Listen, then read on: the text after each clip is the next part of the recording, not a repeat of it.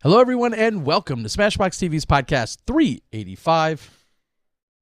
Terry Miller, the disc golf guy, alongside Johnny V. Here we are, second show of the year, and already making special cases and exemptions and considerations for none other. Yeah, I guess for none other than the Dickersons. In just a few moments, we're going to have Chris and Brittany Dickerson. Brittany and Chris Dickerson. Thank you. Yes, we got to get that all correct.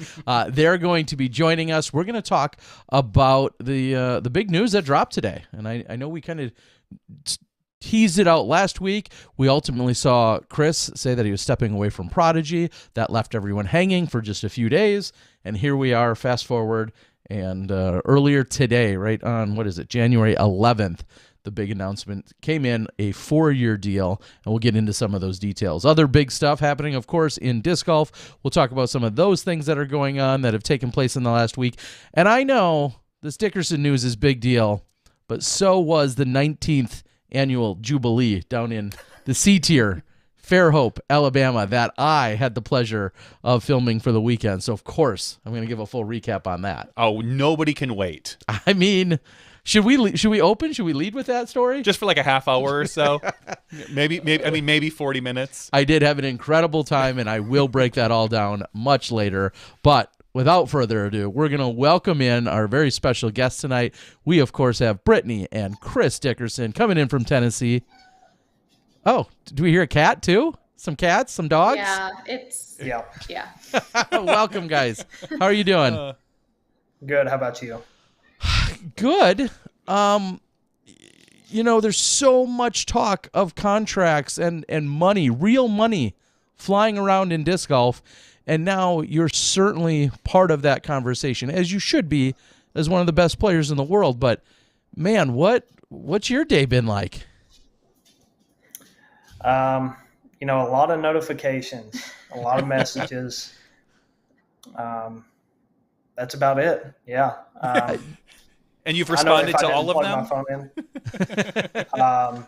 Someone did. Brittany has tried to respond to a lot of people, and I also tried to respond, and we ended up sending a couple messages to the same person saying basically the same thing.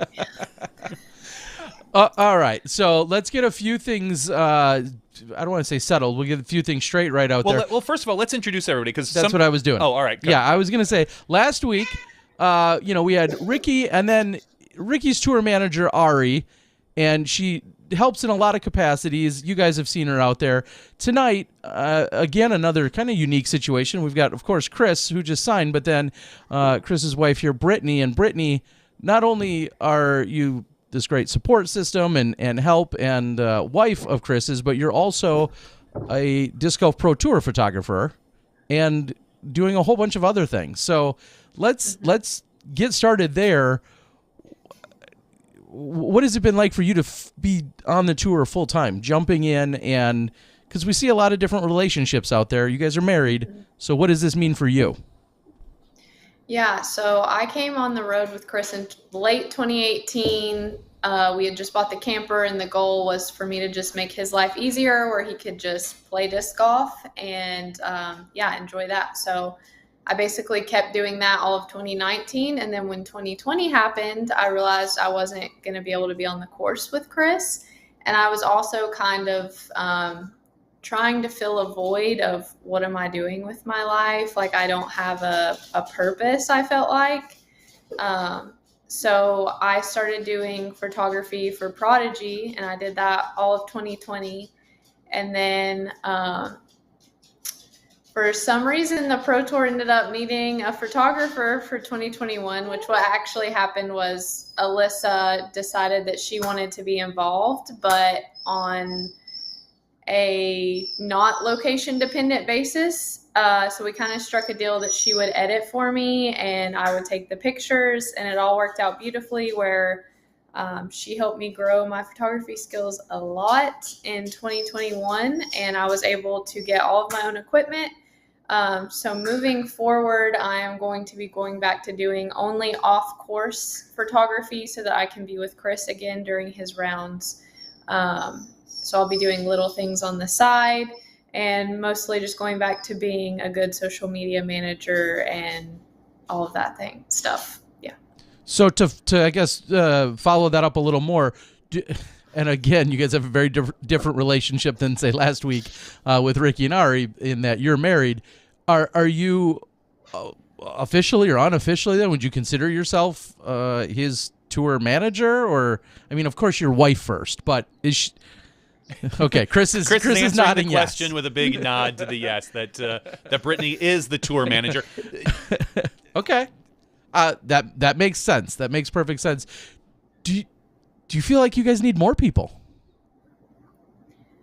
Not at the moment. We've had people reach out and ask, like if they could run a social media or do these things. And I guess for me, it just doesn't make sense to pay someone for something that I have like a background in and that I now have time to do, that I'm not going to be on the course next year. Well, and it sounds like, based on the post that was made today, that Discraft is going to be supporting you in a lot of other ways now with helping build your brand, Chris. Does that help relieve some of the stress off of Brittany? Is that what does the future look like for that? Yeah, just like, for example, we have been working on a logo the past few days, and I think we have kind of nailed it down. We've come to one that I think we all kind of feel good about. So that should be popping up within the next, what would you say, week or so? I don't know when exactly, but yeah, we finally have one and we're going from there. Yeah. So, the logo plays into that. And so does like what she was talking about, the social media. And yeah, I think it's going to look good going forward. So you've recently made this move from Prodigy to Discraft. You signed a contract about 1 year ago, or maybe a little longer than that, for renewal. What has changed in the last year that has now had you guys pursue a different avenue? I think you've obviously seen a lot of disc golfers moving seats this off season, and I think that we're just all constantly like growing and evolving as humans and just trying to find our home and where our place is. And we're feeling like this is home, and we're just really grateful right now and really excited.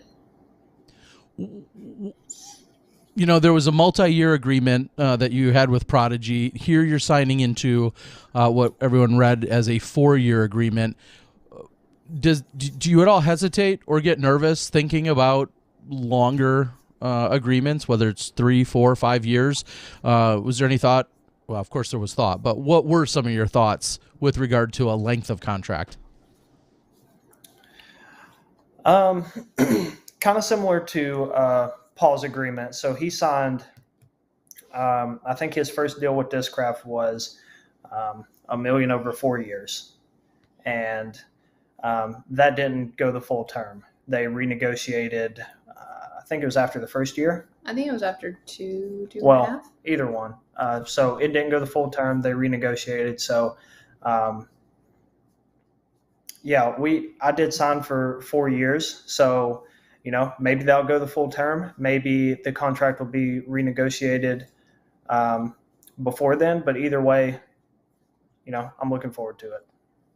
I think we're both really confident in how Mike and Bob take care of everything. And we know that they definitely have our best interests at heart. And, his contract doesn't have like a limit on his earning potential. So it's going to be good. So getting into a few of those details, and of course, as always, share whatever you can or you're comfortable with. Everybody wants to know, but what exactly goes into a contract of this nature, and what was most appealing to you? But what goes into a contract like this? Can you give any specifics? I think for us, it was just sitting down with Mike and Bob and talking about what we wanted and needed in a contract. And to our surprise, they were like, here you go. Here's everything that you asked for plus a little more. So yeah, I think it's just, based on individual needs. Like, obviously some people wouldn't. There's Sam for you. There's Sam. Oh, Sam, don't worry. You'll be taken care of as well. Don't you worry. Yeah.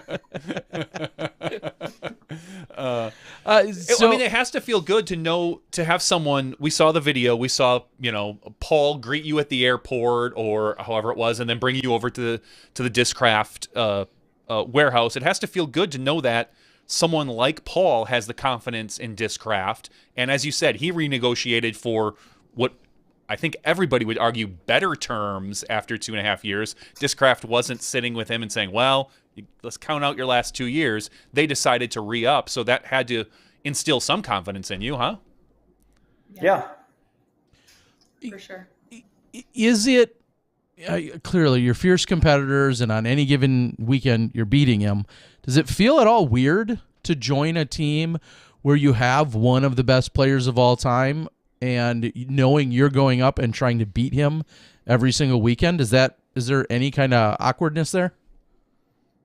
No, I don't think so, because disc golf is an individual sport. It's we are on teams, and the majority of us share like friendships, relationships with our teammates. So whenever it comes time to a tournament, Paul's out there to beat me. I'm out there to beat Paul. And, that's why we play the sport, is to win and, give it our all. So I don't expect anything less whenever it comes tournament time. So, yeah, we represent the same team, but on the course, we're trying to represent the team to the best of our abilities. And by doing that, that's, competing for the win. So let's talk a little bit about this contract, or at least, like I said, kind of what Terry was saying, what you can talk about it.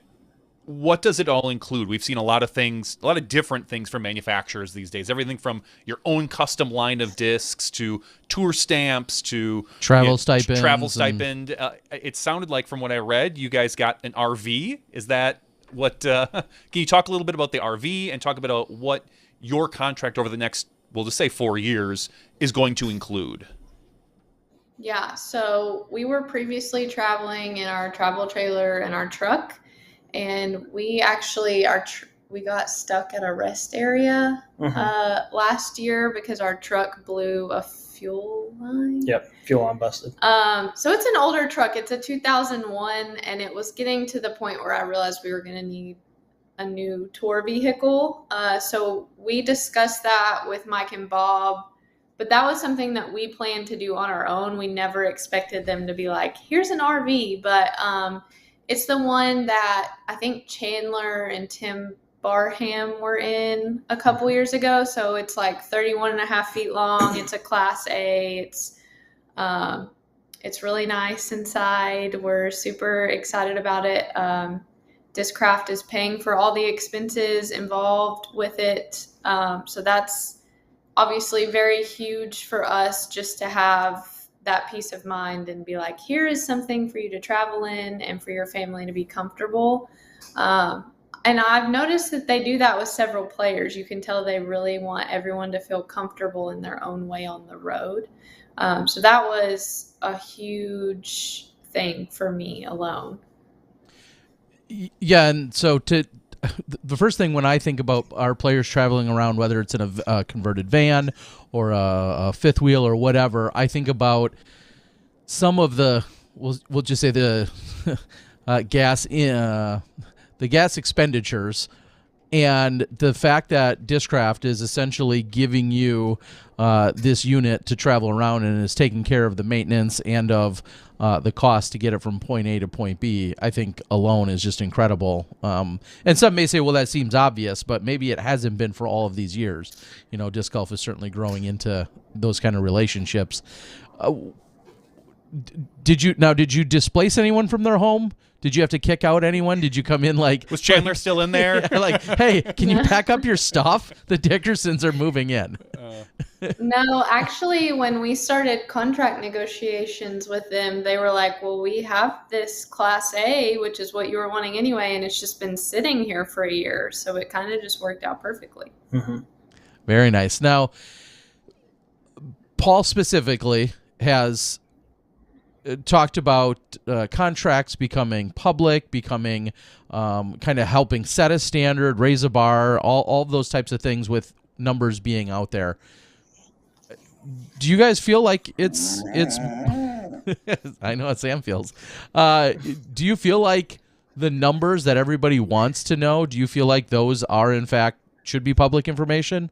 And do you care about sharing them, or do you feel like that's private information for only you guys to worry about? Me personally, I've always been like a private individual. I don't like talking about money publicly and stuff like that. I do think we're getting to the point where contracts should be at least somewhat public. That way, within the industry, you should know like how you would compare. For example, let's say, goodness. So let's say two players are, competing for the win at these big tournaments every weekend, and they don't know what one or the other is making. One could be making $1 million a year. The other one could be making $500,000 a year. And if they're competing on the same level, all that is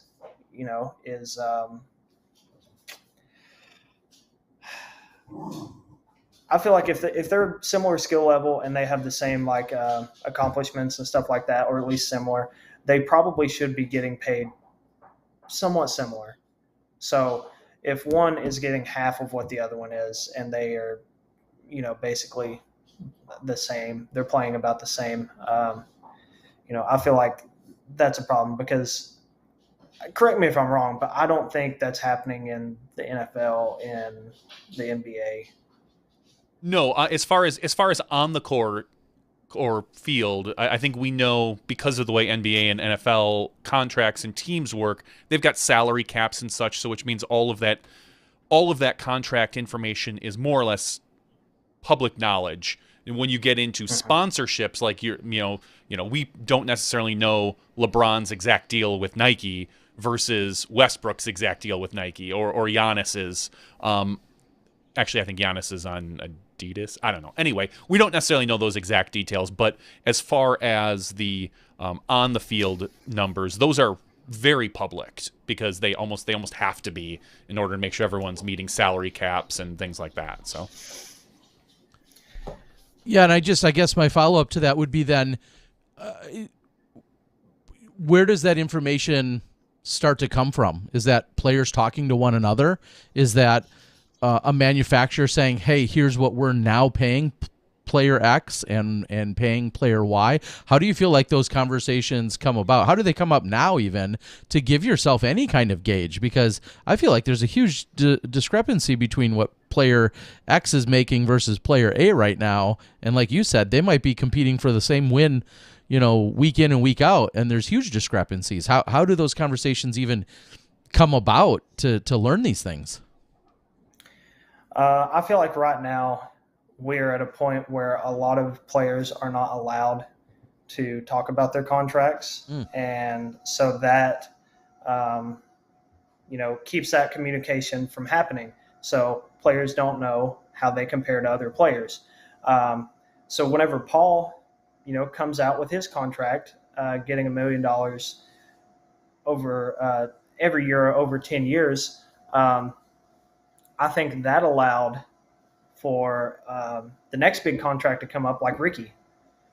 So I do think that, Paul, his contract allowed for another big contract. And so I think both of those contracts are going to continue to open the door and allow, the next one and then the one after that. And hopefully, we'll continue to get these larger contracts, and that will continue to get more and more public. You should be able to kind of compare yourself and see like where you're at, where you rank.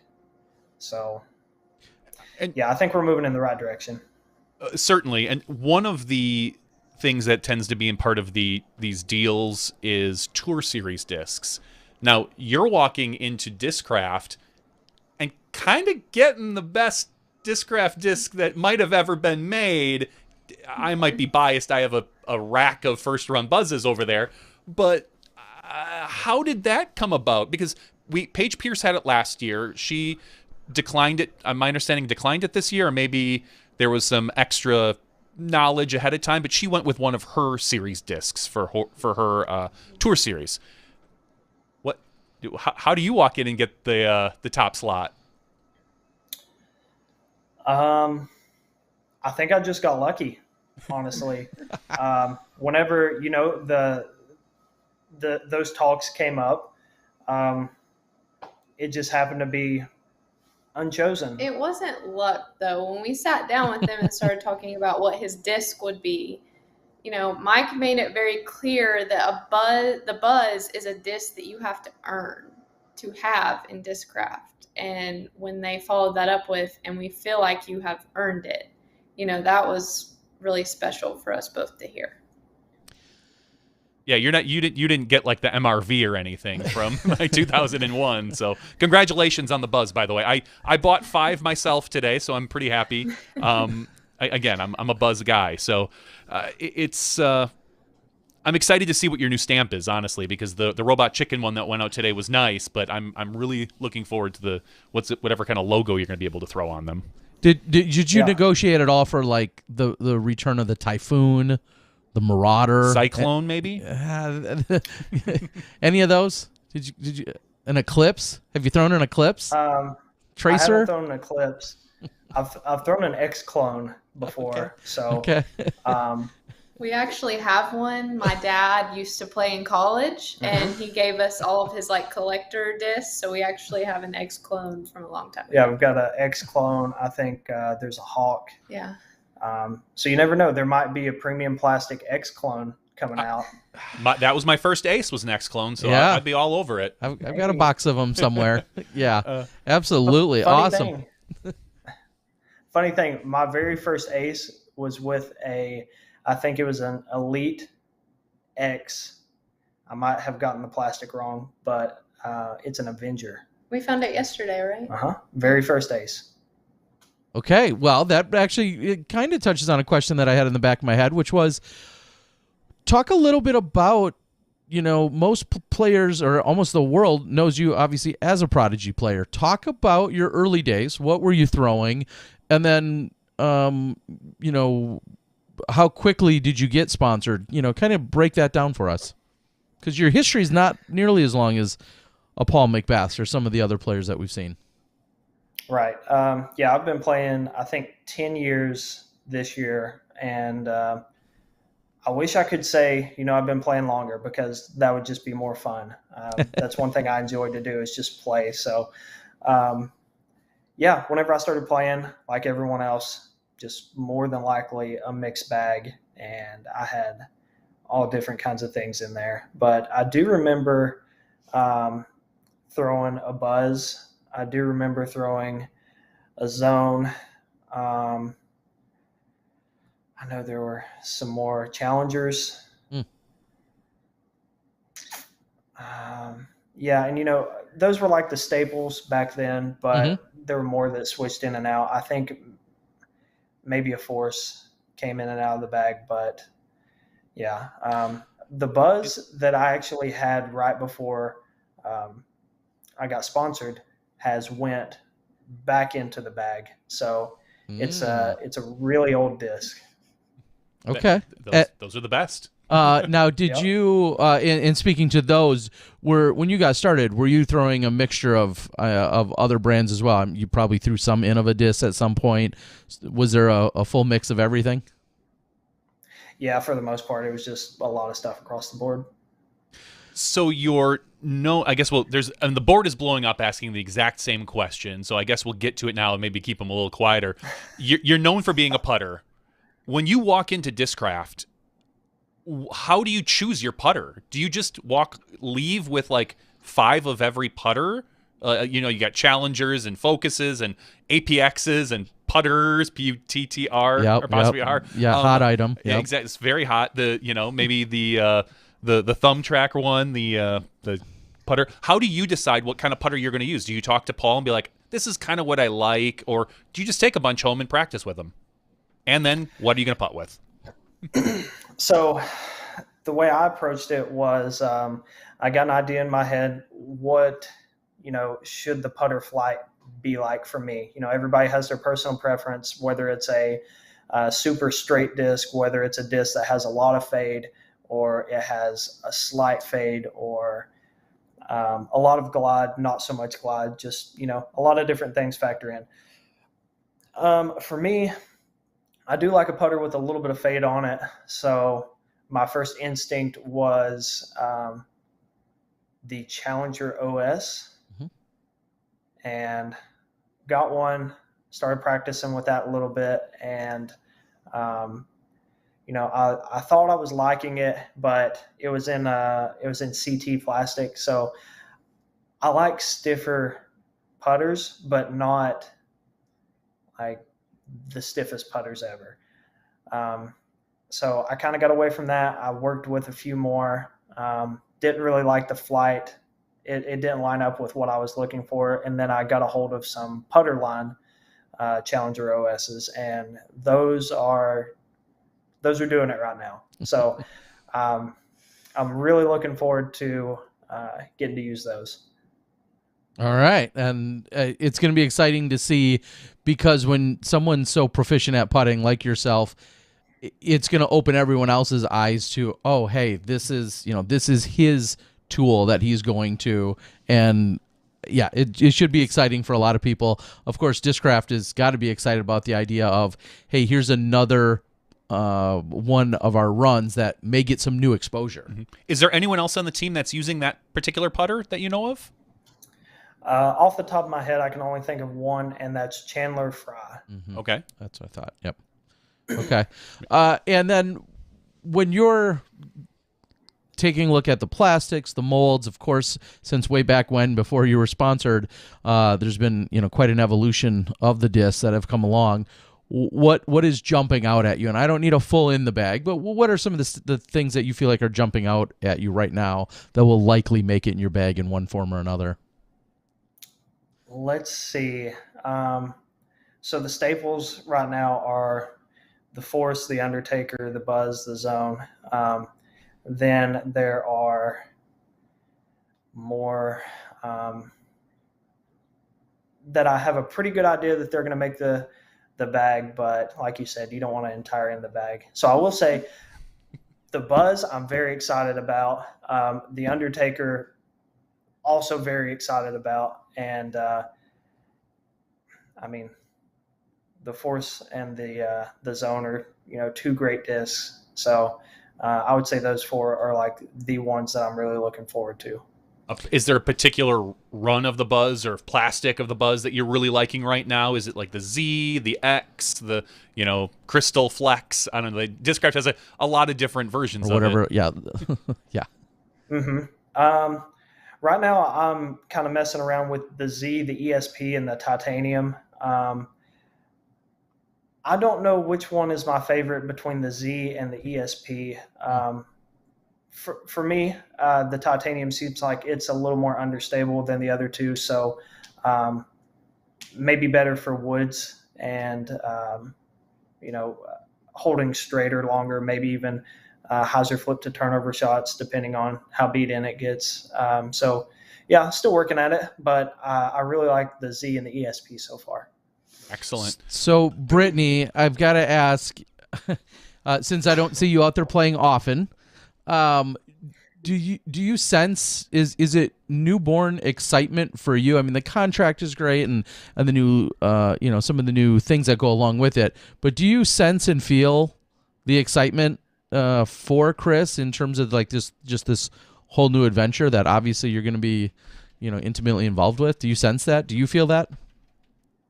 Yeah, I mean, it's been fun just to go watch him play and just he'll throw a disc for the first time and he's like, yes, that's how I want it to fly. He just gets so excited. So yeah, that's been really cool just to see him go through this new journey. It's been really exciting. One of the things that you have been very vocal about in the past is your Hello? Hello? Did we lose you? Hi? We see you. Can you hear us? Are you there? We're here now. Okay, excellent. One of the things that you guys have been very vocal about in the past is your travel, and now you have an RV. You always kind of said going out to the West Coast didn't make a lot of financial sense. Mm-hmm. You're probably, even if unless you win the event, you're probably not going to break even on the trip.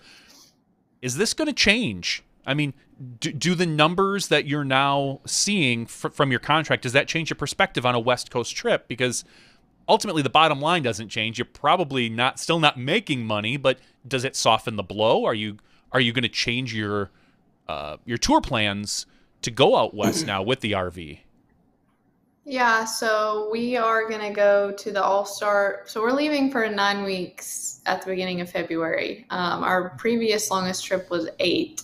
Uh-huh. So, yes, we are going to Vegas for the first time. We'll be there for Disc Golf Con and the tournament. We're also going to be in Arizona. I actually don't know where the All-Star event is yet for sure. But I don't know if anybody does yet. It's only a month away. Yeah.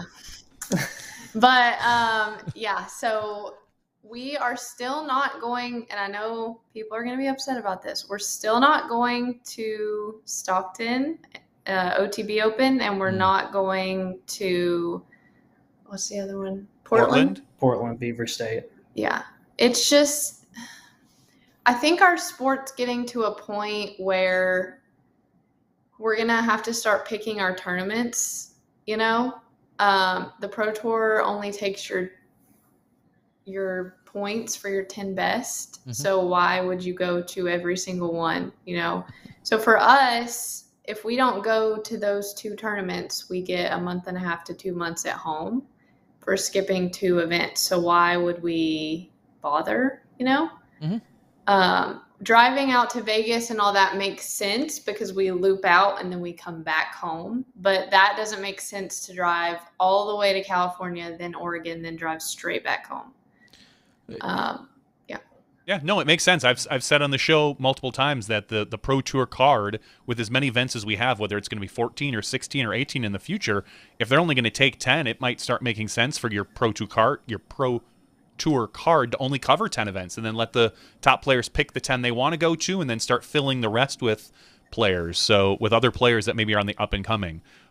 That's really good to know that what your schedule is going to look like. Well, and to follow it up, you guys are also, Chris, due to your stellar play, you don't necessarily need to hit all of the events. You don't need to pull from, if you're skipping, Silver Series events, that's likely not going to impact, where you finish throughout the year at a huge level. So, some people need to go to every event plus the Silver Series just to scrape into the end of the year championships. Chris, the ones he does show up for, finishes really well. So you're setting yourself up in a great way for that. I guess Good Play will do that. I don't know, contracts.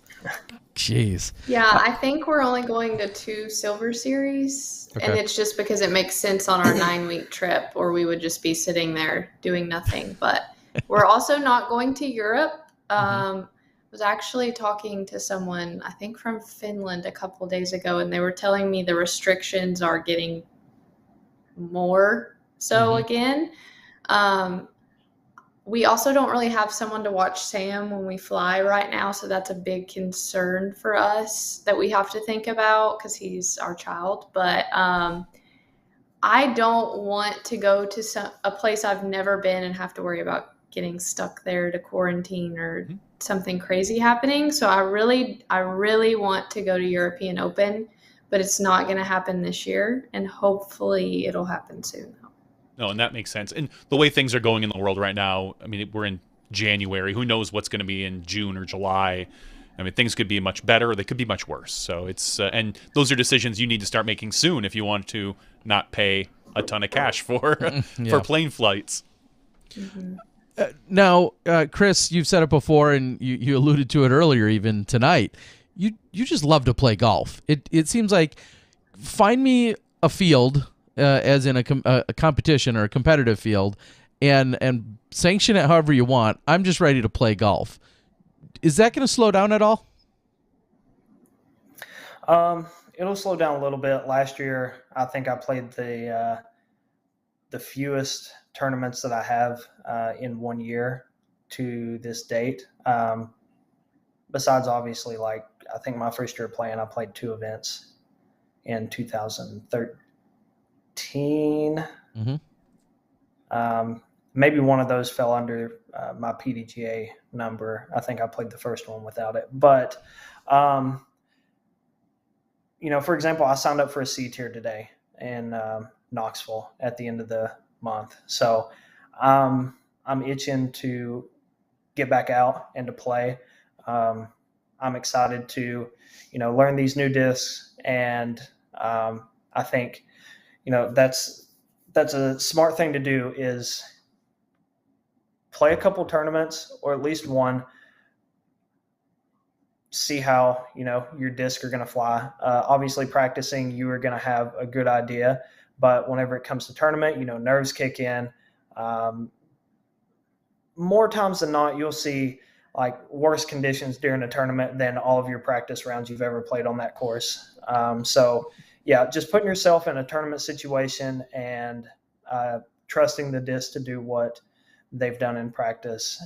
So yeah, I think playing a few tournaments before, let's say, like your first big one of the year, it's a smart thing to do. But go ahead. I was just going to say, like I mentioned earlier, I just love playing, so I'm going to play as many as I can. And I think back to a couple years ago when Paul McBeth went to Discraft, and I feel like I try to ask it of every player that makes a major shift like this.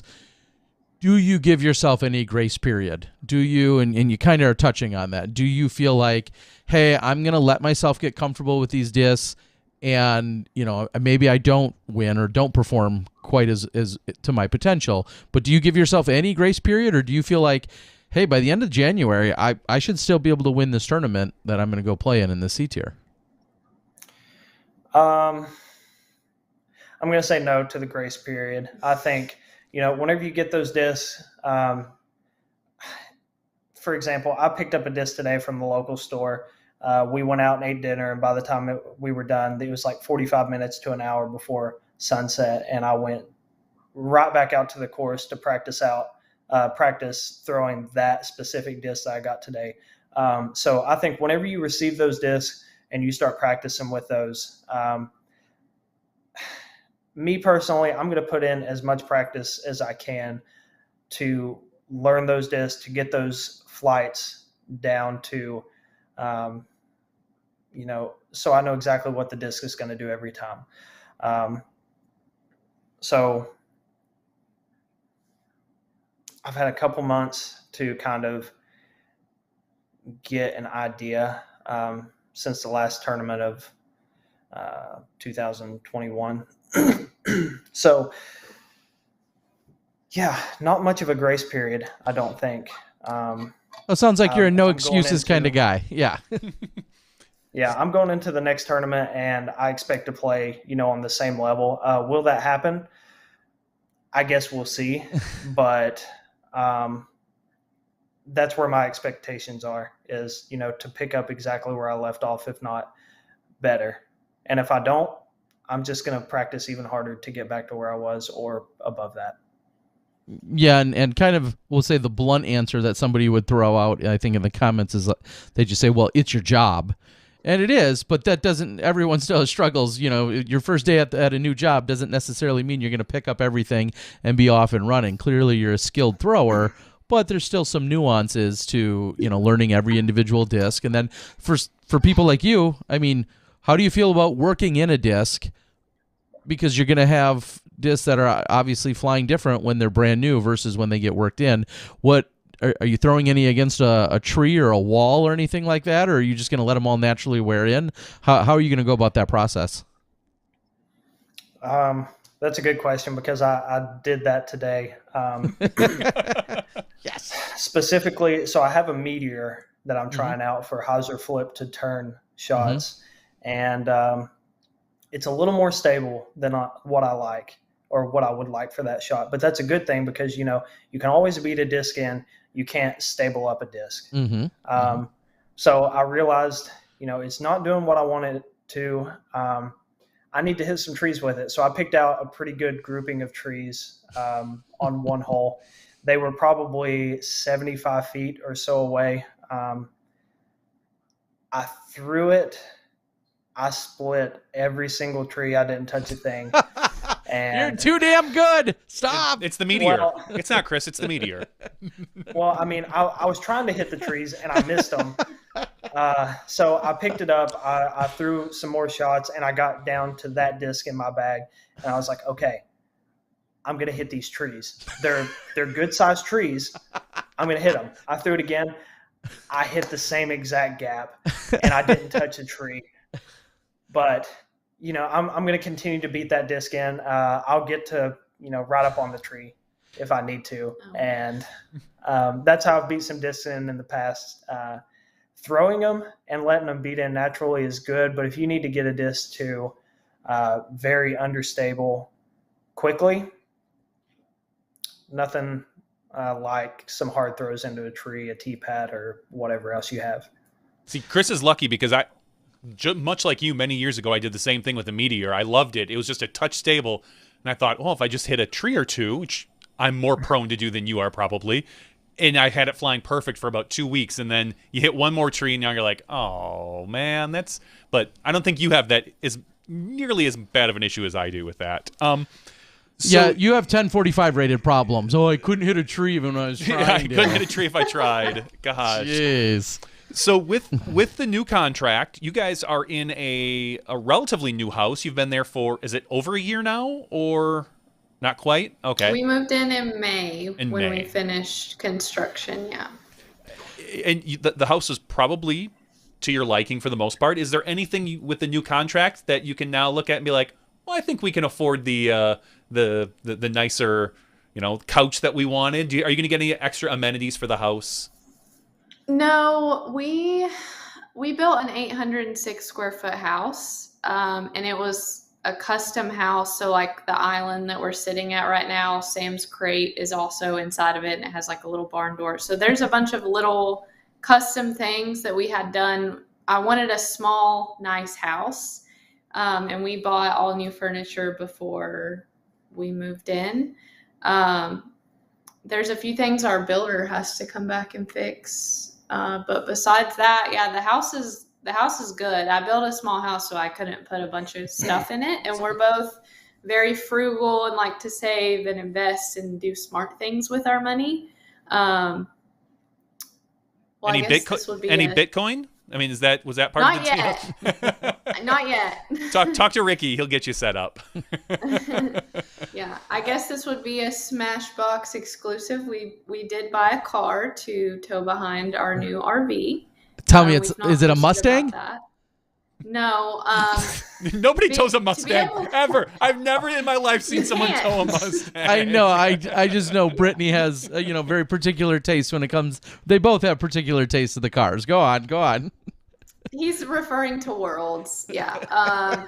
We had a beautiful CX-9 rental car, and Chris found something wrong with it and took it back the next morning and got a Mustang. But anyways, yes, we got a 2019 Toyota Corolla. It is a manual transmission so that we could flat tow it with all four wheels on the ground. Okay.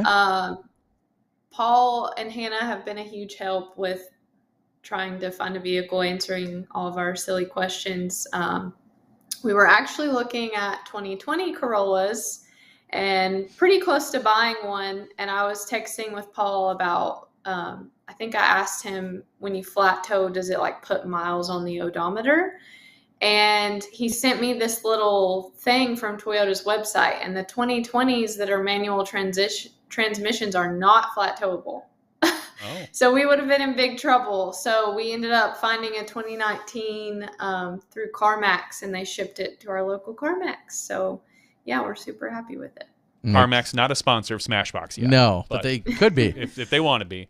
All right, so Toyota Corolla 2019. Okay. And you guys already know this. Like, shopping for new and used cars is just a whole nother world right now than what it was, a year or 2 years ago, obviously due to the microchip shortage and all that other madness. But it's pretty crazy out there shopping around. Now, do you envision that being attached literally everywhere you go pretty much this year, or will that be on the longer or the shorter trips? When will you be pulling it?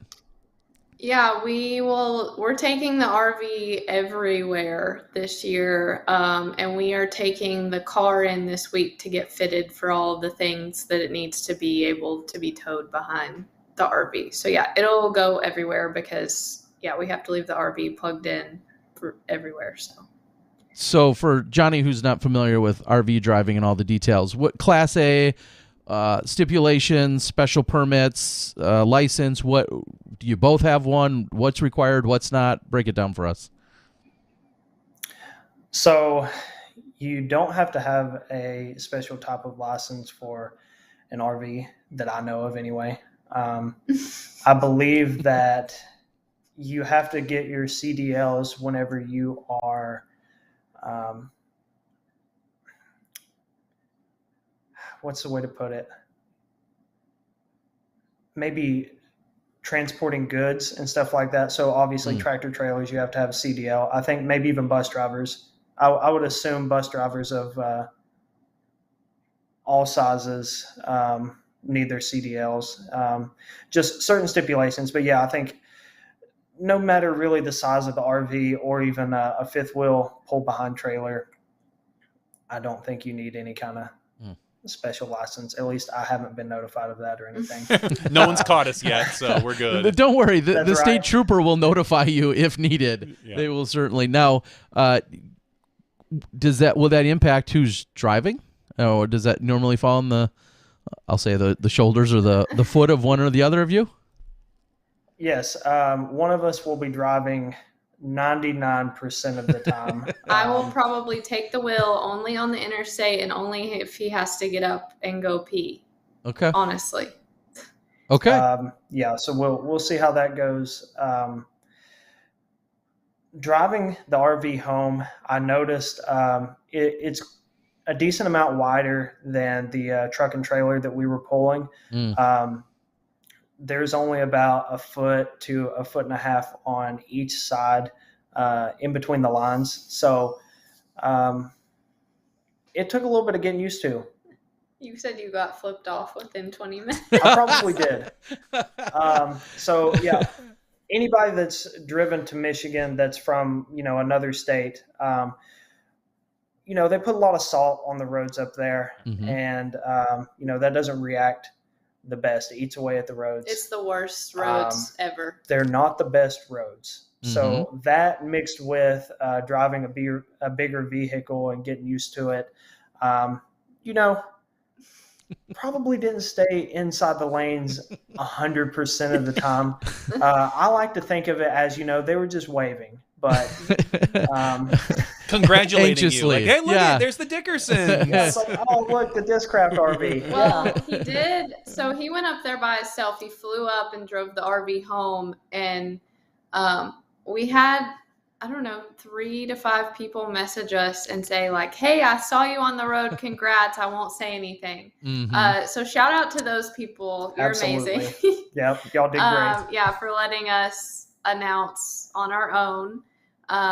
But yeah, I'm like, you're coming home in a billboard for Discraft. He said these people like pulled up behind him and came around really quick, and he like pulled his hood up and was like trying to... Yeah, I noticed. I just so happened to look in the mirror, and this car was really close behind, and I was like, that's kind of odd. And then they got over, and they were just like slowly creeping up. So I had a hoodie on. I pulled the hood up and kind of like pulled it even further on the left side as they passed. But yeah, we had a few people reach out and say like, hey, saw you and congratulations. So thanks to all y'all for, being good sports and Yeah, that is good. And then I was gonna say, even like if you had a different driver, or if Brittany was driving, that wouldn't have helped. Everybody would have known. You guys would almost had to hire somebody totally different. Now, along those lines, obviously we're in Wisconsin. We're used to some of those conditions you spoke of,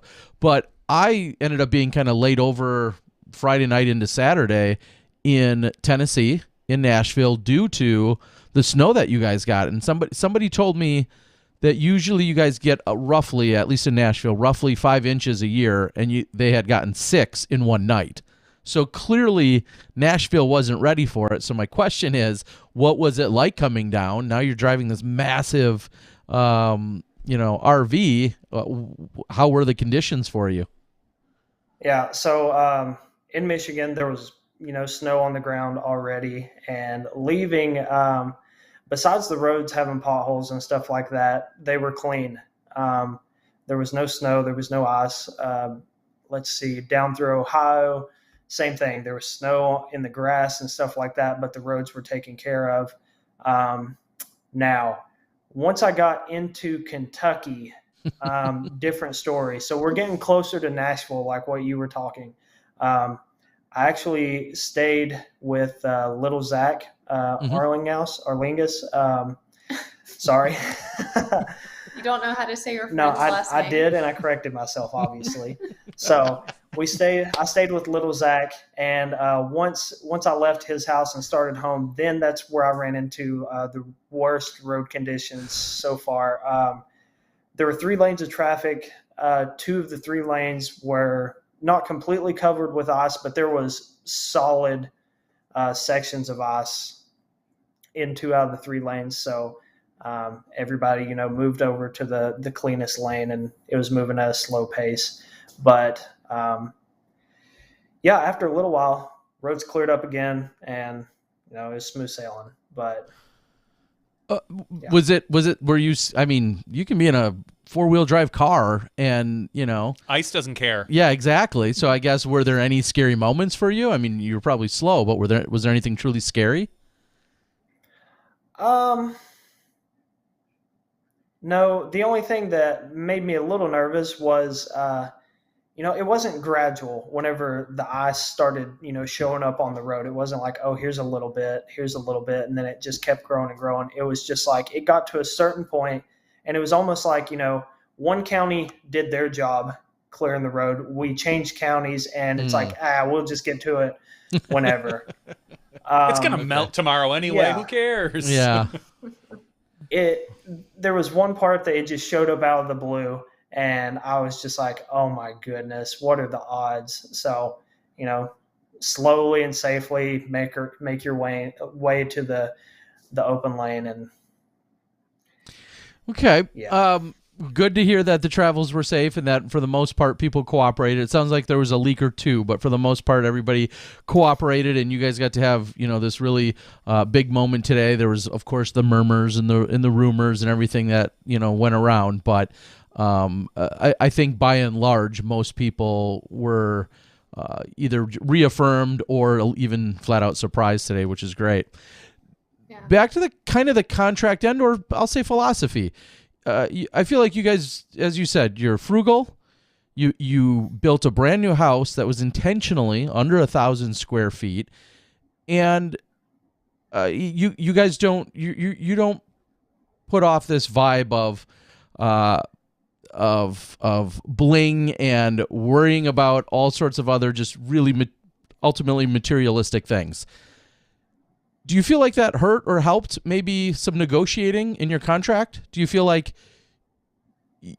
Chris, you may be qualified for a larger amount, but yet maybe you didn't seek it out because you're not as worried about it? Or am I just making stuff up? Is that possible? You're making it up. Well, I would say this. Maybe it could have been a possibility, but no, whenever I received the offer from Discraft, I felt like what they gave was a very fair offer. And, I think, being honest is a huge thing. So whenever I felt like this is a very fair offer, I feel like they met all the needs that we had asked for. there's no need to ask for more. mean, I think going shoot, into a yeah. relationship and just being honest and not being greedy and stuff like that. I think that's a great way to start a relationship. I think when you're projecting, 7 figures over 4 years, you can't really complain.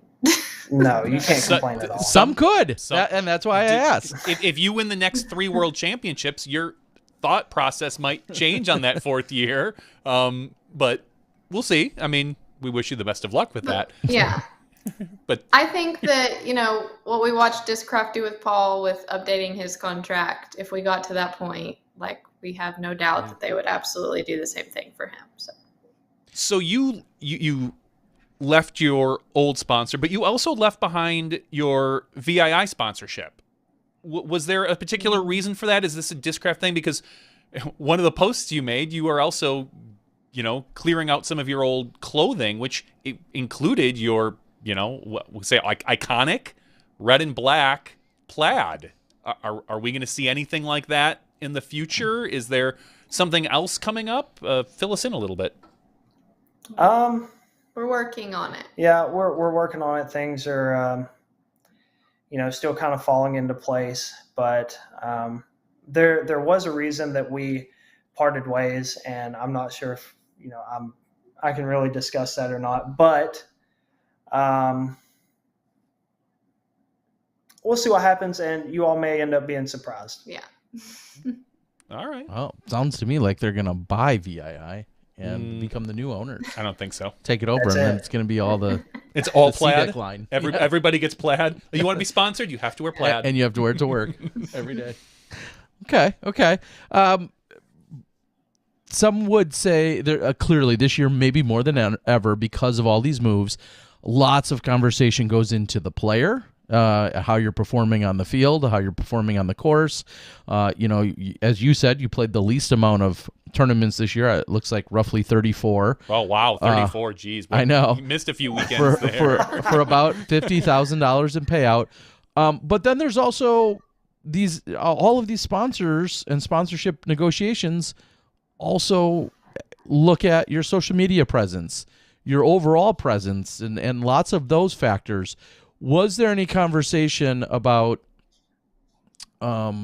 requirements? Requirements for your or social specific media, things or like you said, you're just going to get help with it? What does that look like? And yeah. I don't think we had any requirements. It's just obviously we want his brand to grow and we want to build that and we want him to become as marketable and have as much of a social media presence as we can. So I don't think there were any requirements for that. But yeah, it's just, everyone doing their best to get us to the best place possible. Yeah, and obviously, if let's say if I were to promote myself and a sponsor were not to promote me, that's only going to get us so far. So same thing. If the sponsor were to promote me and I don't do any work, it's only going to get them so far. It's really working hand in hand and just both parties promoting. Not just the player, but the player and the brand. And I think that's where you'll see the most income. Yeah. And you spoke on way at the top of the show, you said that your earning potential is not capped. It's not limited. What are some of the ways that you can earn more money with Discraft? Lottery tickets. If I take all of my bonuses and I invest those in lottery tickets, Duh. The opportunities are endless. That's right. I mean, everyone knows if you buy the entire roll of scratch-offs, you're bound to win. Yeah. I mean, You're bound to win at least a little bit. That's right. Yeah, so we obviously finished his logo stuff today with just picking a design. So very soon we will have chrisdickerson.com where he'll have apparel and all of that. So that's going to be huge for building his brand, obviously. And yeah, so there's a lot of things that we're super excited about. Yeah. So specifically, and a good example of ways to increase your income by being a sponsored player is to promote yourself, promote your brand. And today was a good kind of way to judge that. We released the Buzz, the special edition Buzz, and it seemed like we got a lot of positive feedback about that. The post getting shared quite a bit, a lot of comments, a lot of interaction on the post. So obviously, the more that you get in front of people, the more likely people are to see your products, and more likely people are to buy your products. So yeah, just making yourself more marketable and stuff like that. It can't really hurt. Are you? I think of a few other players who clearly sponsored by Discraft, maybe even have their own branding and website. Are there any other sponsorships that you're actively seeking or looking for right now, whether it be a bag or even, some of the retailers? We see, I think of Ledgestone, which is in a unique scenario in itself because of how massive they are. But are there retailers and other people you're looking to still partner and align with? And if someone is interested, how should they go about reaching out or talking to you? Yeah, there are still at least a couple more sponsorship opportunities that I'm kind of looking for. And we've already secured a bag sponsor, and we'll announce that in a couple of days. Or here. Get out of here. I hope it includes a spot for a kitty cat wherever your bag is. Does it start with a U, a G, or a P? I wish I could share a picture with you and not give it away of when we got the bag and my cat slept in it for 5 days straight. I'm not joking. So it's kitty approved. Well, let's do this. When that picture is released, where can they find it?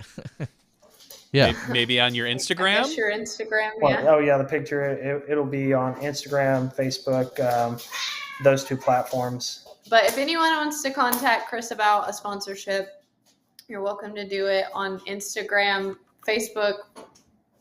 Please don't do that. It's a mess in there.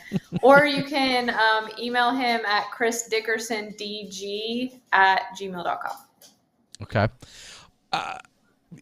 Okay, so you mentioned bag. Is there anything else that's been officially secured and locked in? So, in my example would be, hey, I make some form of rosin/chalk bag.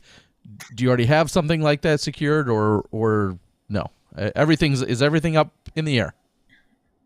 Everything's up for grabs at this point, besides the bag and the discs. Well, yeah, of course. I'm just kidding. Seeing the cat as well. Is it gonna how full is the RV gonna be? Is it gonna be big enough, or is this gonna be like Noah's Ark, riding down the interstate? No, Cats? the cats stay home. Stay home. Thankfully, we're on the same property as my mom now. Mm-hmm. And we have a screen porch, which they love. So she lets them out there pretty regularly and, is able to come check on them. And we actually are I'm calling her our house manager to kind of help us when we're gone for like 9 weeks at a time. So just do some like light cleaning and take care of the cats and go through our mail and just things where I'm not coming home from a 9-week trip where we leave 2 days later and trying to do everything. Yeah. I was going to ask. Now I lost my thought. Sorry. Where was I going to go with that? I don't know. Something about. I don't remember. Anyway, anything out of the ordinary for the 2022 season? I know you talked about the events that you're going to, the few that you're going to miss. Is there anything that's, I'm going to say, like just what we wouldn't expect, or are you going to miss one relatively large event because you're actually going to some other large event, but it's not necessarily a pro tour? Is there any kind of change ups or uniqueness in that way? I mean, we don't go to Portland Open every year because you play well, for what I said earlier, and you play Tennessee State's 45 minutes from home. Yeah. Besides that, no, I don't think there's going to be any kind of curveballs or anything like that. Could be wrong, but as of right now, off the top of my head, no, not really. Branding, marketing, and everything that goes along with that. Is there any, I guess you kind of touched on it with regard to maybe some clothing, but is there anything that's going to be that you're working on that's out of the ordinary in that regard? You know, because there's so many different ways you could go with it. Chris, I know you do lessons, and that's unique in largely in its own way. And you do these, you know, usually completely online lessons or videos back and forth is one of the ways you do it. But I think of apparel, hats, the shirts, all the accessories. Is there anything else that you guys are developing that you can or can't share with us? No, it's also fresh right now. I think we've been working with Nate Heinold and Paul from T-Box. So I had a meeting with them today because he was gone playing. But so we're just starting those conversations. So we don't really know exactly yet, but it's really nice to talk with them, and they have a direction and we have an agenda, and you know, they have a plan. So we're going to see where we end up. Yeah, and speaking of those conversations, today, the big announcement, was there anything that either made you chuckle or stare into each other's eyes or throw your phone down? Any wild reactions out of you guys today by anything that was said, good or bad? I'm sure you were flooded with messages, right? Yeah, we weren't together when we announced because he went to play. So our friend Charlie did post a video of him in his Paige Pierce hoodie throwing a Discraft disc like an hour before we announced. So I called Chris and I was like, hi, can you just have him take it down and you can repost it in like 20 minutes? Just What? I don't know if he didn't know that we hadn't posted yet, or he didn't see the Paige Pierce or what. What he wanted to do was take a video of me out on the course playing and trying not to get any logos or you know, the names of discs or anything like that in the shot, so he could get a little bit of interaction, like, oh, what's he throwing, stuff like that, and kind of build some hype. Didn't go as he planned. You know, very first one had a huge Paige Pierce logo on my hoodie. And we love him anyway. It's okay. Yeah, so. I mean, you're a Paige Pierce fan and friends and all of that. So, I mean, that alone have to be something that throws it off. But, yeah, unfortunately, it probably does.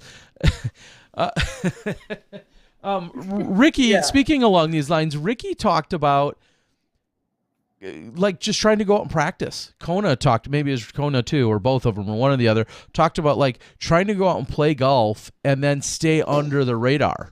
Because if you show up on a course and somebody sees you unloading your bag, whether they're doing it in a sneaky way or not, they can walk past and see what discs are lying on the ground.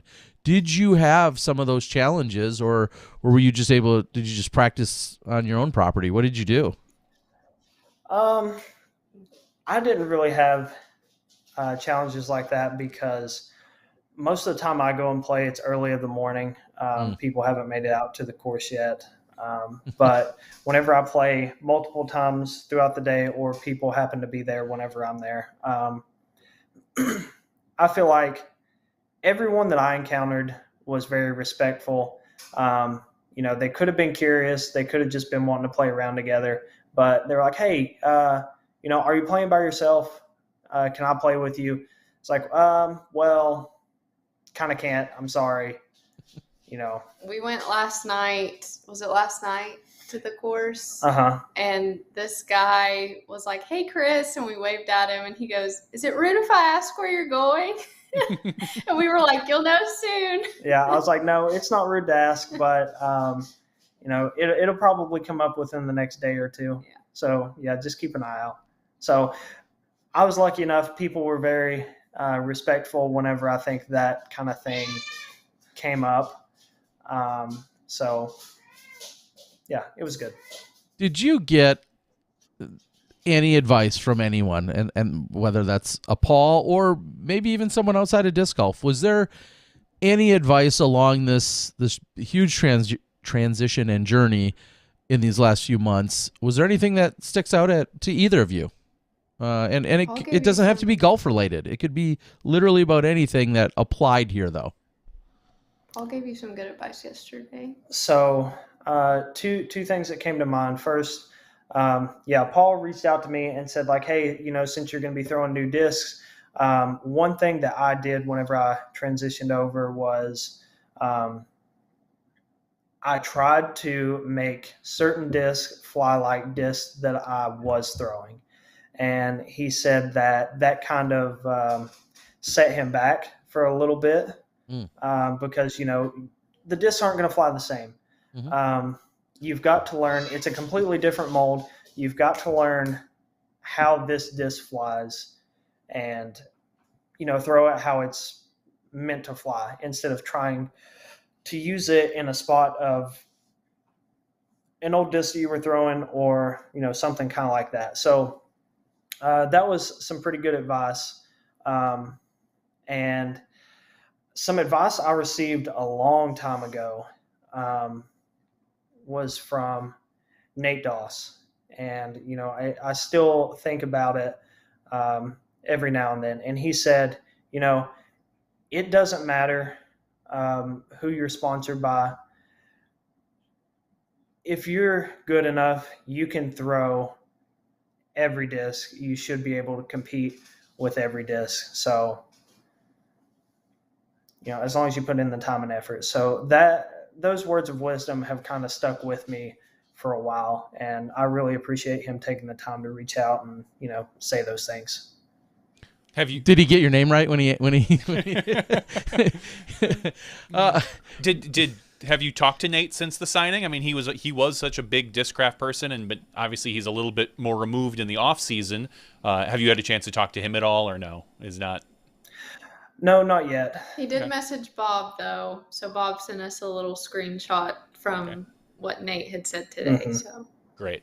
Now, with what you just said, which I obviously believe and fully support and everything else. Does that almost make every manufacturer I don't want to say cringe, do they almost pause for a moment? Because I think we're proving a lot of people make great discs, but you have to be a good player. And if you're a good player, you could throw any brand. I mean, is that kind of counterintuitive to what, well, we make the best discs in the world. Well, do you? Because everybody makes good discs. So I guess the question is, how important is it, the brand and the specific mold? So this is my opinion on it. The more that manufacturers continue to make discs, I feel like we're getting to a point where it's harder to make a disc that hasn't, been made yet. Mm-hmm. At least it's going to be a lot tougher to create like a new, never before done disc.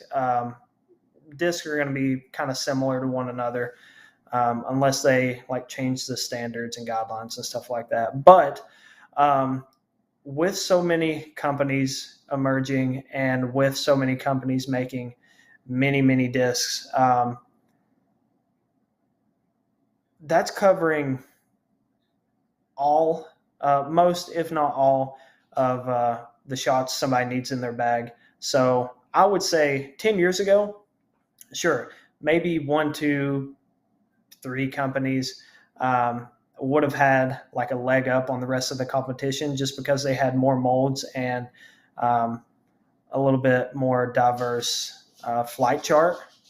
But now it kind of seems like everyone's making a lot of discs. They're making good quality discs. So you just got to find what you are, comfortable with, what's goes best with your preference and style of play. And Yeah. And a lot of that is, I mean, every manufacturer's plastic itself is a little bit different. So if you enjoy somebody's specific plastic, I heard someone on one of the web boards go, "Oh man, I really hope Chris throws literally it was a glow ESP Flex Undertaker," and I was like, "Do they make that?" And he's like, "I think they had a special run of it one time," and I'm like, "That's awfully specific," because they wanted one, and I'm like, okay, like I hope you get your wish, but I think that with the amount of plastic that's out there these days, there is clearly something for everybody. Yeah, and that kind of goes back to what I was saying with like the preference. As soon as you said flex, that's not my go-to. I don't like gummy discs. I don't like flimsy discs. Now, I know a lot of people that do, and that just goes back to personal preference. Yeah, that's probably not something that you're going to find in my bag. Maybe on a special occasion, if, let's say, it gets really cold. Yeah, that's. I actually just talked about that today. It was probably 30 degrees whenever I was playing my round, and somebody handed me a flex disc, and I was like, "Yeah, this isn't bad." But whenever it warms up, that's a glowing review right there. Well, and that's just preference. Yeah, of course. Yeah, whenever What it gets plastics do you actually like? ESP, Z, titanium, putter line, yeah, all those. And I do throw a soft zone every now and then. So that's like the exception. I tend to not like softer discs, but for certain shots, maybe one will pop up in my bag every now and then. Yeah, I'm with you. Brittany, what would you say with all of the new, all of everything that's new that's going on for this year? What specifically are you looking forward to the most? Is it a new place? Again, him and his new plastic. Like what? Getting to walk with Chris again? Yeah. What are you most looking forward to in 2022? Oh, there's so many things. We've never been to Vegas. I don't think I'm going to enjoy being there for 2 weeks, but I am excited to go and just, have the Vegas experience while still going to bed at 9 p.m. every night. But that's what I do too. If anyone's wondering why this podcast started an hour earlier, it was because I begged Terry so I didn't have to stay up so late. But yeah, I remember when I was working last year, I loved it, but I was also so exhausted because if I'm going to do something, I give it 1,000% of my being to the detriment of my health or whatever else. So I'm really excited to just be able to focus on being with him. Is he drinking enough water? Is he eating okay? Is he taking his supplements? And then just getting to walk the course and just be there and be present with him again. I'm really excited for that. What will your photography look like? You said off the course, but I mean, how do you envision what your workload will look like? And are you up for commissioned work? What's kind of the plan there? Yeah, so his bag sponsor, we've already discussed that I'll be doing some work for them this year. For example, in 2021, I did Colton and Kona's engagement pictures while we were in Vermont. While we were in Nashville, I did the McCade shoot for Paul, for him and McCade to be able to have photos to market. So there's always little things like that the players will need or that companies need that I can do. And if I can, take my camera on the course and it's something where I can be on his card with him and just snap some pictures here and there, cool. But if I can't just be with him, then it has to be off course or on his card. That's pretty much our options this year. And you will or won't want to do any of the UDisc scoring? Is that up your alley? Oh, I don't care at all. I don't care at all to do. I know some people freak out and they're like, I'm here to caddy, but it's the easiest thing in the world. I don't care one bit to do UDisc at all. All right. I'm always helping UDisc kind of try and wrangle up or cast a wide net, because there was almost I think everyone had to touch their nose this week in nose goes for who was going to do the live scoring down at the C tier. They wanted to stay clear of it. So I'm always trying to help you just wrangle up more people. I think a couple times this year when I wasn't working, I did the PDGA live. They seem to always have someone for UDisc, but none of the players wanted to do PDGA live when I was just walking. So I typically did that because that was like the official score. And I know Ari said Ricky had like a scoring issue this year on that. And so she started making sure to do the PDGA live. So if it's going to be official again next year, that's probably what I'll be doing when I'm on his cards. Chris, this will, I think, as we start to wrap up for you guys, so you can, call it a night. When you saw and heard of the specifics, whether it was Kona or maybe certainly more applicable for you probably would be Ricky, what's your reaction to that? When you're seeing these peers and these other players, what was your internal reaction to that? I think at first I was like, that's great. I'm glad that contracts are continuing to get bigger and bigger because, that's not just going to stay at the top. That's going to continue to trickle down, and it's going to be from, the very top to the very bottom of sponsorship levels. I think it's going to affect all of those, meaning, you could be getting paid the big bucks, whereas people who are sponsored by a disc golf manufacturer that are getting, let's say, 50 discs a year, maybe that gets bumped up to 75 or 100 just because of the amount of money that's coming in. So I think it affects everyone all across the board, and it's a good thing overall. And they're all our friends. Like, we're so happy to see all of our friends succeeding and living their dreams, and everyone just roots each other on. Like Ricky sent us messages today like, I'm so happy for you guys, and we were doing the same thing for him. I love this community. It's the best group of people ever. I can't say enough about the Disc Golf Pro Tour, Touring Pro community. I know he already plays for Dynamic. He's renewed with Dynamic. I know another good friend plays for Innova. That's not changing with Kelvin. But does you moving to Discraft, any chance you're going to not be friends with Melton and Heimberg anymore? Is there any chance we could make that happen? No? Well, I'm not friends with Zach anyway, so. Okay. Perfect. Does he know that yet? I tell him every time I see him. Okay. So. He's that guy that just shows up to the group party, okay, right? so we're just making it Smashbox official. Okay. Yeah, because he puts on a good front like your friends. Oh, yeah. Zach always shows up to the group, but you can always count that he's going to be late. So okay. Terry's over here trying to start some drama. I'm sorry. If you base your friends on who they play for, then that is very silly.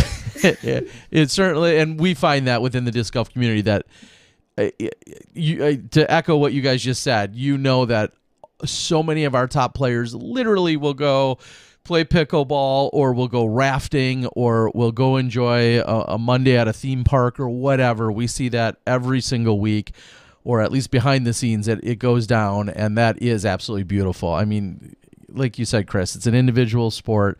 You're on a team, but at the same time, you guys are all friends first, and I think that continues to shine and be awesome. So along those, how can people support you? What right now, outside of the possible sponsorship offers they could send your way, but if people wanted to go and support you guys, what's the best way for them to do that right now? Buzzes. Link in bio. Buy buzzes on Instagram and Facebook. Okay. Yeah, but buzzes are good. Which ones? Just to be clear, let's get it all. So it's because you don't want somebody buying a D buzz. What buzz should they be buying? So right now it is I think it's a limited edition of Chris Dickerson buzz. That's ESP. The one that is out now. ESP. Yep. Swirly ESP. So that has becomes a really sick stamp on it. Yeah. Yep. And it's the first chance to get a disc with my new signature on it. Yeah, we changed the So- signature. Well, Did you start we writing didn't go left-handed? out. She wrote it out and like, Chris, this is how your signature looks now. I'm your manager. Please practice this. We didn't Yep. go out on New Year's Eve like we had planned because he spent hours watching videos and like trying a bunch of different signatures, and yeah. Wow. You Like, wait a minute. Well, why? Like watching, to Just, make it more legible? Just better. not really legible. Yeah, it just sucked overall, if I'm being honest. My old one was just there was a C and Squiggles. like half of an H. There was some squiggles to end it out. There was a D. I don't know. There wasn't really an I or a C. There was like half of the K, the upper half, and then some scribbles to end that out. It wasn't the best. So I was looking for something that would look a little bit better and just not take as much time. For example, at like D-Glow this year, as soon as we finished our rounds, we counted up the score. After we confirmed those, there was a line of people wanting autographs and stuff like that. So it's great. I mean, I love that people are out there, but there are some players that have a very hard to do signature. At least like it's time consuming. And that's kind of what played into mine, and that's why it looked so bad. Was I didn't want to spend an hour, just writing my name, because even if I took time on it or not, it wasn't going to look good. So the reason that we initially decided to change it is because I was watching Adam Hammis and Missy Gannon's like re-signing videos, and they signed those discs, and I'm like, Chris, you can't sign a disc with your current signature. Like, you are gonna look so silly. Straighten up, boy. We'll get you right and proper. Wow. Well, I think one of my favorite stories from GBO a couple years ago was they had a bunch of world champions up signing discs, and Paige, at the time, Bjerkes, she had the slowest signature in the world. Everybody's like handing her discs, and it's piling up and piling. The disc stack was taller than her at one point because she was like fourth. So there's someone behind her waiting to sign these discs as she's doing this most perfect, like I hate to stereotype, but like beautiful, like 7th grade girl signature. And you're just like, come on, let's move this along, Bjerkes. I mean, now she's only got shoe, so it's much quicker, I'm sure. But Yep. It sure is. No. No, please. That joke's a shoe-in for. I know. We could do that all day. Wow. Yeah, I know. Sorry. So it's going to be, exactly. So it's not, it's not so much even it's a signature clearly, but it's really just initials. Monogram. Yeah. Monogram almost, yeah. I mean, and that's got to feel, that's like, you went to the extreme. That's about as quick and easy as it possibly gets. He's got his number there. But it looks nice. It does. Yeah. It's clean. It's simple. It's easy. Is it repeatable? Is it repeatable? Yes. Do you have it down Oh, yes. perfectly? Okay. Okay. The last question about your signature. Have you thought about where 1X would go? Ooh. Did you think that far ahead? Like, hey, I'm going to put like 1X, 2X, 3X, because, I mean, someone of your caliber, you kind of have to think about that for the future, just in case. So maybe keep an eye on that to think, where am I going to put that 1X next year? Yeah, Or this year. It could fall below the PDJ number. It could fall to the right of Left. the D. Yeah. There are many options. Okay. So You'll worry about that problem when you get there, right? I mean, that'd be a good problem to have. that's it. Awesome. Yeah. Well, guys, is there anything we didn't ask you that we should have asked you about? What did we leave any stone unturned? Notice I didn't say rock. There's one thing that drives me nuts, and it's like when people say, Chris doesn't tour. And just so everyone knows, we're going to be on the road 7 months this year at home 5. So we're home less than we are on the road. We're going to most of the events. Please stop saying Chris doesn't tour. It drives me nuts. I've never heard that. Honestly, I've heard Chris doesn't go to the West Coast, but I've never heard Chris doesn't tour, because you are one of the guys, kind of almost like a Yuli, that is known just to hit every event, any event, all the events. So I don't know. I don't understand that either. Yeah, it's something that I've heard a few times, and it kind of became a running joke with Zach and Calvin. I can't remember what the instance was, but that subject was brought up, and Calvin goes, "Oh yeah, you wouldn't be 10th place in the Pro Tour standings if you toured. If you just toured." And I was like, "Oh yeah, thanks a lot, Calvin. Just rub it in that I had a bad year this year." Yeah, and it's funny to hear that. I look back to we'll say the last normal year, 2019, 44 sanctioned events, 2018, 48 sanctioned events, 2017, I'm going to guess it's right in that neighborhood, 43 sanctioned events. And also one of my favorite stats that I randomly came across at one point last year or the year before is at that point, you had won exactly half. You were going for a win a particular weekend, and it was exactly half of the total events you had played. I think it was when you were at 135 out of 270 events. You're currently sitting at 150 wins out of 293 events. So you're above pace, above the 51% or 50% winning percentage. Yeah, to say you're not touring is silly. Do you feel like people said that because it was a put down, or were they saying that out of like they were let down, like, oh man, he doesn't tour, like we don't see him enough. Okay. Yeah. I think it was more the letdown. I don't know. I feel like Chris is generally known as a nice guy, so people don't really say a ton of mean things about him, thankfully. We got 2 negative messages out of everything today, and one of them was boo. So it wasn't really like they were just disappointed they didn't go to their favorite team. Was probably the disappointment.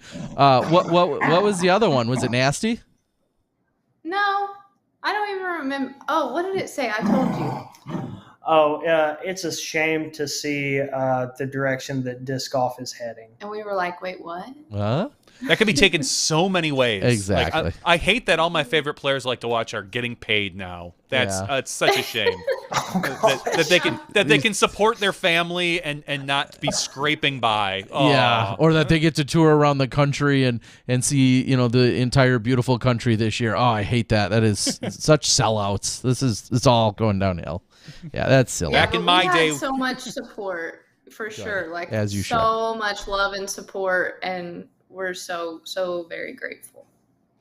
Well, I don't think there's a better place to end it than with that. We are so happy for you guys. Clearly, the entire disc golf community is very happy for you guys and looking forward to more Chris out on more of the tour in more places during this upcoming season. It's going to be really exciting to watch, and everybody needs to go out and find themselves a Chris Dickerson buzz. Any last words from you guys? I got 5 of them. Any last words from you guys? Thanks for having us. Yeah, Love you guys. Yeah, and always remember, when you go to buy a buzz, you can't have enough. All right. Never enough buzz, says Chris Dickerson. Yep, never enough buzz, and meteors don't hit trees. That's what we've learned today. That's it. Makes perfect sense. All right. Well, we love you guys. Be safe. Looking forward to the journey. Congratulations on the contract. Congratulations on all of the successes. Couldn't happen to nicer people and more deserving people. So looking forward to 2022 and beyond. And we'll see you guys in a few weeks. Sounds good. Thank you. All right. Have a good night. See ya.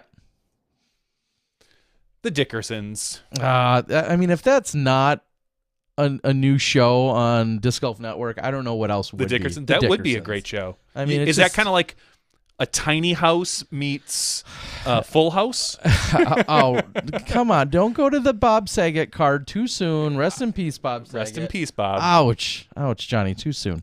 Is it, though? Yeah. Okay. So thank you first and foremost, of course, Chris and Brittany. During that conversation, and albeit a little while ago, some other crazy news has popped into my inbox, slid into my DMs or just my text messages. One individual who had probably, or a couple of individuals that maybe had a little pull or influence or insight, was none other than the McBeths. And it looks like Hannah had reached out and said they may be interested in joining us too, which is, What? I don't know if we really have time for them or if that's something our viewers would even like. It wasn't planned, and you know how we like to plan here on our show. If it's not in the rundown that the 10-page rundown that I put together, then I don't know if I can arrange this. All right. So what I'm going to do is we're going to stall for just a few moments to see if they're still on board. Again, they sent it a while ago. I mean, they do understand how we work here on Smashbox. Nothing's goes short, but if I can, I'm going to try and send over an email. Yeah, you can send them over that exact thing that you sent Chris. They'll be able to hop on without a problem. Some other news while Terry's kind of arranging that. We saw two really big other things in disc golf this week. The first was Haley King announcing her sponsorship with Innova. I'm really conflicted about this signing. Yeah. Just the fact that the details are that she signed a 1-year agreement. And other than that, nobody knows any other numbers. I don't believe that none of that stuff was public, but I'm confused as to why it's a 1-year agreement. I know Innova traditionally has done 1-year agreements, but in today's climate, it seems really strange that it wouldn't be at least a 2-year or longer when we're seeing a lot of these other sponsorships do multi-year agreements. And as long as Haley's happy with it, that's ultimately what matters. But I was just very perplexed as to the reasoning. I wish, and we reached out to Haley this week, and unfortunately we weren't able to set up a time or communication method. But I just, Terry, do you have any insight as to why the particular agreement was the way it was? I'm just going to go on some previous insight or overhearings. That very much may have been a mutual decision in that it's a new company for Haley. Correct. Obviously, she's familiar with Innova and has friends, and people have thrown the frisbees before. But it's a new company, and so I feel like maybe there's not that pressure. Maybe of course, she said in the video that she sees this as being the long-term plan, and she wants to grow and excel and exceed and all those other things. Of course, you want to say all that, and you want all that to be true. However, maybe they also both are hedging their bet just a little in saying, well, let's not lock into anything too heavy, too serious just yet. Let's just start with the 1-year contract. And now we'll also take a little step back in time and say, a lot of contracts were that way. It wasn't until somewhat recently that we saw multiple years.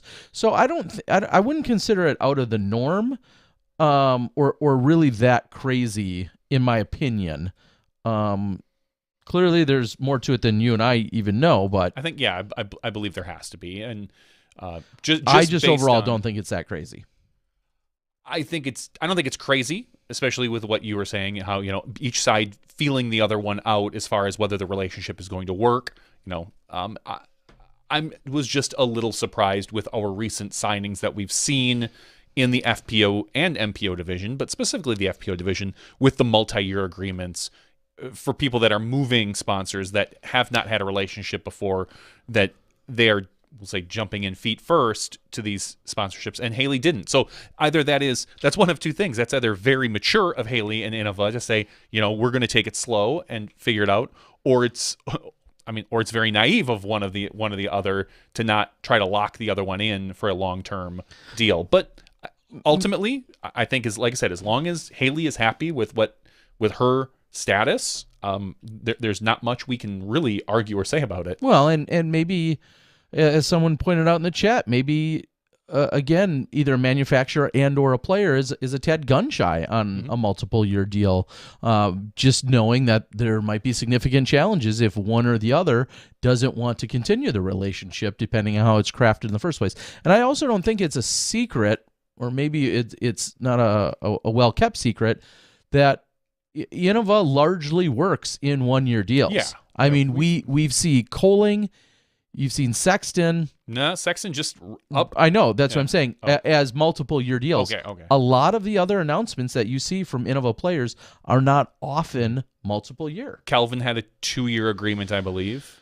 it's not nearly as common. For having the deepest field, the deepest sponsored roster in all of disc golf, I believe most of them are in fact 1-year agreements. So that's something else to factor into this entire conversation for sure. All right, I have officially sent off a message over to Paul and or Hannah. I'm not sure who's around or available. It looks like they're getting themselves set up in this crazy, wild, brand new, exclusive, unplanned appearance. All right. Do you want to? I think the other thing we can address. We can wait till after the Paul and Hannah thing we address and just quickly talk about Thomas Gilbert. Yeah, and we'll break that all down in a little while. But it looks like they're ready. I think they could probably hear us. One saying yes, the other saying no. So there's no better time. Well, when they're ready, Hannah, give a thumbs up. Oh, okay. I guess So Hannah's walking away. So not quite ready. Not quite ready yet. Yeah, and as you were just saying, we were talking about Thomas. Another piece of conversation that we can save a little bit later is today, largely, there was a discussion that took place with regard to seeing less Masters divisions being offered at some of our largest scale event, one of them being the DDO, which just had the registration open today. That's a conversation piece that we can also get into just a little bit later, but certainly one that's out there as well. And I've got a lot of mixed emotions and reactions. And I know we had Jay Ray and Steve Rico to kind of have that conversation a few months ago. And I don't know. I mean, clearly we didn't solve any of the world's problems with that conversation, but it's a conversation that needs to continue to happen and see where we're going to go with it. So that was out there on the interwebs and very much a conversation taking place today. Should we have a Johnny V tour? Just me, like me touring the country? No, you headlining the Advanced Masters or Pro Masters tour. I wouldn't headline either of those tours at this point. I don't know. I mean, I'm a decent. Just put you on the feature card every single beginning of every single event. It's Johnny V and 3 others, and that's how we market it. That could get at least 6 people to watch. I mean, there's 6 people that are just desperate for disc golf. That's possible. Yeah, so that's one of the conversation pieces. And as you just mentioned, in seeing Haley jump on last night and lock into her sponsorship, 2 other big names that are yet to announce or come out with anything public that we're probably waiting on would be Katrina Allen and Nico LaCastro. I feel like those are 2 of the largest names out there that have not come forth with any other official sponsor announcement, and hopefully that will change here in the I would assume in the next couple weeks or less. Yeah, I mean, if I had running out of time. If I had my way, we'd have it. Kat would announce next Tuesday. Yeah. Just every Tuesday we get a great announcement, and we can go from there. Yeah, I'm curious. I'm really curious as to see where both of them sign, but really, especially Nico. Yeah. Just because we've seen him go through, a couple different manufacturer sponsors, and whether he's going to sign on with another one or if he's going to go open bag, maybe do Gateway like he did kind of growing up. So. All right. Well, it looks like we just have Paul. I don't know if we're going to have Hannah or if she's going to join in a little while or not, but maybe she just got Paul all set up. She is the brains behind the operation, I've heard, as they're setting up Gamer That's Studio. really been the theme the last 2 weeks. All these women are running the world. We know this. Well, we're going to welcome to the show none other than 5-time world champ Paul McBeth. And Paul, how you doing? Thanks for joining. Welcome back to the show. Yeah, thanks for having me. I feel like it's been a long time. So it has. Your ears might have been ringing. We were talking to your new teammate, Chris Dickerson, and well, give us your perspective. How did that relationship start, and were you one of the main people? I'll say that kicked that off. Influenced that. Excuse me. Sorry. I did not have much to do with that, to be honest. I don't know what all the details behind the scene are and all that stuff with Chris. But I was up there for his first visit to Discraft's headquarters and stuff like that. So that was really cool to help him out and kind of just share some thoughts about the company and what to expect and kind of just hey, here's Discraft, here's the facility, here's, so and so and things like that. And to be honest, he didn't meet everyone the first time there because he wasn't wasn't signed to a contract or anything like that. So it was still trying to keep it secret, even with Discraft employees. Um, a lot of them are still disc golf fans, so it's hard to keep a secret like that. So he didn't get a chance to meet everyone, but I'm sure next time he's up there, he'll get a chance to meet everyone and kind of feel a little bit more a part of that family. And I know that term gets used a lot in disc golf, especially with the companies, but Discraft is literally family. Like so many of them are brothers, sisters, cousins, aunts, uncles. It's really cool. Now, I asked him, I said, the number one player in the world is there, and everything that you've done and accomplished, you made such big waves moving there. Is there any weird feelings or animosity or jealousy or anything that you feel like could come about? And the follow-up to that is also, why would you invite other really good players to come be on your team? Well, I mean, if we all throw the same plastic and we're all, we all have the same options for discs, then we're really going to find out who the best players in the world are, right? So okay. I think that's a little fun competition as well as being teammates. We get to compete against each other on the course, and we get to compete off the course as well as to, hey, whose signature disc is selling more, this is doing better. So I mean, we're athletes at the end of the day, so we love competition, or else we wouldn't be doing this. But it is really cool having Chris be a part of the team now, and I know there's things that I can help him with as far as the disc, and there's things he's going to teach me, and he's probably going to be like, hey, have you ever tried this disc? And I'll probably say no to some of them because I haven't tried every disc in Discraft's lineup yet. But it's just, I think it's just fun, and there is a lot of disc manufacturers out there nowadays, but there are the leaders, a lot of the ones that people know. So a lot of the top players will end up on the same team eventually. I mean, even Rick and I were on the same team at one point too. Yeah, and that brings up another question. Last week when we had Rick on the show, and of course talking about his contract and everything else, he was blunt, and he said Discraft was on the table and a consideration to join that team. And I don't know, just speak to that. What's your takeaway on that, and what were the conversations like from your perspective? Yeah, so Bob Giulio, the team manager for Discraft, he reached out to me and said, hey, Ricky's manager, Ari, has reached out to us, and he's thinking about making a switch. He's like, I'd have a guilty conscience if I didn't talk to you first about this and kind of just let you know, like, as a business, it'd be dumb of us not to see what can happen. And I told him, like, I don't care. Like, go ahead, talk to him and see. And almost the same thing I just said, on the last question, like, I'd love to compete, throwing the same things and see who's better, head to head. So, obviously, the Discraft didn't either offer what they were looking for, or they had better offers on the table. And he ended up going Dynamic Disc. But yeah, I mean, it's Discraft's call at the end of the day. So I didn't feel one way or the other about it. What are there any secrets at Discraft? I mean, because to me that just that whole conversation to some sounds crazy, like that it would even happen, that there would be a consideration of two of these rivals, that have had some of the most, epic battles ever, that you guys would potentially be teammates. So I guess it begs the question, are there any secrets at that place? I mean, is everybody open about just about everything? I mean, like, contracts still are secret. Like, I don't know what Paige makes. I don't know what Chris makes. I don't know what Brody makes, especially on the elite level. Mm-hmm. Usually when you get a little bit lower, there is like kind of, hey, this is what this team gets. And then you might get this one thing because it fits you better, or you might get the, more discs because, you kind of sell them or whatever. So those things I think are a little bit more under wraps, but that might not be my position.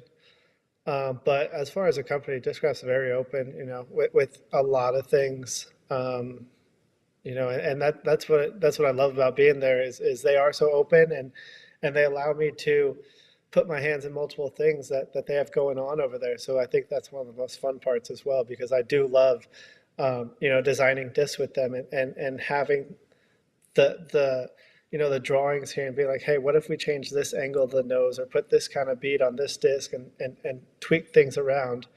I love having my hands in that, as well as potential plastic combinations and things like that as well. Are we going to be seeing any additional discs to the Paul McBeth line? I mean, you have Definitely. You have a few right now, so.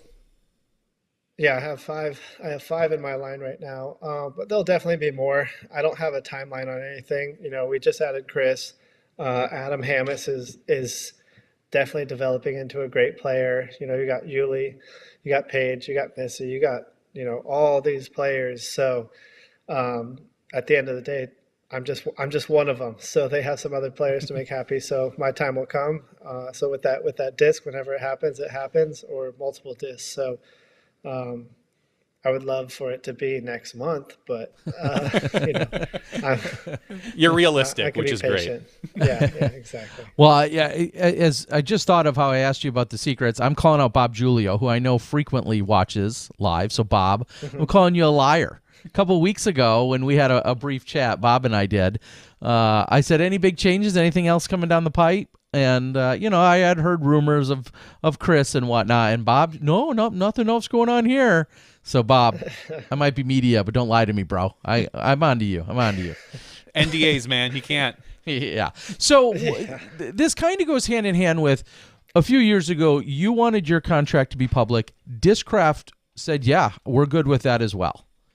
Mm-hmm. And now we've seen some details about a handful of other contracts, but still, for the most part, we don't. What you did, has it made the change you wanted it to yet? Has it been fully realized or impacted? Because we're still not getting many details about many contracts.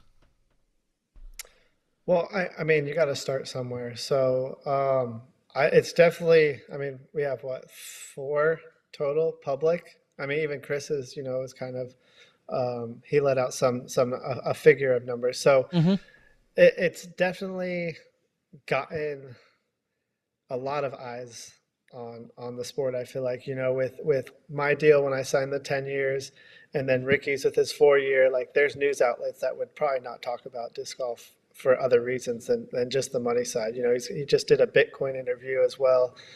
So it's definitely making a splash for the sport. And I think as these contracts start to grow like that, like it will be harder to be sponsored by disc manufacturers, but that kind of opens the door for a lot of other outlets as well. But I think it's kind of just creating that value for the player and kind of putting the ball a little bit more in their court to show that we have a value. But still, each player is going to have to figure out how they bring that value to a company, because these sponsors are paying players not only for their ability on the course, but also to move their product, because at the end of the day, they're a business, and in order to stay in business, you got to sell your product. So I think that's kind of where it's at, and I think it's definitely helped the sport, because if you look at when I signed that first deal with Discraft, I think if I didn't make those numbers public, would we be seeing Ricky now at DD after his stint at Innova, and then leaving early to Dynamic Disc, because he saw his value as worth more than what he was getting at Innova, clearly. So that's, I don't know. I think it is doing great for the sport right now.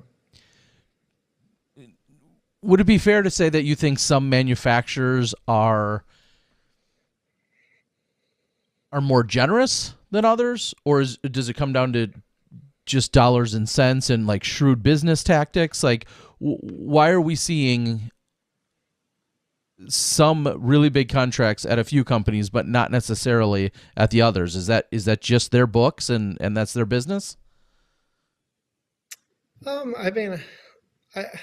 Yes, it is technically. Like, there's no right for us to have our contracts public because they are just endorsement deals. But I think as the players, it does help a lot of people find and kind of determine what their value is to where they can approach these sponsors, and not just in disc golf too, but like outside disc golf and other outlets of sponsorship and endorsement deals. So, I guess it's just how comfortable, a manufacturer is with letting those numbers out. But hopefully, I don't know. I mean, I don't carry. I mean, it's hard to answer that question, but yeah, some people just don't want to share those numbers, and that's fine. Sure. It just feels like, we were just talking right before you came on that Haley had locked into, for instance, a 1-year deal, and we're seeing multiple year deals. Some were arguing that Rick feels like he might be in a better position because it's not as long as your contract. However, it's a little bit shorter. Therefore, he can, maybe renegotiate quicker than, what you might be able to do, even though I'm sure if you're doing big things, you'll be able to as well. But, multiple year, but then we see other players like a Chris Dickerson, who we just had, who was signed an extension, but then is now leaving that early. And Nico LaCastro, same idea. Are these contracts not strong enough? Are the players looking for too much, or the manufacturer? Like, what's kind of your take? I mean, there's a lot there, but how should the public be perceiving those? Yeah, I mean, I think it can go both ways. It can be where a player and a manufacturer agree and say, yeah, this might not be working out the way that we both intended, and maybe you should go a different route, and we'll go a different route. It could be as easy as that, or it could be extremely hard to where you got legal issues going on. Because I hate using people for these examples, but we just had Rick sign this big deal, and he left early, and someone like Ricky, the face of Innova at the time, like, that's a big loss for Innova. It could be millions of dollars that they're losing in those 2 years, and that's a big deal for a company. So, does that turn into issues outside of disc golf, legally, because you're leaving a contract, you're breaking a contract? Or it could be as simple as, hey, let's just walk away. You're not really happy here. You can get something so much more over here. We're okay with that. But we don't know what's going on behind the scenes. But when you start talking millions of dollars, it could become issues. So that's kind of where our sport is right now. Is we're kind of walking on eggshells right now, because it used to be, almost probably less than 5 years ago, when it was just a handshake deal, or some of these players are not playing for actually, they don't even have contracts. I think we had that with Paige not that long ago. But now you got your name on paperwork, and you're legally binding to something. So I don't know. It's a scary thought if people really want to do some stuff. Yeah, and I kind of had this conversation with somebody about a manufacturer-player relationship, and someone was like, well, if the player's not happy, why would the manufacturer want them? And I kind of had to explain, well, there are, if you sign someone to a multi-year agreement, assuming millions of dollars is going to be exchanging hands between people buying your plastic, you may be ramping up your company. You might be, buying another molding machine. You might be getting another HR person. Now, and if a player leaves that contract and you're not expecting it, suddenly you are left in the lurch with, these players hold a lot of weight. And I can see it obviously both ways, where, like you said, sometimes they're just, yeah, cool, that's right. You're not happy, we're not happy, let's agree to not be happy apart. And I think one really hard part with this too is if someone's leaving early, and so, like, if they're signed to $100,000 and another company's offering $1 million, but they still have 2 more years with this $100,000 company, why is that company that already has them signed, why are they going to offer them more when they're already bound to a contract? So it's kind of like puts that company in a hard spot, because, hey, you already signed this, you're already here. Why do we have to offer you more? You already signed that. So it does get difficult. And as a player, I would hope anyone could leave at any time, just to have that free will. But now we have contracts, and it's a little bit more difficult. So you never know what can happen. And hopefully a lot of these players have representation, and they can have a lawyer look at this, or if anything is wrong, they can get out of it, without any issues going on. Because I think we had 3 or 4 or 5 players leave contracts early this year, and I haven't heard of that really much in the past. No, well, I mean, there weren't really many contracts to be left early. And I would say, speaking of leaving things early, it was just last week that it was announced that you and Foundation Disc Golf are parting ways. You were one of the founders, if I remember correctly, of the the organization, and now you are stepping back from that or stepping away from that. Is there? There's been a lot of speculation as to why and this and that. Do you want to give us kind of a general? I've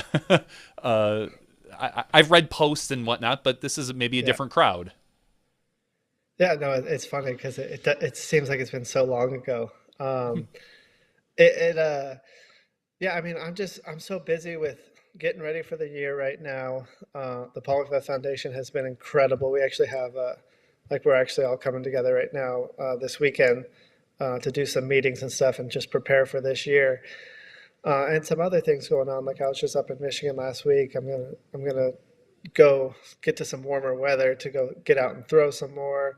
And with how Foundation's taken off in the last year, especially on the social media, the podcast, YouTube, all that stuff, it's just, I guess the easiest way to say it is we didn't take money out of the company. Every dollar we made as owners, we put right back into the company. So that way, you have to be an active owner. You have to work. You can't just sit back and collect because there's nothing to collect. So we're just putting it back into the company. And right now, I don't have that time to commit the way that they are. Hunter and Brody, and all the other guys. I don't have that amount of time to commit. So I can't be an active owner like that. And unfortunately, I just felt like I was holding them back and not doing my part. And it was just that time for me to step away from that. And we talked about maybe in the future I'll be able to come back and, put my focus into Foundation disc golf, and I might be paying a lot more to get back into it. But right now, that's the position I'm in. And Hunter and Brody are still really good friends. So, I wish nothing but the best. And I'm sure I'll be in a couple of videos throughout the season and whatnot, but I'm only here like one more week before I get really ready for the season. So that kind of sucks. I won't be able to make any of their stuff right now, but yeah, it's sad to start that and do it, but it's also so proud to be able to see where it's at now, from literally starting in a basement.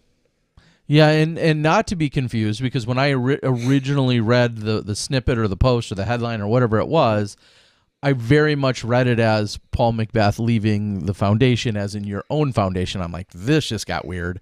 But clearly, you are not leaving or stepping away from the Paul McBeth Foundation. In fact, just the opposite of that. And as you just said, that's where we're seeing course developments, new projects continually come up. But talk to us about, that experience, and then what this means for you in your future, and the successes you guys have been having there at the Paul McBeth Foundation. Yeah, the Paul McBeth Foundation. It's been incredible. The support that we've gotten from people, companies, volunteers, and the communities that we've gone to has just been. It's been outstanding to see. From Mexico early in the year. I mean, we went May. May was the first project. And I guess I should break it down. So Mexico had never heard of disc golf, like that area. They'd never heard of it, never saw it or anything. So it was their first time ever seeing disc golf. And we have multiple PDGA members down there now that are, truly Mexicans, not some expats that have come down there, moved down there, but like truly the ones that we introduced to at that time. They went across the country and played a tournament in Monterrey, Mexico. Like they were already playing tournaments within their first 6 months of discovering disc golf. And then the other one was Guatemala, just outside of Antigua.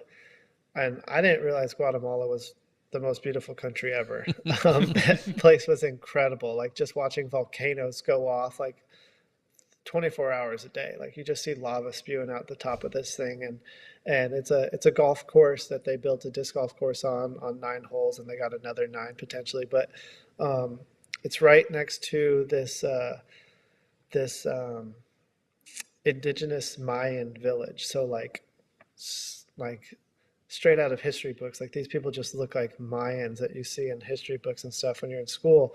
And it's just incredible to see them just take up disc golf. Because again, it's like this one was Americans that were there that brought disc golf to the area, and then we were able to help with the baskets and discs, and they were able to schedule a lot of clinics, and just we introduced a lot of people there. in Guatemala to disc golf.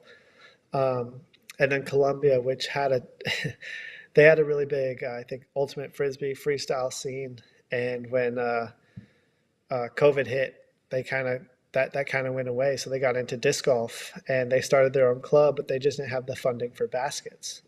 So we were able to help with that part of it and fund them with the money because they had to build the baskets there. So we were able to fund them with that and disc as well. And they had a club already there that knew how to throw discs and frisbees. So they really took to it really quick. They've been running like their own small leagues and tournaments. And when we were there, we were able to introduce it. Not as many people as we did in Guatemala, but we were able to teach the people that already knew disc golf how to teach others. So that was a really big thing. And we met with a lot of we met with some of the some officials, some government officials there, the mayor. So we met with like the right-hand man to the mayor, and he looked like a Colombian Drew Gibson. I'm sure if you look on social media, you'll see that picture. Yeah. But really, really incredible people there, and we were able to visit this property and help them. We gave them some insight on how to design that course, and then this official said, like, yeah, we're going to try to get that land over there as well to make this a bigger property. And the property looks so much like the Grand Canyon in Brooksville, Florida. Okay. Very similar. So you can kind of get an idea of what that land looks like. But so they said, yeah, we're going to work on it starting tomorrow to get that land and try to bring it for disc golf, because we really want to use disc golf to help the community here and kind of just take them out of turmoil of you've probably seen what's happened in Colombia in the past, and this area was really affected by that. So they want to try to use disc golf to bridge that gap and bring the community together and kind of just take some of that away. And it's just incredible to hear the stories that they're going to, that have happened in these areas, or what disc golf can potentially bring to them, and just the promise that they see and the hope out of disc golf. So I hope I can go back and visit some more. Yeah. And then the follow up to all of that is, what's next? I mean, what is your queue or the wait list, or the people submitting and applying? Like, what does that look like right now? And have you announced any new wave of recipients?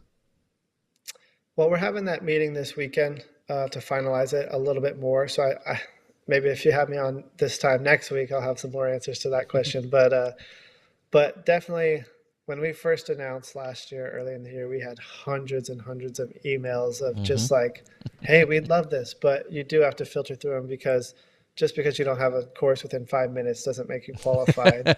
As underserved, yeah. Yeah. So, we definitely want to find another city in the States. It's a little bit more difficult in the States to get it done than it is international right now.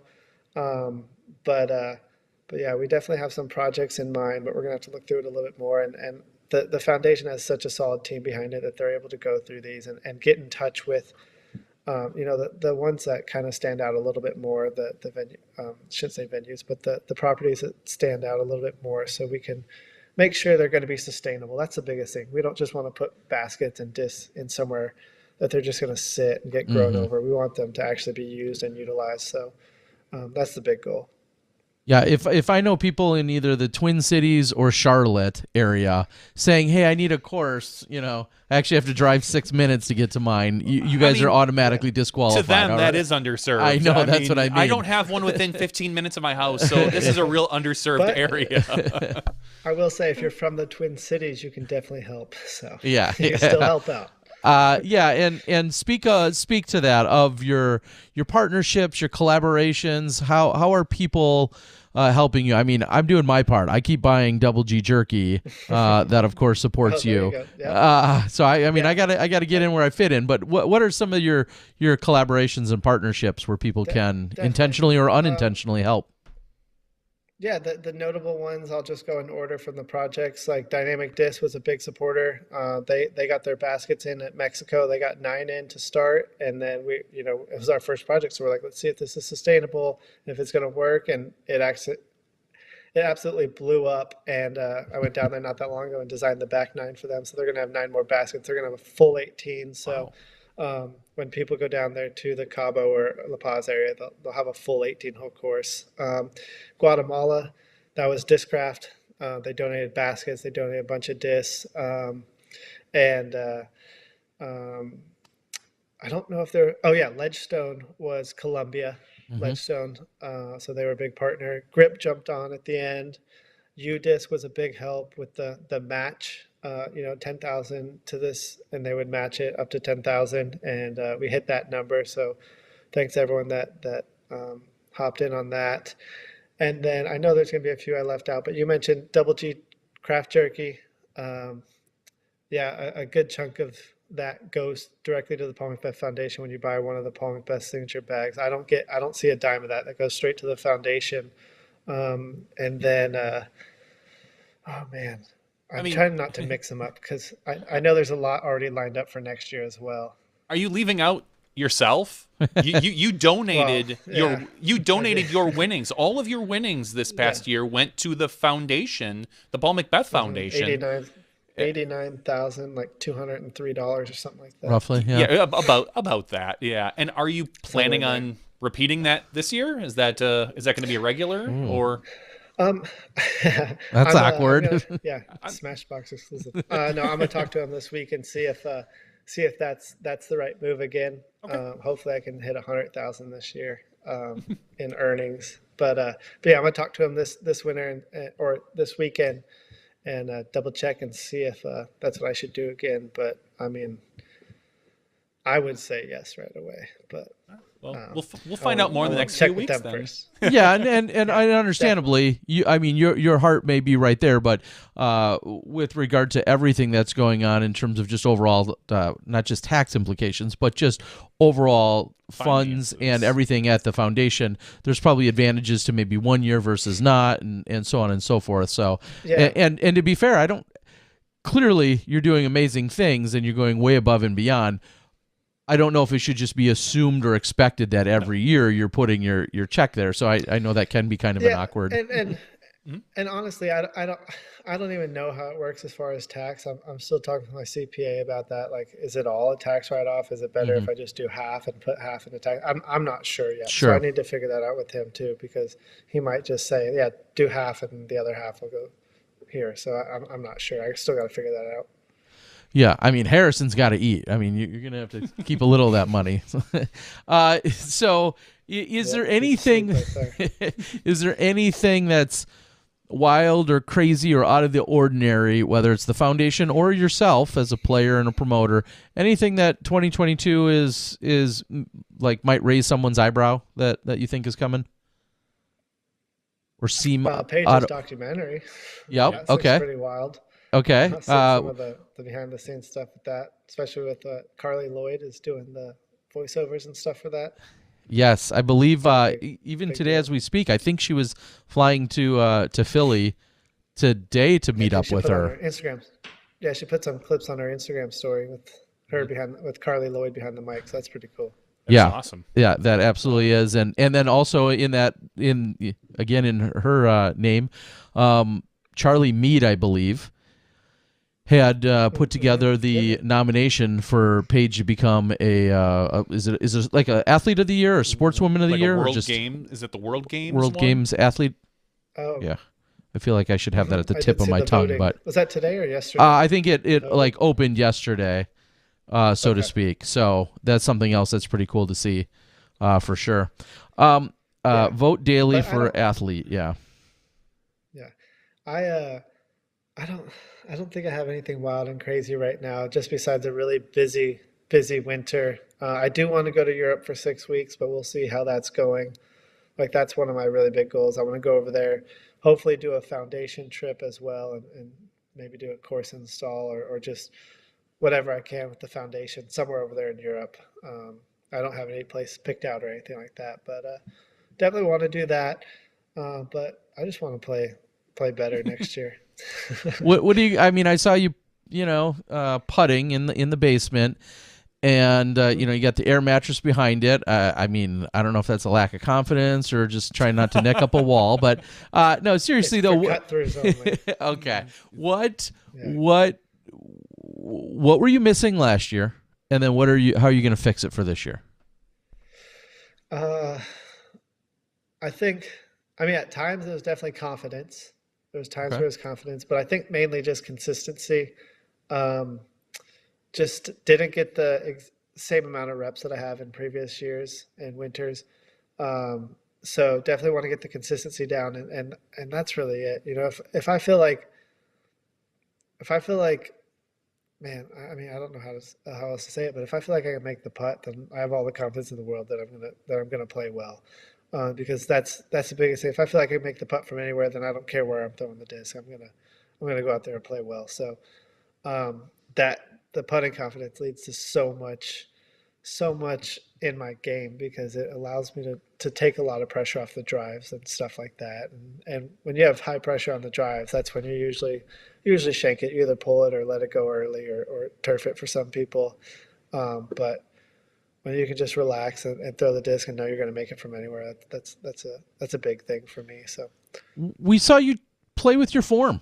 I saw a couple of different mechanics for you in your putt. Where are you at? How much does it look like a putt from 2 years ago versus, one you tried this year? Well, it definitely doesn't have the Anheuser, I can tell you that. That was just trying to I think it's mainly getting the consistency and trying to get my body to line up properly and just get a consistent release. The biggest thing is the release for me, is making sure it's consistent. Shifting the weight and the body motions, that's going to change putt to putt, whether you're on a side hill, you got a log between your legs or whatever, branches, but having the release is the biggest part. So hopefully I can get that dialed down and extremely consistent before the season starts. And that'll change everything. That slight little hyzer at the nose up a little bit. And then just being able to slightly adjust it depending on the wind. So, yeah, it's just repetitions mainly, and unfortunately, selling out of a foundation does give me a lot more time to do that. So okay, so with all a lot. That's what I was going to say. Is have you? What is a lot? Yeah, honestly? You just talked about how busy you are with the Paul McBeth Foundation. Yeah. Are you dedicating more reps this winter? Yeah, it's like as soon as I wake up, I'll go down. It's in the basement, so I'll go down there and putt. Probably about anywhere between 30 minutes to an hour, and then do a workout, and then eat and do whatever errands I have to run, and then come back and putt a bit more, and then do some more errands, whatever I have to do, and then like after this, as long as Hannah's not asleep yet, I'll go down and putt some more. So not a lot of throwing, but that's why we're going to go to warmer weather here after the weekend and get the throwing reps in. So, okay, let me ask this question first, then we'll get to where you're going. This year you're listed with 24 sanctioned events, $88,903 for the winnings. That included 5 wins. How do you rate or rank your season? How satisfied are you with it, and how do you rank your season and performance? I always want to use the word consistent in my performance, but I think that's what it definitely lacked there. There were a lot more finishes outside the top 3 that I'd like. Mm-hmm. But if I was to rank it out of all 15 of my or 14 of my professional careers, it's probably around 7 or 8 in there somewhere. So room for improvement kind of year for me. A lot of room for improvement, but I did show up at the majors. Those are the big ones for me. That I was one shot away from getting the 6th one there. So I would have had 2 majors, both majors, the 2 biggest of the year. So that definitely would have bumped the year up to probably about a 3 or 4. So, honestly probably 2 or 3. Getting U.S. and Worlds in the same year. Yeah, and I know at one point later in the year we made the joke that like you averaged 1.5, for in terms of the majors, and an epic proportion with the playoff in itself. Quick side note and tidbit to that. in releasing some of the mixed doubles footage, I had a conversation with Rob Bolin from over there at Utah, and he said that originally when hole 18 was designed at the Fort, he wanted it shorter, and it was going to be essentially a par 3. And he's like, thank God I got overruled. And then it later went on to, give us 2 of the most, historic finishes. And there's, a lot of woulda, coulda, shouldas. But the fact that, originally he thought of that as just basically a straight ahead par 3 shot as opposed to having the bend that it did. Now, maybe that's what you wish it would have been now. But just kind of a crazy side note to think, what that venue set up for us. Yeah, I mean, the only thing I would change is if that wasn't a mandatory and there was like a group of trees there to where the hyzer isn't even an option. I think that'd be the only thing that could make that hole any better as far as a viewing point. I mean, they had the bleachers on the left side. They had the setup, where the awards is going to be right there behind the basket to the right. And if that could have been a row of trees and OB over there, I think that's the only thing that would have made that hole better. I mean, that's probably the best hole on that course. Wow. As far as design. Okay. And it's funny because it gave us what it did, but it wasn't one of my favorites. And so that's interesting that you liked it that much. Are the teams set? Like, everyone's thinking like, oh, we're still waiting on so-and-so and maybe such and such and blah, blah, blah. Are these teams finally set? Or is there any announcements that you're anticipating yet that are crazy or still out there? Nobody knows? Yeah, or that nobody knows things. I mean, a lot of people didn't see Chris Dickerson coming.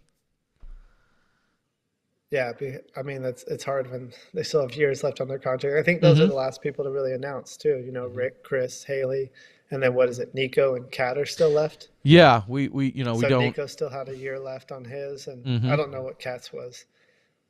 So I mean, it's all the people that still had years left on their contracts. Well, you have the inside scoop, so it's not even fair to ask if you know or where they're going or what they're doing, but you know things. I've heard things. What is that? I mean, whether it's a Chris Dickerson that talks to you or any other players thinking about other teams, like how much do people either reach out, ask for advice, or don't, or do you get involved with anyone else's conversations? Do people come to you? And they clearly know cars.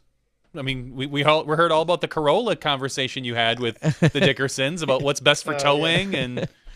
Yeah, but do people come to you for advice in some of these situations, whether it's Discraft or otherwise? Yeah, definitely.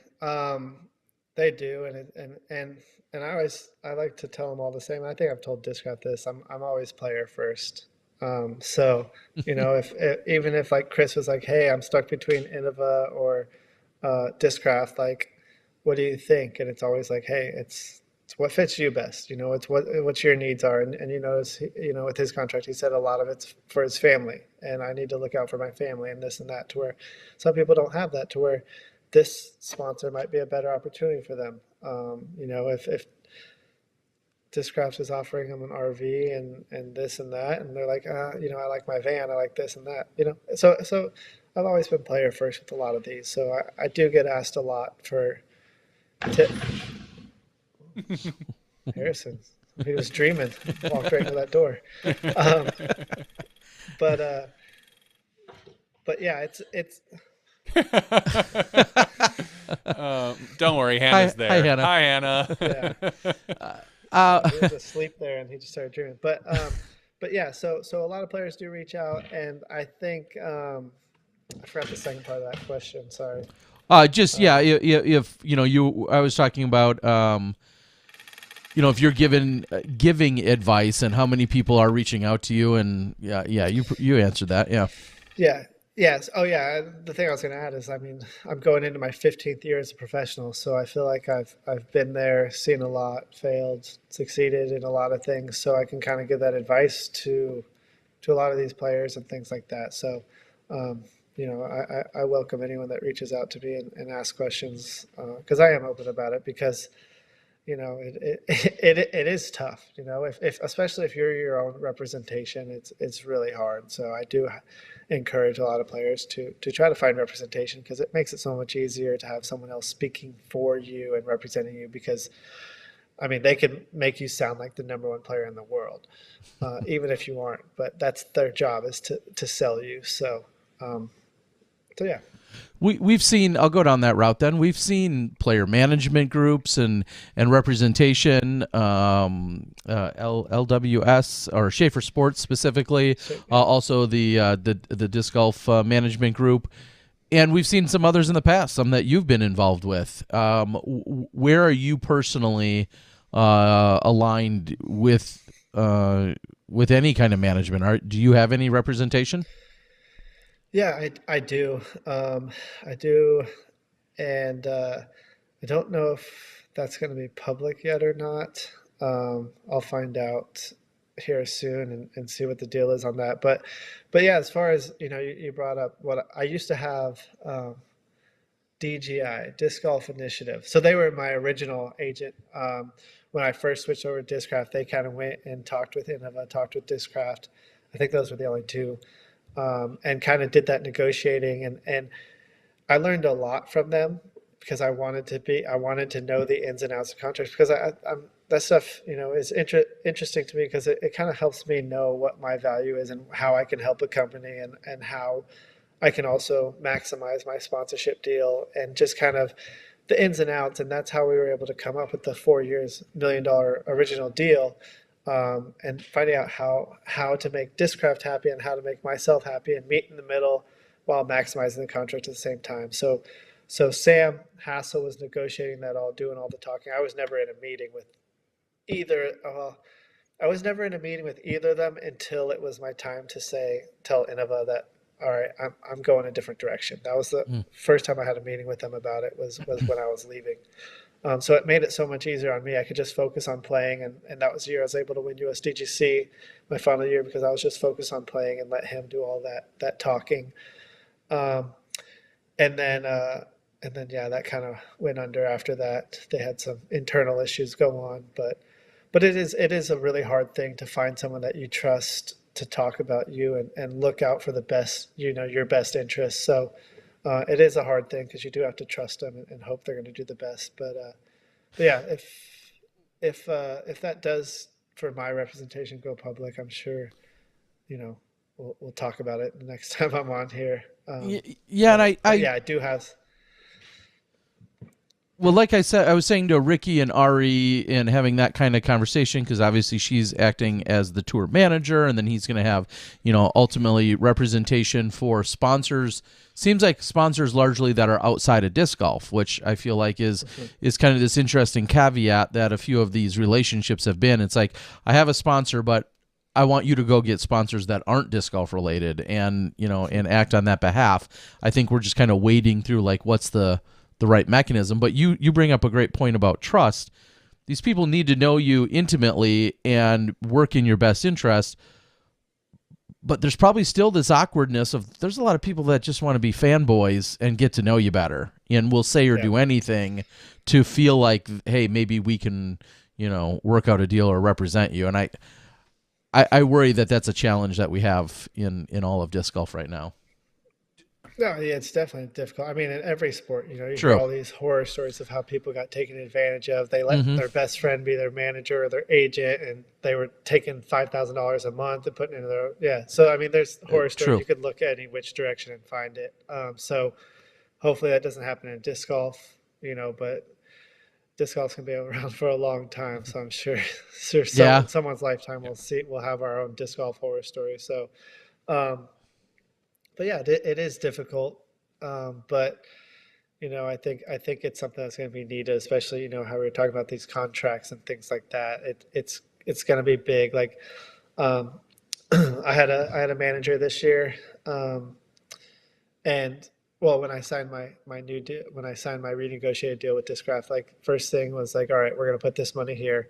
We're going to make sure you have this. We're going to make sure you have that, and finding the correct CPA, the correct financial advisor, the correct investments, and all this stuff. And then, like, my favorite thing was they're like, all right, you're going to take this little amount here, and that's going to be what you live off of.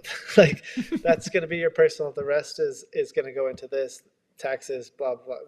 Scariest part's taxes. That's the one I hate dealing with. I'll put all my money over there if I have to for now, just to be safe, not get in trouble. But yeah, it's great having someone working for you that can get all those things lined up and make sure that you're meeting your deadlines and you're meeting all this, because that could be so overwhelming that you just push it to the side 1 month and then all of a sudden you're behind so far. So, and then being able to answer emails and such it's one of the hardest things. Yeah. And then Pete Rose shows up at your door, and next thing you know, you have to have a talk with him and his agency or something. I don't know. So this year we saw the Disc Golf Pro Tour bring in, some, especially for the Tour finale, some outside sponsorship. I think we saw LL Bean, Johnsonville.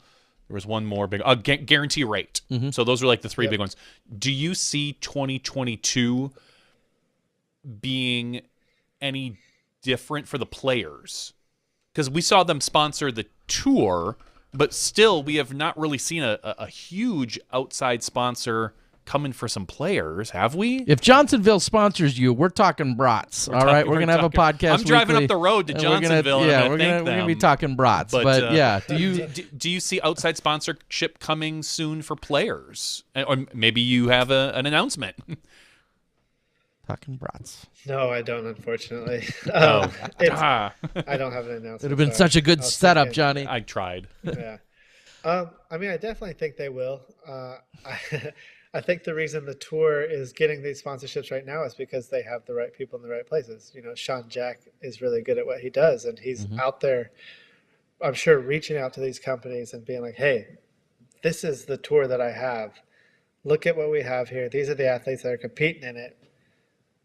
You should be the face of this tour right now, or a tour championship, with Guaranteed Rate, Johnsonville, and LL Bean. So, that's only going to help us as players down the road, because they're going to want to be at more than just one event. They're going to see, they'll look at probably the social medias and stuff like that. Pro Tour has X amount, 50. I'm just going to throw a number out, 50,000, but this player has 150,000. Like, we want to be in front of 3 times the amount of people if we sponsor that player, and maybe they're dumping $10,000 to $50,000 in that tournament. If they're dumping that into a player, like, that's a big deal. So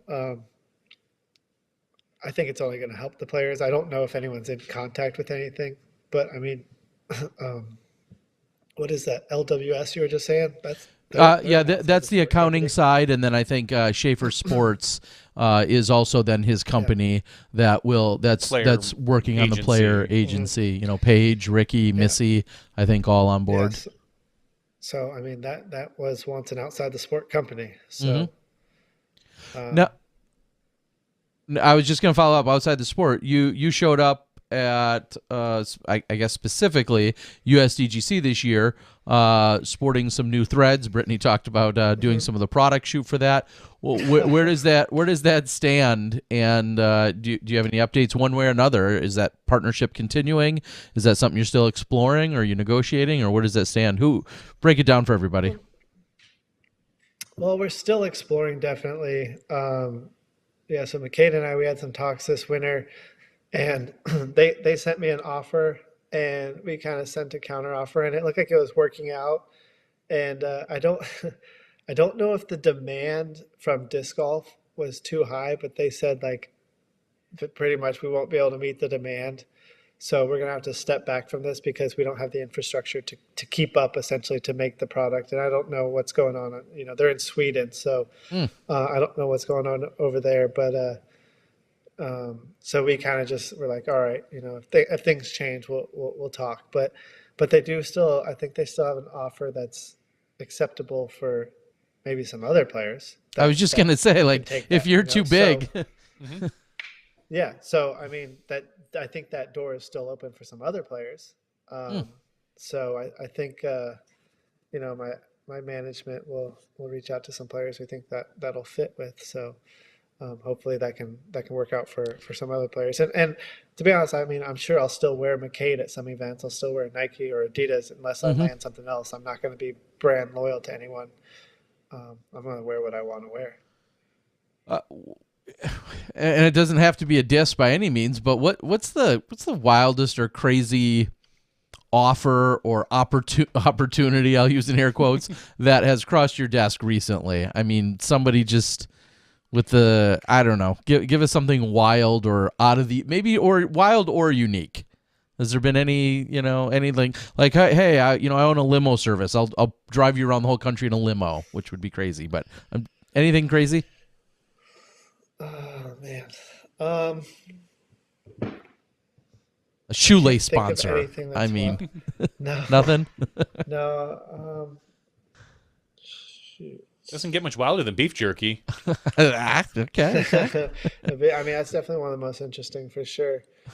I'm trying to look around and just get ideas of something. That anybody's reached out to you and been like, hey, well, so I've been reached out by companies and given free products and stuff like that, but nothing Mm-hmm. I would say that's endorsement deal or anything. Like one of the most interesting was Blackwater. You ever heard of that? okay. Is It's that like the Mudwater people? Is it similar? Not necessarily, but it's like you'll see it in the store and it's like a bottle and it's like literally a black liquid and there it says BLK. Okay. They sent me cases of stuff, some water, and I don't know exactly what, but some of the flavored ones are really good.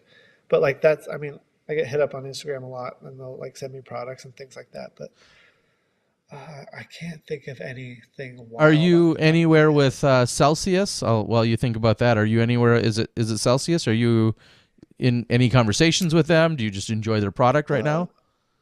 Well, so that was a brand deal. I'm not a big fan of brand deals. I did that, and it was cool because in our contract, I was able to negotiate. That I took less so they would donate more to the Paul McBeth Foundation.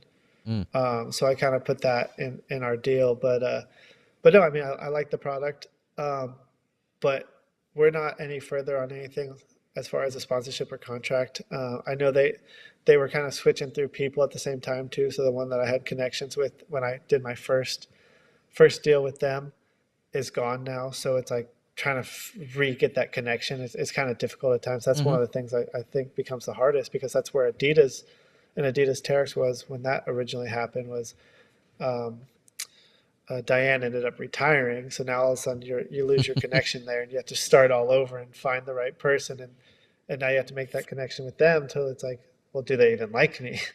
So if they like you, it's a lot easier. If they don't know or don't want to waste their time, then it's a little bit harder. But yeah, Celsius was a brand deal, so I did get paid for that, and I did have to do a little bit of Instagram's posts and things like that. But I like it just being organic. That wasn't as fun to me, having to like, hey, here's my picture. Do you guys approve of it? Yes. Okay, cool. Oh, this is what I'm going to caption it. Is that okay? Yes. So it's like, I like just having my picture and thinking of my caption on the spot and be like, all right, that fits that. I want to do that and post it and not have to wait a day or a week potentially. So Okay.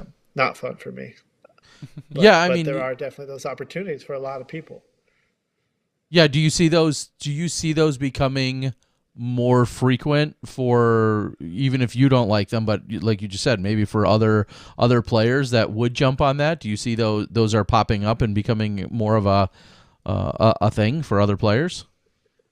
Yeah, I mean, Brody's probably the biggest example. He just did that one with Fireball the other day where he just threw a putter into a basket and said some things and whatnot. And I think Kona has done a couple. I don't know if she was at the paid point and things like that, but she's definitely done some. I'm sure there's some other people out there. Holly, I'm sure, has done plenty. But yeah, some people are just natural at that and they like doing that. But me, I'm more of the sponsorship, to where I want to perform and promote your company because I believe in your product, not just I don't drink, so I'm not going to do a Fireball ad, But maybe there's something like when I was down in Mexico, there was a lot of Bruce Willis commercials for Tecate because they had their new zero alcohol beers, So it's like, oh, that's something, I could probably do because it is zero alcohol, but I want to be cool and hang out with those people. So, Well, I mean, Johnny and I kind of made that joke when, for those in the disc golf community that maybe haven't been out a few nights, people like Steve Rico, for instance, really enjoys his Fireball. And so when we saw, you see the ad by Brody, and not thinking of Brody as someone that necessarily is a drinker, to someone that's in the know or maybe even cares or not, I don't know, thinks, oh, that seems a little out of character. And so I think you're saying that you really want to make sure it's a symbiotic, mutual relationship if you're going to sign on with someone. Yeah, and that's just me, Sure, I don't of fault course. anyone for wanting to do it too. If Yeah. they don't like the product, but someone's willing to pay them to do it, and it's no hassle to them, why not? Yeah. You brought up Adidas Terex, and at one point, I think part of the relationship was them giving you a lot of product to be able to wear and to be able to use and so on. But then you really wanted to, get a little more serious with them, so to speak, and wanted, a cash deal, something that involved actual compensation. Is there any of that discussion that comes back around, or is there any other leads that are kind of or do you find you get kind of stonewalled right at the we don't really want to give you money, but we'll give you plenty of merch? Well, so like Adidas, for example, I think I got paid 1 year. I think I got paid 2 years, but the last year I was there, I think I got paid like between 10 or 15,000 for the year from them, and like an unlimited amount of shoes. But if you look around disc golf, there's definitely way more than $10,000 to $15,000 worth of Adidas shoes out there that people are wearing. So it's more so that I didn't feel like I was getting my worth from them. But it was kind of like talking with Diane. It was like kind of like, hey, that's the maximum we can offer because that's our branch. We're not Adidas. Sure. So that's kind of the wall that I ran into was, all right, I got to get from here to Adidas. But that connection and her retiring was kind of like, a lot of things weren't working out in my favor. So that's kind of where that one ended, to where I think they have a great shoe. I think a lot of companies have great shoes, but I think that one for me was the best overall because of the way that I plant, the way that I throw.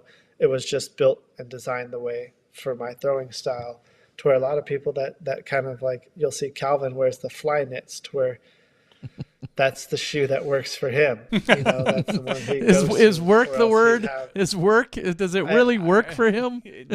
I think he needs that, or else he'd blow out his ankles week after week. So, Okay.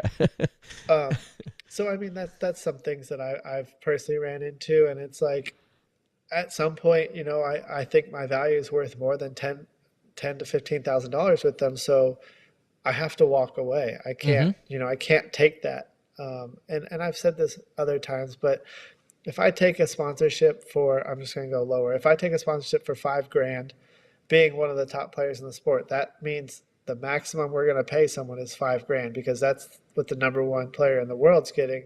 So that means you should get less, to the people below me. And I'm kind of valuing the sport. I'm kind of putting the ceiling on the sport right there. So, I think a lot of players need to learn to say no, to where, hey, it is $5,000, $5,000 is $5,000, but like, my value is worth more than that. So sometimes players have to walk away from that, because, if I can take the one deal for $50,000, that kind of allows those other 5 sponsors to where if I just took 5 for $5,000 or 10 for $5,000, to get to that $50,000. Now, if I take 1 for $50,000, it allows those other 9 companies to go find a player, and it kind of brings it up a little bit more too, to where, okay, if Paul's signing for 50, we should offer so-and-so 40, and so-and-so 30.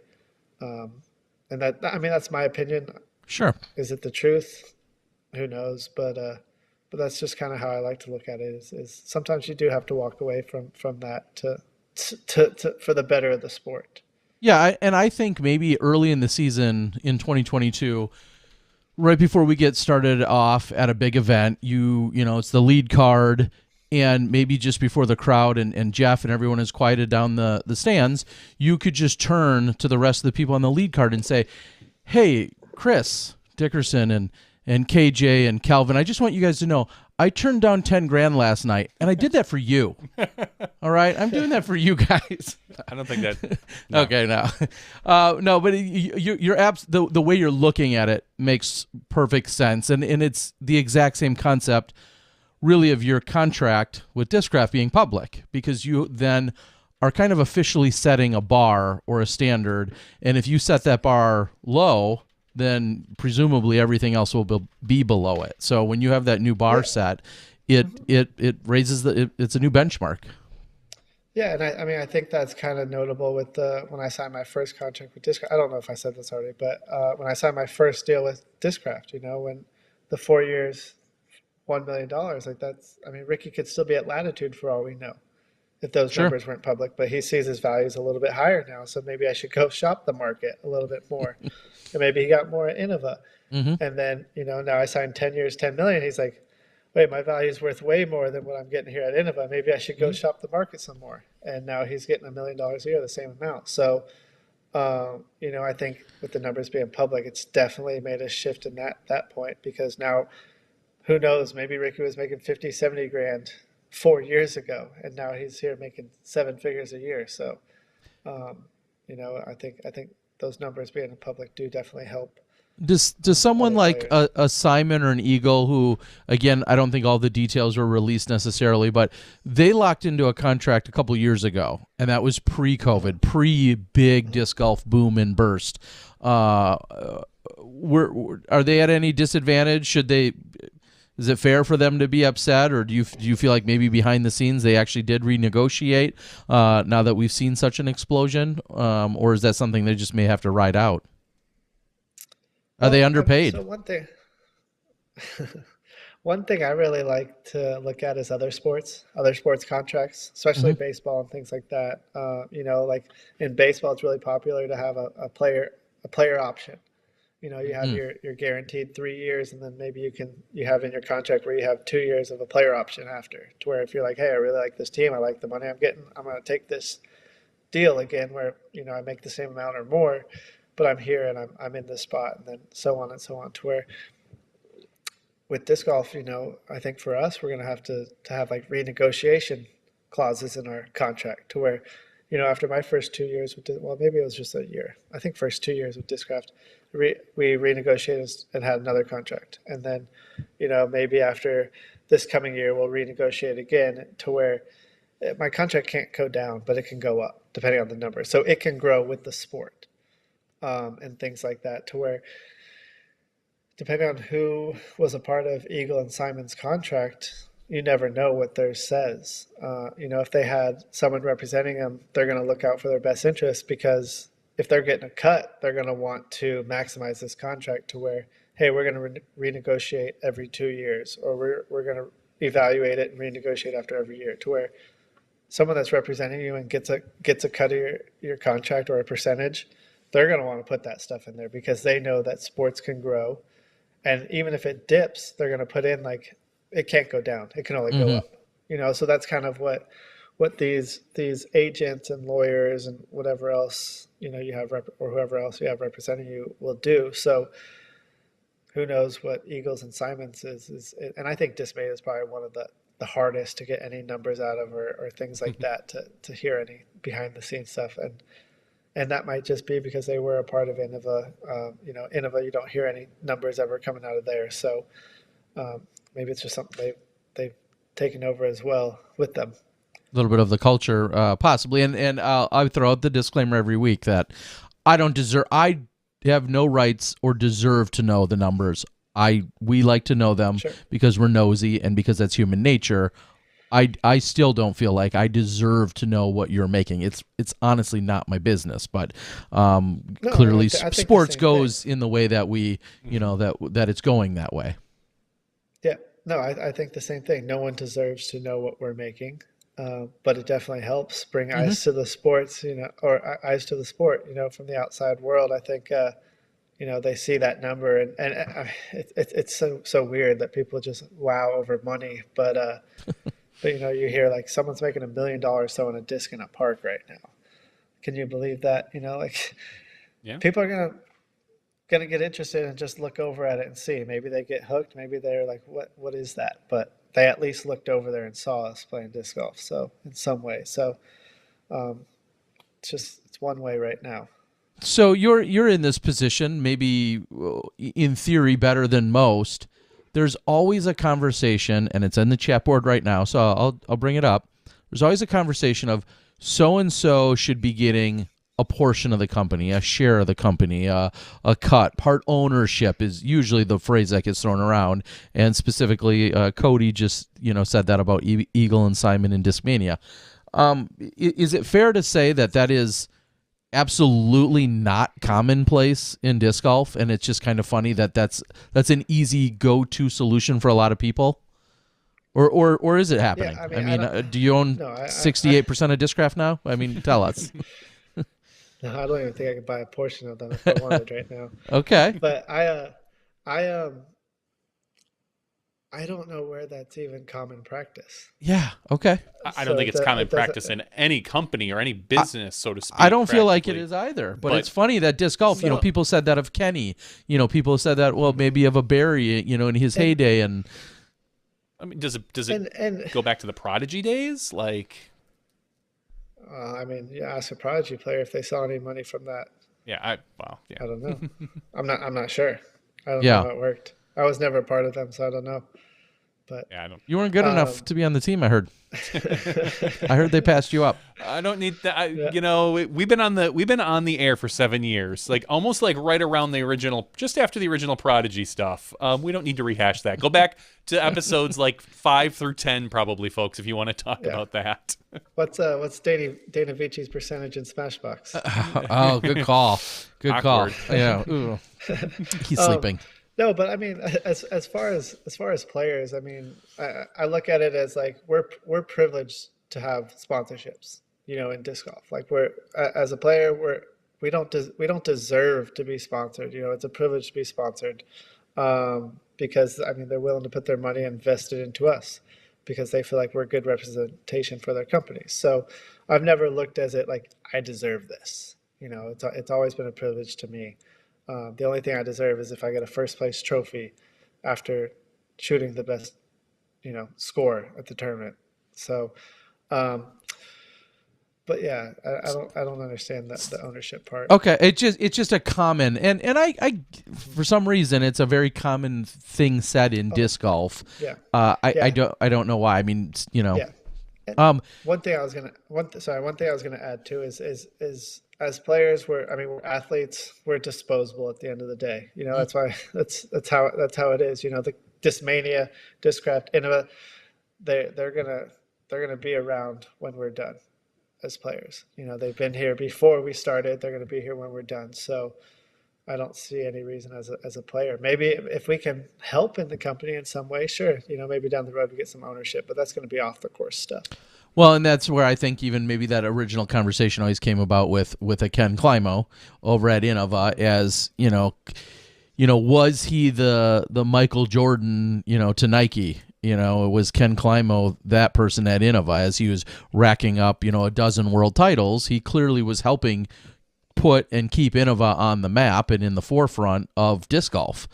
Obviously, Innova had to be doing good, big things to keep that train rolling too, and you can't attribute it all to one person or another. But I just feel like that's where one of the conversations always started is like, well, you'd hear people always talk about, well, Kenny has a certain percentage of Innova, and I never learned that to be actually true. That was something that got thrown around a lot.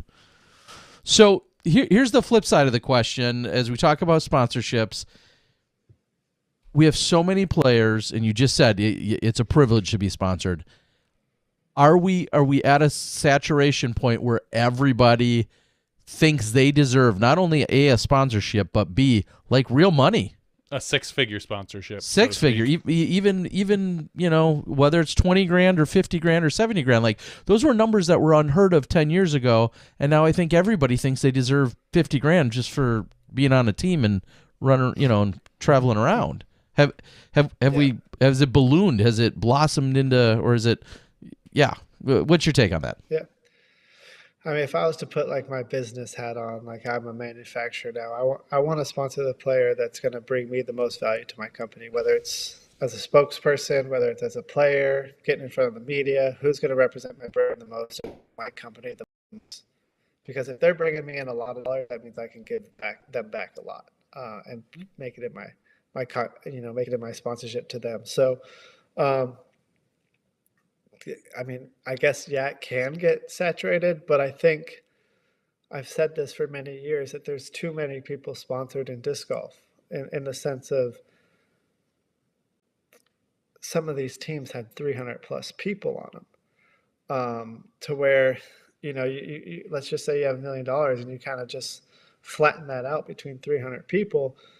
It's kind of capped to where if you can get your athletes that are these spokespeople for you, or these players that are just continuing to win for you, I think as a company, that's what you really want to look for. So I don't want to say it's saturated, because we have so many disc manufacturers now, to where you could have a star player on almost every team right now.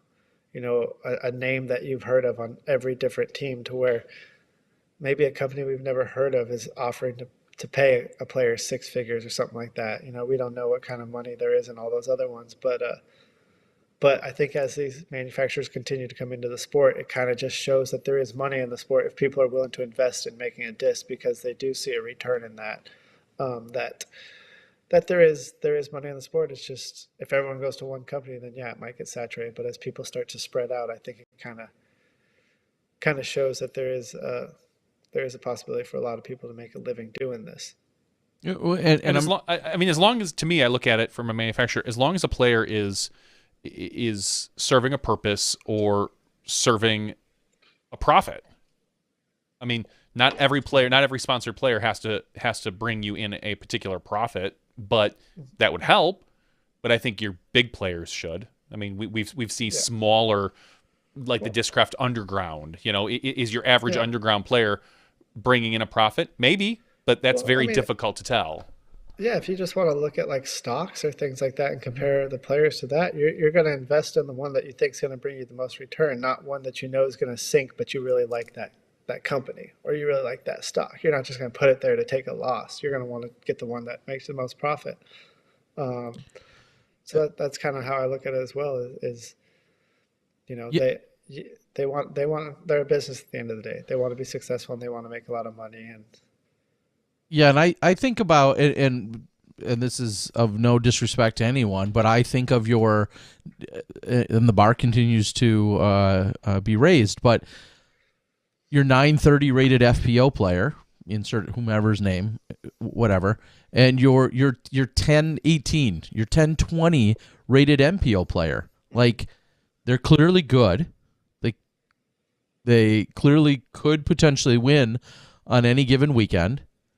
But are they worth $10,000, $20,000, $50,000? How much are they worth? And then you think about just how many of them are there. There's a lot of them now. And it just, all this offseason, I hear so much conversation about worth and social media and performance and value, as you're saying, Paul. But, man, not everybody can get paid top dollar. And maybe that's just a harsh reality for some. I mean, I think that's everywhere in the world. Not everyone's going to get the top job or the top dollar, like you said. And I mean, it's sports too, so it's entertainment. We're all entertainers at the same time. If you really like watching the movies and the recliners, you're going to pay top dollars over that instead of going to the seats that just fold up and they're hard plastic. Or sporting teams. You see the Lakers tickets are way more than the Oklahoma City Thunder. One, because they're more entertaining and they have the names that so it is entertainment at the end of the day as well, because that's why the Pro Tour is around right now and they have their subscription, is because people are willing to pay because they really enjoy disc golf and they want to watch the top players in the world. Yeah, an interesting phrase was uttered to me this weekend by a player, and they said, and it was talking about worth, it was talking about contracts, and they said, are we to be athletes or are we to be brand ambassadors or marketers? And depends on what. Clearly, the answer is a combination of both. Yeah, they're the same thing. Yeah. Yeah. I mean, well, they meant it as like athlete, like an athlete that is focused on just performing at their elite level, top peak performance. Because you can attest to this. If you had to worry nothing about anything else on the planet other than throwing a frisbee every day and not touch one email or one foundation or one anything, like that's laser focused to being nothing but the athlete. but you can't be just that. You're more than that. Well, It's does it have to be a balance to get top dollar, right? If that was it, I'd probably go insane. Like I'd get so Okay. bored, or I'd go so insane to where I just wouldn't have a life. But You could be 1070 rated though. sure, I was close, but I still answered emails. Okay, quit flexing. We got it. Yeah, you can email in one hand and make a putt with the other. I got it. It's I mean, it is definitely a mixture of both. I mean, it's like I'm gonna use UFC for example. It's like Conor McGregor was both. You know, he was out there performing, and he was being that entertainer that people love to watch. But you look at somewhere like Kamaru Usman, who's absolutely winning and dominating, but he can't sell a fight worth anything. You know, like that's why Conor McGregor is making $20 million a fight, and Usman's maybe making $2 million.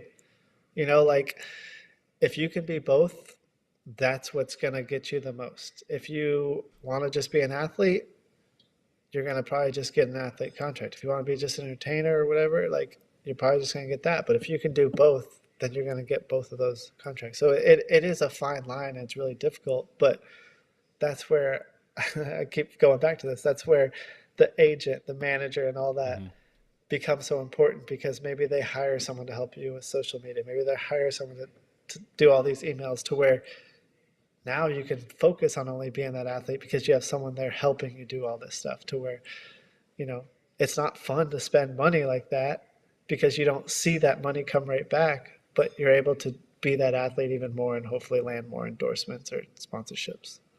Yeah, it's a and a question I didn't quite get to asking Chris in a direct way really was going to say, hey, if your social media presence had been already more established, would there have been even more value to you to Discraft, or value to Discraft of you?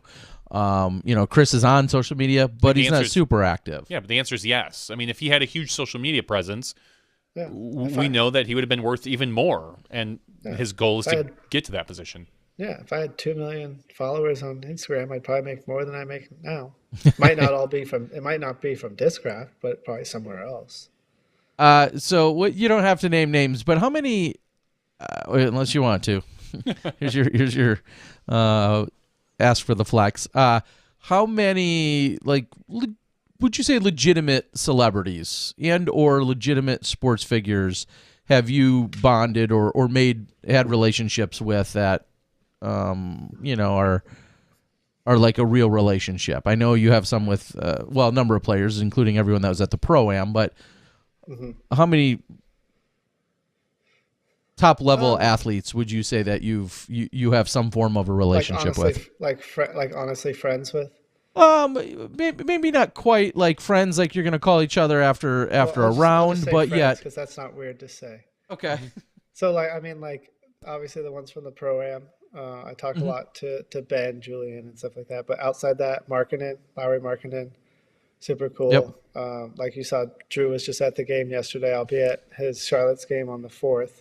Okay. Of February, and then Dylan Cease is at the Pro-Am. I don't know the guy personally, but Nick Carl texted me the other day. He's like, "You know how I know you're famous?" He goes, "The guy that just took second at the World Dart Championships follows you on Instagram." Okay. So I think he was flexing on Simon with that. I was just gonna say, if he doesn't follow Simon, that would be the real kick, since Simon's, you know, the hardcore dart player. Yeah. I mean, I was able to play around with Amir Garrett not that long ago, so that was cool. Okay. Pitcher for the Cincinnati Reds. And then, I mean, those are the only ones I would really name off the top. Okay. I mean, but you've had, you know, reach outs and at least chats or hellos and follows and whatnot with some other legitimate celebrities. Yeah, I mean, I'm a nerd out too, but my favorite ones are I was able to have a conversation with one of the like agents for Scott Boras, and hear Scott Boras on a phone call actually like talk and like, that was super cool. That's something I really nerded out with. And then talking to some other big agencies like Wasserman, they're like top 5 in the world. So that stuff is fun to me. So. Yeah, I think that's exciting. I would love to sit in on a conversation, listen to Scott Boras try to negotiate or do or whatever he was doing, even if he was ordering a pizza. Trying to. That guy's so smart, and it's so funny because he reminds me of someone like Harold Duvall, to where it's like, I just know, like I just know so much. I'm just so smart, but it just comes out of me. Like I can't help it. It's just how I talk. And he's like, I just talk facts. That's all I talk. And it's just like, I can never disagree with you. And then there's also a handful of bands that either you have tickets with or a relationship with that you go back and forth with, right? Yes, a lot of bands, yeah. My brother just went to a concert not that long ago. What's it? I think it's Wage War. Yeah, Wage War. Okay. He went to that concert, and he found out one of the guys is a disc golfer, and he's challenged us online a couple of times now. He's like, I'm practicing. I'm gonna get out there and take you guys out. So definitely a lot of bands and things like that. But awesome. Is there anyone whether it's through your popularity or otherwise, anyone you really want to meet that like you're aspiring or hoping to somehow connect with? Anyone in particular? I mean, I think the big one for a lot of people would be, well, it used to be Kobe, but Tiger Woods would be a really cool one. Okay. And low key, I heard there's some cool things that could potentially happen with my foundation and some things over there. So we'll see. But that's definitely one that, I mean, I've looked up to my whole career. And but yeah, I mean, it's so funny because when I meet these people, it's just like they're regular people just like us. Yeah. So I mean, they're just really good at what they do. Okay. Just like so many people like you guys too. So yeah, I mean, that was the vibe at the Pro-Am for certain. I mean, just hanging out, watching Dylan, ask Ricky and Eagle for forehand tips. Yeah. It's like, dude, you're a professional baseball player, and he's like, yeah, I just, I don't. And I'm thinking like, oh, okay, are they going to ask you for curveball tips later? I don't know. Like, what are you going to do? So.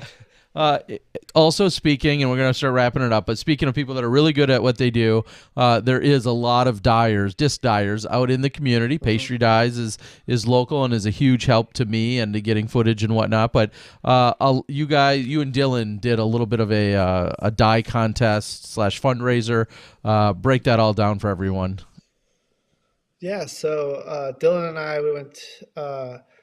we met up, and it was like a last minute thing. I felt bad, but I had the McBeth Foundation trip going down to South America and Mexico and doing that whole little trip. So I thought he's funny because he just loves buying discs. He just loves cool looking discs, and okay. So I think he was showing off one of his dyed ones, and like you mentioned, Pastry Dyes, and a lot of people have reached out to me and just given me dyed discs, and I thought, hey, like I'd love to give back in some way, but also donate and do it for a good cause at the same time. So I tossed the idea to Dylan, and he said that'd be awesome. And he was starting his YouTube channel at the same time, so I thought this would be a good one to kind of just like, here, let's get some videos under your belt and see how you do with something pretty simple. So threw the message out there to every disc dyer, disc artist, or as some like to be called, diologists. So that was one of my favorite terms. Wow. Okay. But, it's a new one for me. Yep. Yeah. Okay. Yeah.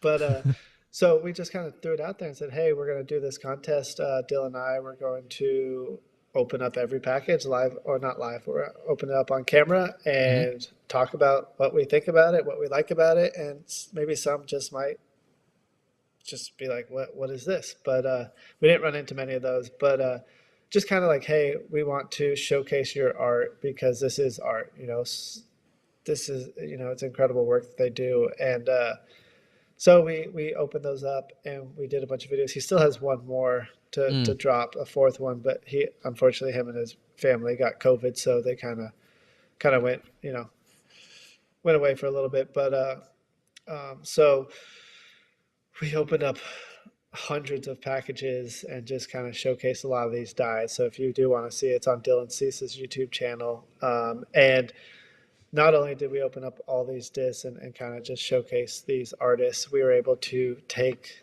a majority of them down to these projects with the Paul McBeth Foundation to Mexico, Guatemala, and Colombia, and donate them to whether it's the club so they can give them out for prizes and future events, or just kids coming out for the first time ever. It was amazing to get the love and support that we did from the disc dyers, and just being able to contribute that. And Dylan and I did keep our favorites, so we did keep a handful of our favorites. So I did do a video. I think I dropped it on my channel with the disc that I kept. I did definitely drop it. So that Awesome. that was a really cool, fun video, and just to see the support and just the incredible work that they do was really fun. That's again, that none of that is of my high interest, but and it's only because I'm not graphically inclined. But I love seeing what they can all do, and just the science and the technology and everything else, And the that effort I mean, that they the go effort, through, yeah, it's cutting all, all of the little pieces when they want to do it's something all like that. insane. It would be really cool to see how some of them do it too, and how they do the Yeah. stencils and all the multicolors. Because you do see real small clips, but some of them I'm just like, how did you put 18 different colors on this one disc without mixing them? It is amazing. And then one of the final shout outs or plugs that I want to get in there, recently she's taken to her own channel. She says she doesn't need you anymore, or you're just there for the views. I don't know, but Hannah starting her own YouTube channel. Give everyone what they should expect if they're out there looking for the Hannah McBeth channel. Yeah, so she's wanted to start her channel for probably a year or so now, for a long time. But I was kind of like, hey, let's just dedicate the time and focus to this one. And I think once it hit 100,000, that's kind of where she's like, all right, I'm doing my own thing. This is successful. We got it there.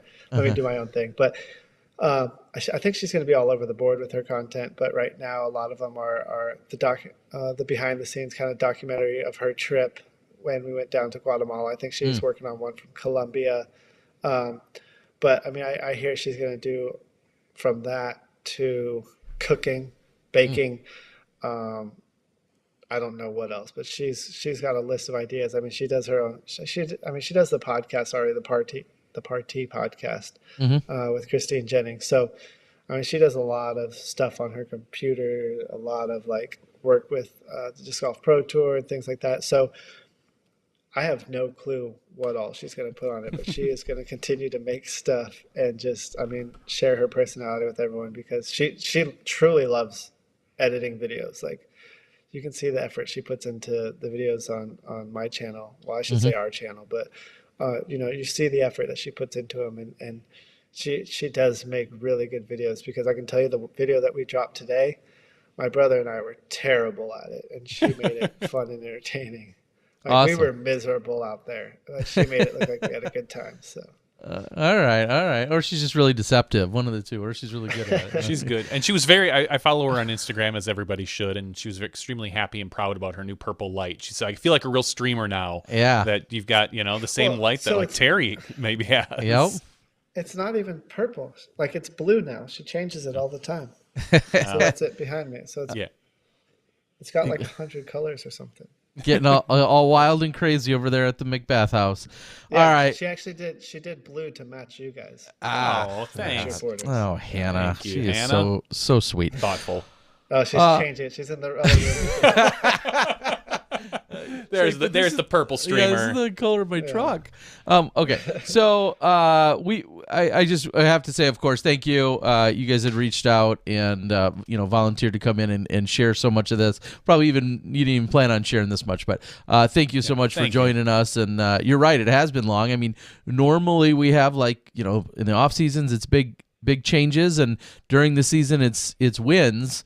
And things have been a little slow. So I mean, I know. And the last time we were going to have you on, you had a tooth thing and you couldn't make it, and I think it was right after USDGC. Probably. See, that's funny because so I had USDGC, and then Pro Tour, I had the tooth infection. Yeah, that's what it was. Did they pull it? No, they didn't pull it. I ended up getting a root canal.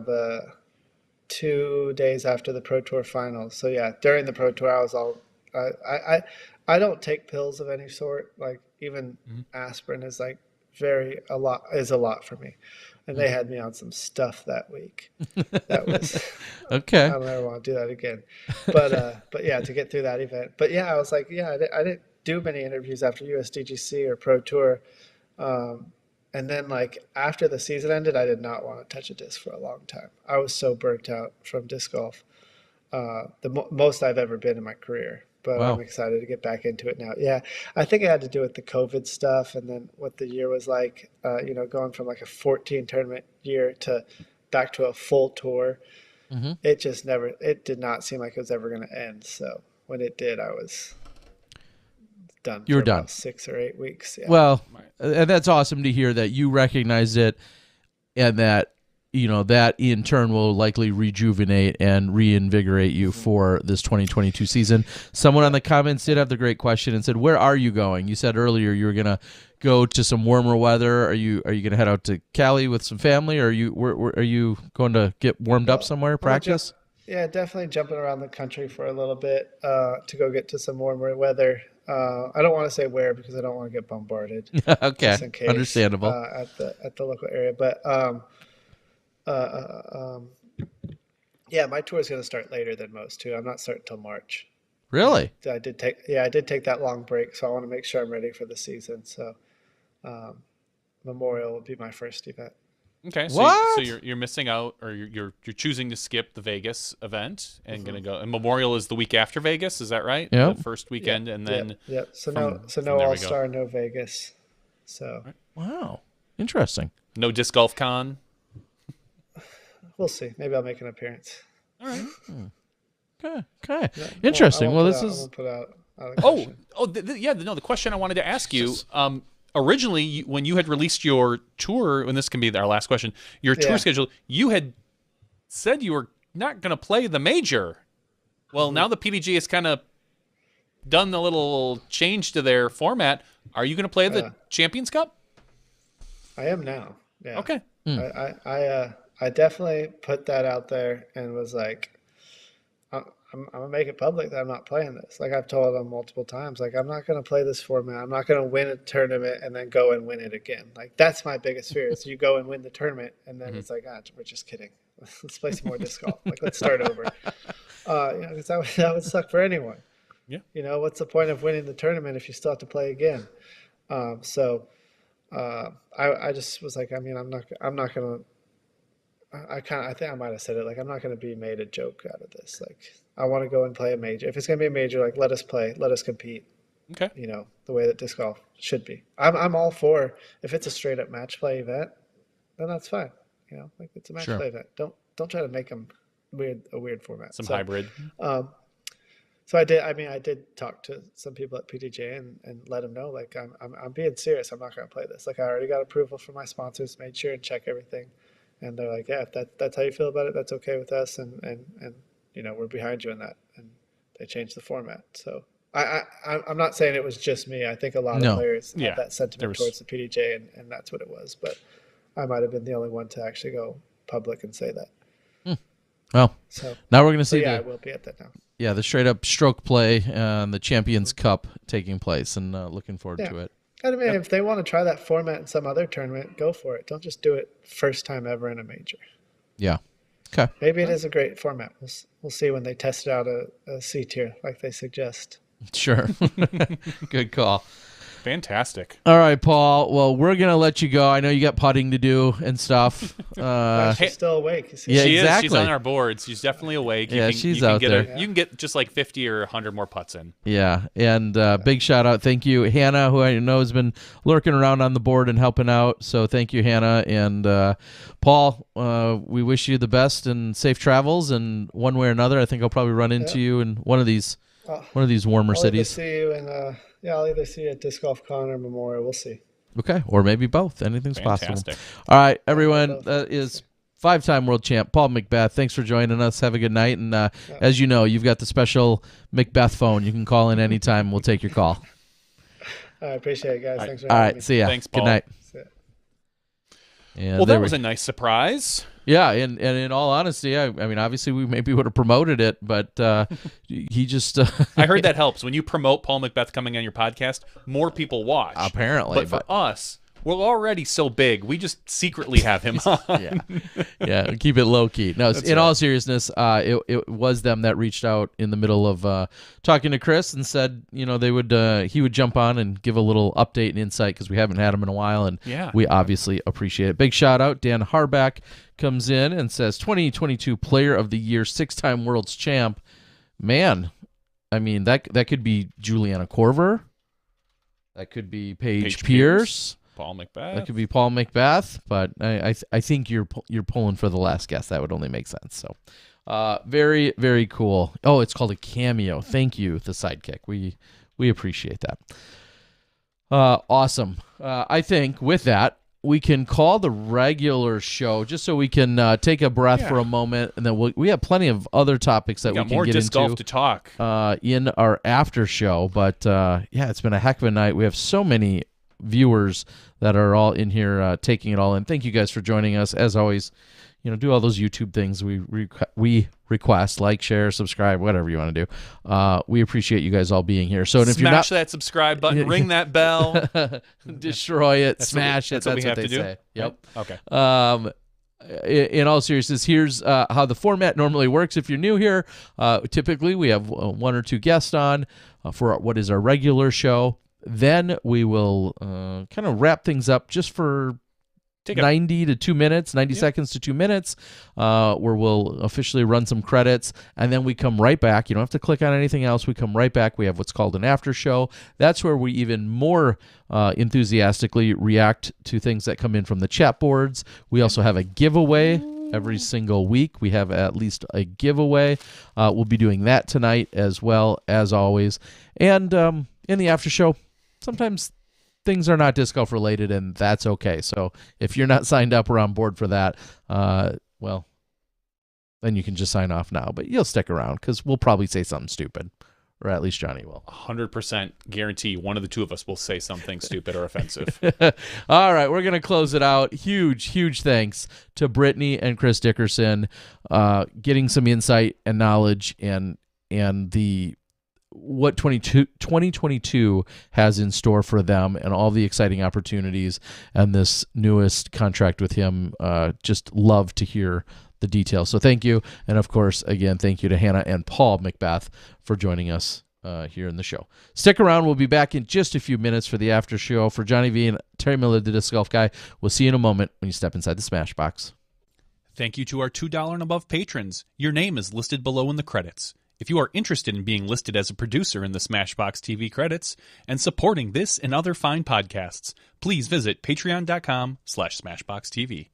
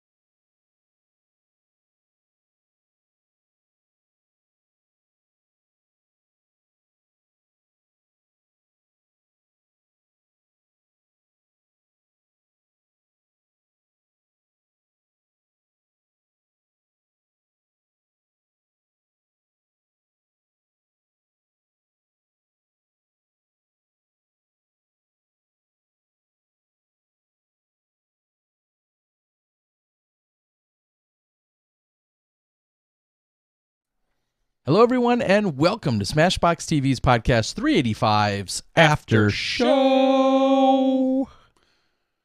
It's the After Show. So many of you are here. So glad you could join us.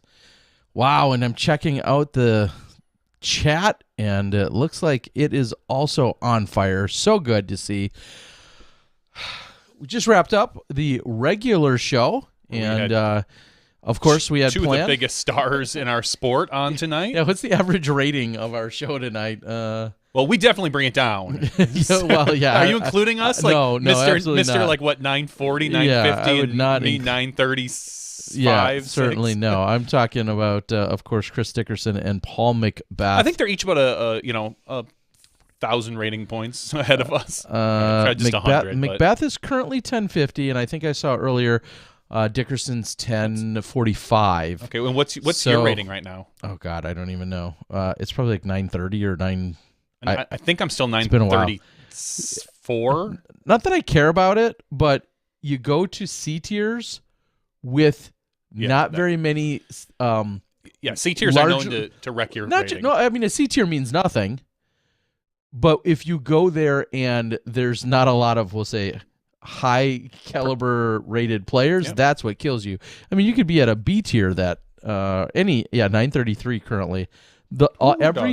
Every single one of my last 4 or 5 or 6 are the smallest, just about the smallest C tiers you could look for. And then clearly I didn't play that well at them. But even had I played that well at them, it wouldn't have helped. It's not pushing you into the elite range. We'll put it that way. All right. So, couple of quick things. Again, if you're new here in the after show, we love to read stuff off the chat board. Hopefully, reply to any questions that you may have out there. Also, topics may or may not be related to disc golf. Sometimes they are, and often they are. But sometimes we wildly go off the rails or off track from anything that's related to disc golf. We're in the after show. We're allowed to talk about anything we want. Usually, we still talk about disc golf, but we're allowed to do it. Yeah, freedom of speech, man. Don't censor me. Yeah, no, we're not going to do that. And like I said, we see a lot of regulars out there. So I'm going to start real quick. I see Dust. Correction, logged in as Dust Esports. Mm-hmm. I don't think I confirmed with you, Dustin. I think it's Murray. Dustin worked with me this last weekend. Not only is Dustin a professional esports commentator, but he's also picked up disc golf in the last few years, interested in doing more commentary, and then they say cut his teeth.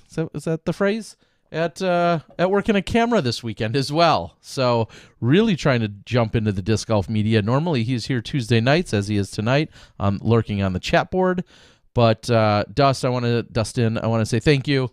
I started editing together some of the footage where he operated as a catch cameraman, and he caught the disc coming in, and it was great. That's all you can ask. Yes. So, Dustin, and for the rest of the world, I was at the 19th annual Jubilee taking place in Fairhope, Alabama this weekend. I worked with Flex Line Pro, a couple of guys from down in the Mobile, Alabama area, and between them and me and Dustin, we were able to capture a first round MPO feature card, a first round FPO card, and then a second round FPO lead and second round MPO lead. So ultimately 4 rounds of golf were captured, which will turn into 8 total videos. 1, 2, 3, 4. Yeah, sure. And those are in the works to being officially kind of wrapped up and released. Hopefully, and if they don't happen in the next 2 days, then it's going to be after Arizona next week, and they'll all release then. But super excited to get the coverage. And thank you to Michael Gibney and the entire crew down there. I had a really good time. Fairhope, fun place to be, and they put on a really great event. And then I also had the pleasure of meeting up with Grant and Webb Warren, who's also a Smashy, and a couple other individuals from over there at the Bay County Disc Golf Club, where we'll also be covering Matty O's initial or his very first 2 rounds of competitive play with Westside. My other buddy, Dustin, will be down there filming that in Florida this weekend when I'm at the Shelley Sharp. Wow. So there's coverage galore. So much off-season coverage. It's crazy. So good time. Big shout out. Had a lot of fun. And look for that to all get released here soon. All right. What is on the board out here? Not a heck of a lot. I know we wanted to talk a little bit about some of the other disc golf things that are going on in the community. Today we saw Paige Pierce release, and Paul kind of hinted at it or flat out said it, the teaser, trailer, whatever you want to call it, for her Fierce documentary. And it looks awesome. It sounds awesome, to be blunt. Hopefully there was not a part with me in it then. No, not good. Yet. I mean, there actually was. Your voice did come in there, and I don't know if that was pulled directly or if those were reshoots. I know some of the commentators had done a few reshoots, and I think you went out to Utah to do some stuff with them at one point. But ultimately, it looks and sounds phenomenal. So I'm excited to see exactly what kind of story they're going to tell.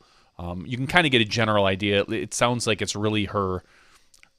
It's almost feels like it's a year recap for her with a little bit of this is disc golf. Here's what we're. They had Nico talking about people getting hooked on disc golf. So I feel like that is what at least the trailer presented.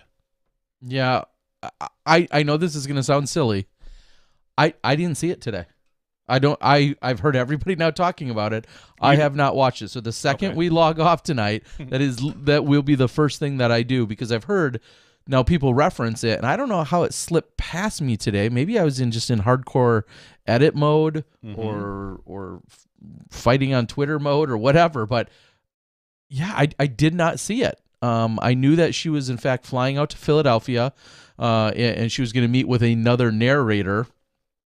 That was so you're getting replaced? No, I don't think so. I don't think my full day of doing narration is getting maybe obviously some of it's not going to be in there, but yeah, she's meeting up with Carly Lloyd, the soccer player, I believe, who's going to be doing some of the narration. And she's super stoked about it. I think she said she was flying out this morning to head out there and meet up with her. So yeah, I'm excited to see this trailer everybody's raving about. It was phenomenal. Awesome.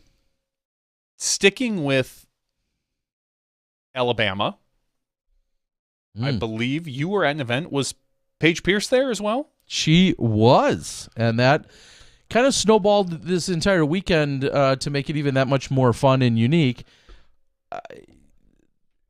Well, I'll just give the overall quick premise to it. For starters, initially when talking to Michael Gibney for the Jubilee this weekend, it was talked about, hey, and we've talked for a couple years about finding a way to have me involved with it, to potentially film it.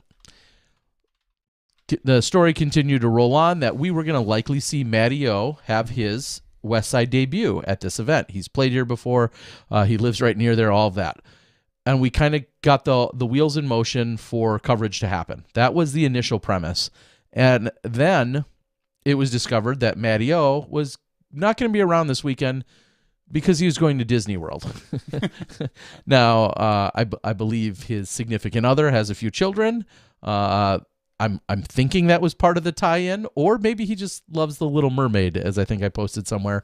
But Matty O is going to Disney World, and I was like, I remember texting him. I'm like, no, I'm coming down to help. Like, that's part of the allure of covering the C tiers, your first event as a West Side player. And he's like, sorry, not going to make it. Clearly still a solid field. Colin Forehands down there. Cam Colglazer, who announced his departure from Prodigy recently. So clearly still some good players, and that was kind of the premise. Well, as the talks continued, I'll call it a situation. A situation arose where it sounded as if, or the reports back were, that there were a number, upwards of a dozen, women that were planning on playing in Sunday's event in the pro and advanced divisions. We're going to play in Sunday's event, but out of, for lack of a better term, boycott, we'll say, out of boycott and or out of frustration or whatever grounds that they have, they didn't want to support and field a field. They didn't want to create and generate a field to play with a player that is transgender.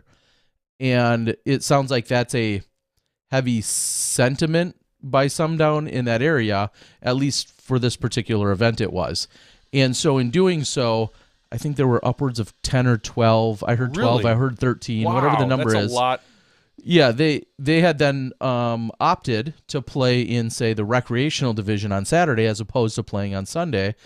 And once Paige Pierce and Tina Oakley and originally Zoe Andyke and Madison Walker had heard of this news, they said that they absolutely were on the opposite side of that and didn't agree with that notion.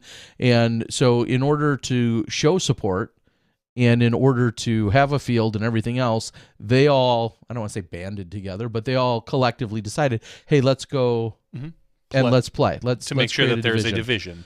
And so crazy to hear.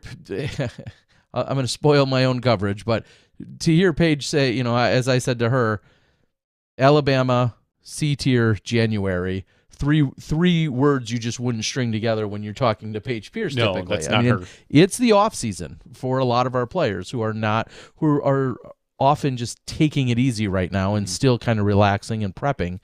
And so, so it ended up being a division of 5.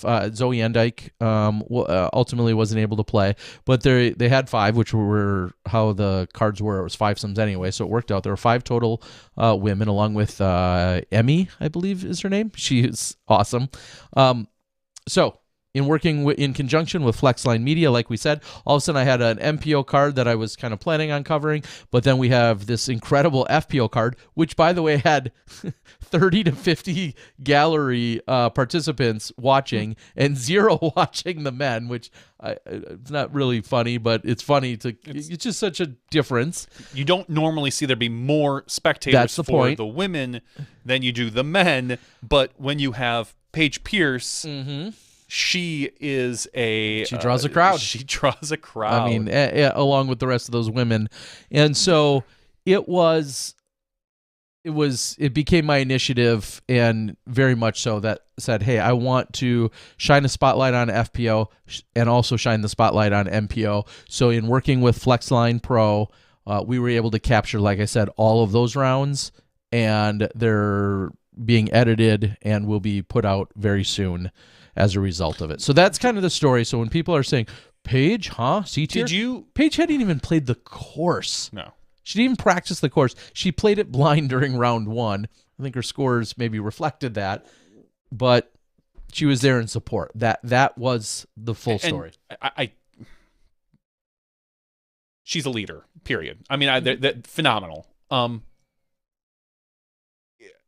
Is that or did you get any of that sentiment as to the players that decided not to play the event, or was that kind of just not spoke of? Was it? I personally didn't have any conversation or any interaction or just say conversation with anyone. Because myself, and I'm, going to play slight devil's advocate here. I've looked at registrations before and seen that there is someone I do not want to play with. Usually it's a personality conflict. Like, I'll skip that event. I don't need to play with. I know the field's small enough. There's a great odds I'm going to play with that person. Or I'll play a different division. Sure. Or I will look at a division and be like, oh, geez, if this was like a local, let's just say we had 6 masters and suddenly Johnny McRae shows up and he's like, I'm like, okay, well, that's not fun. We know Johnny's going to win. Maybe I could see playing a different division. That wasn't this case, though, from what I heard. Correct? That this was a direct. Yeah, it wasn't due to the fact that, like, someone that's way better than us is going to come and win. My understanding, take it for what it is, 1,000 miles away with not every detail. Little speculation we have. But here. my understanding is that whether you use the term boycott or protest or something along those lines, it's in that vein of, okay. We do not want to compete against this person, and therefore that's why we're not going to sign up and play. That is absolutely my understanding. I believe that is exactly the case as to what unfolded. And like I said, when extremely unfortunate, when Paige and the others had heard of it, they said, no, we want to be there. We're going to come play and want to show our support. So yeah, and then again, Paige, I think, made a very, I'd like to think Paige kind of, in similar words, said what I just said, and she said it on an Instagram post that evening as well when we returned. And I'm going to flex a little in fanboy out. I was privileged enough that on my return, I was flying back out of Pensacola on yesterday morning, and Paige, unplanned originally, Paige and Alyssa very graciously invited me to their home and allowed me to crash in one of their many bedrooms as they're sprawling all out over their wonderful this abode that they have. So thank you, Alyssa, Paige. We had an incredible conversation that night after the tournament, just the three of us, and then I managed to sleep for a couple hours before catching a very early flight on Monday morning. So I think regardless of where you stand on the politics, the decision, I don't think you can argue that, like I said, Paige Pierce and Madison Walker and Tina, who also played, who never plays anymore practically, Tina. Yeah, competitive events, yeah. I don't know if there's a better group of women to lead the FPO division. I'm extremely happy and proud to know that they are putting forth what they feel is their best effort and leadership in the community. Yeah. And I'll leave it at that. Yeah. So clearly there was, I think, a story that was must have been yesterday that I'm guessing regurgitated everything that had gone down and or, the post by Paige and everything else. And you want to go fight about it somewhere, feel free to go fight about it. But that's how things unfolded here. And then also Saturday morning, as I was heading to the event, we of course saw the very big news that Thomas Gilbert had posted to his Facebook and also to his Instagram, where he just boldly had professed that he is gay. And I'm a little torn on this news because I don't want it to be news. It shouldn't. It's That's so exactly funny. what I wrote him. It shouldn't be news. Yep. Because nobody should really care. Nobody should care what what anybody's particular sexuality is. Mm-hmm. But on the other hand, he made it news. Yep. And I understand the world we live in right now, where having representation is a very important thing. And I know Thomas Gilbert did an interview with Ultra World, and I haven't had a chance to listen to it. It came out today. I'm going to listen to it tomorrow because I think it's. I'd love to hear him talk about it, but I wish it wasn't news. I'm glad it is because I do believe that all representation matters when it comes to that. And you see a lot of people on there like, well, I don't care what happens, and I get it. You may not care, but that's not to say that it's not important. Correct, and it's funny because you and I hadn't even really talked about it. No, but we haven't discussed one of this at all. Right after he had posted, I said, "Love you, pal. I hate that this even has to be a thing. No one should even have to care, but no one should even have to care. But nothing in love and props and courage to you." And he had thanked me. So and I'm also glad. Again, I couldn't agree more. Along the same lines, I'm really glad he feels comfortable enough to share that with everybody and not worry about any sort of backlash, because like it or not, there can be.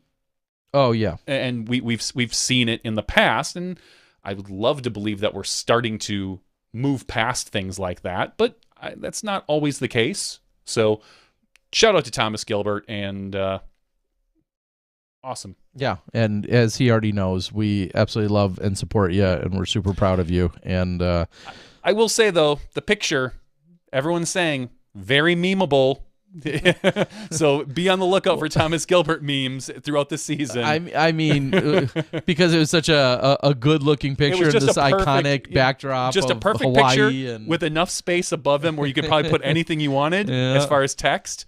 I have a feeling we're going to see some pretty good, solid memes come from that picture throughout the season. Yeah.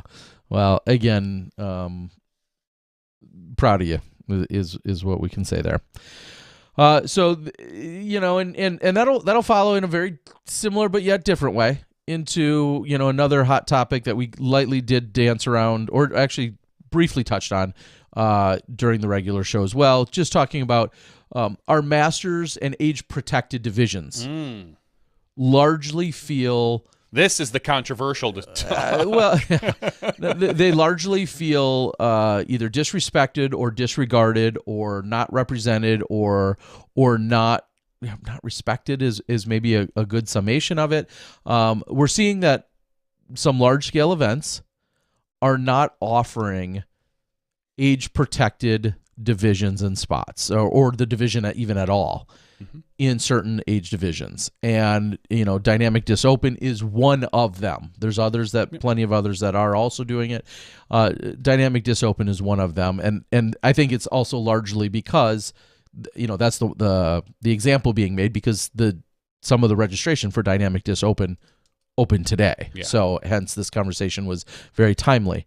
So my question to you, Johnny, is shoot. Somebody said it on the chat. Should entities like the Disc Golf Pro Tour be adding and or shining spotlights on our age protected divisions? Absolutely not. No. Ouch. No. You sound Zero. like an ageist. I'm ageist against people my age. Yes, I'm 44. No, 43. I'm 43. Yes. I'll be 44 in March. Yep, 2 months. Yeah, so whatever. I play Am Master, Pro Master, depends on the field. Depends if Johnny McRae is showing up. That's really what it comes down to. No, the Pro Tour shouldn't be. Period. The Pro Tour should not be. The Disc Golf Pro Tour should not be. They should be laser focused on MPO and FPO right now. That could change in 5 years if the sport continues to explode. But right now, at this very moment, the Disc Golf Pro Tour should They're still pros. The Disc Golf Pro Tour should have nothing to do with those divisions. Period. There's not the Disc Golf Pro Tour. I'm going to say it 1,000 times. Still They're pros. The Pro still Masters hasn't turned a profit. The Masters could change that. Sure they could, Terry. And for those of you audio listeners, Terry's laughing. No, at this point, the Disc Golf Pro Tour should not be focused on that. Now, let's look at, because it's in the news, DDO. DDO has a Elite Series event, which is focused on MPO and FPO only. They are also running an AM event at the same time. That is focused on only AMs. Could Dynamic Disc put the Masters with those AMs? Sure. And maybe you know this a little better. Terry, can you leave out divisions? Say they have an A tier and they're offering Pro Masters, Pro Grandmasters. Can you not offer an open division? Can you say, sorry, we're not? Okay, so that right there, you could, in theory, now take them and put them in this A tier. That does require additional volunteers. It would require additional courses. It would require additional added cash because you are offering a pro division. So now you need to have probably, I think I heard a minimum of $2,500 added cash for an A tier. That would then get spread out. So there are things that you could do. And I think a lot of it comes down to what is the DDO attempting to do? Is it different than the GBO? And there's a few things we have to think about this year. Because if their goal is to have like the biggest event of the year, then they're clearly going to be failing at that by not including them. But Quantity-wise, they could still have more. I still think you're right. They could, but I think leaving out specific divisions is not the best way to kind of go about that. You could, numbers-wise, sure, you could have the biggest number. But DDO is also being run the same year as Worlds in Emporia. Pro Worlds. Oh, yeah, I've heard of that. And so a lot of this is probably due to the scaled down effort that maybe the DDO is going to have in order to be able to accomplish both things. The other avenue is looking at, and I think I saw Eric McCabe make this post, that when you sign on as a Disc Golf Pro Tour event, and I've never seen these contracts, it's not my thing, you have to make concessions and agreements to be a Pro Tour event. One of the things that they highly recommend, if not require, is that the courses are strictly used for your event, MPO and FPO. So we know Jones, Super Jones Gold Platinum, whatever it's going to be called this year, is Jones East and Jones West Safari. And I think they're going to be using the Country Club as well. Is it going to be 2 courses, or is it just that? I don't know. I'm not 100% sure, but let's just assume maybe it's just Jones Gold, which is East and West. Nobody else can be on that course. Period. You can't have another tournament. So right away you're taking out 2 courses. So now if you want to bring in the Masters, Pro Masters, you need to find a different quality course for them. Or multiple quality. Or multiple quality courses, depending on the size of your fields. I mean, and that kind of hamstrings Dynamic Discs a little bit, because what happens when you do bring these people in, but they're at a second tier course, so to speak? They're not at the premier quality course that everybody wants. Then they will complain and say, we don't get to play the best course. Why not? Why are we being treated like second-class citizens? Yeah. I agree. So if you just eliminate having them, then it does eliminate a headache. Have that complaint. No, you get different complaints. So I trust DD. They everything I've ever seen, they are doing. They have shown that they have the best in mind for disc golf. We've worked with the people there. I trust them explicitly. So I feel that they have the best interest of disc golf in mind, and that might mean leaving the Masters out for this year. Like it or not, it might suck, but and it's unfortunate because we do like to see the Masters. Sure. But as everyone knows, they probably aren't. You know, one of the concerns has to be, I think, as Dixon pointed out, you know, sure, they have a lot of discretionary income, but are they buying a bunch of discs? Pro Masters? Probably not. They're pros. They probably have their bag set. Are they bringing a lot of eyeballs or sponsorship opportunities to the courses? No, probably not. Do you need to have added cash? Yeah. They're really, unfortunately, they're a weight on the overall A tier as opposed to just dealing with AMs. So it's more difficult if you bring them in.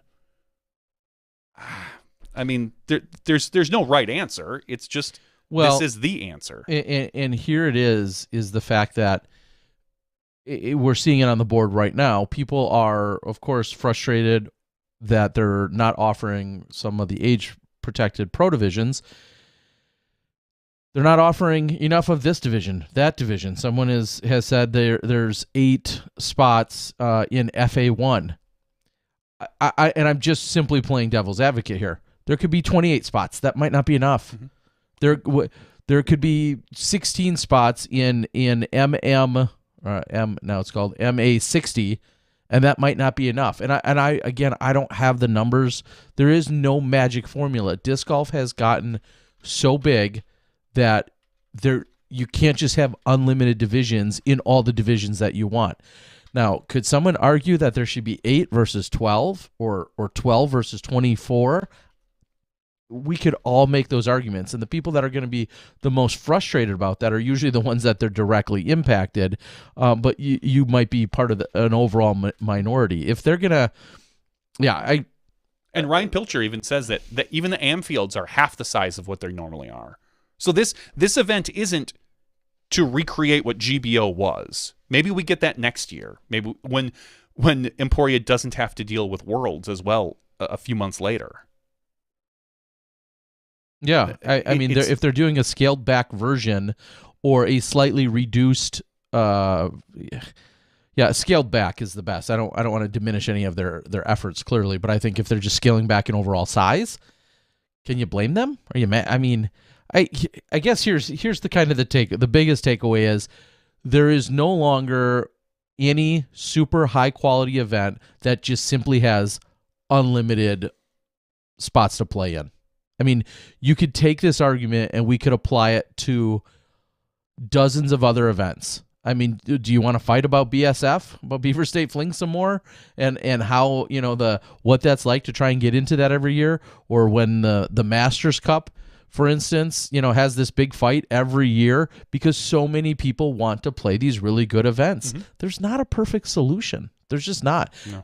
And I'm not just saying, well, suck it, too bad, but no matter what you do, you're going to seemingly look like you're against some other division or some other entity when you're doing it. Well, if I take, let's just use this example.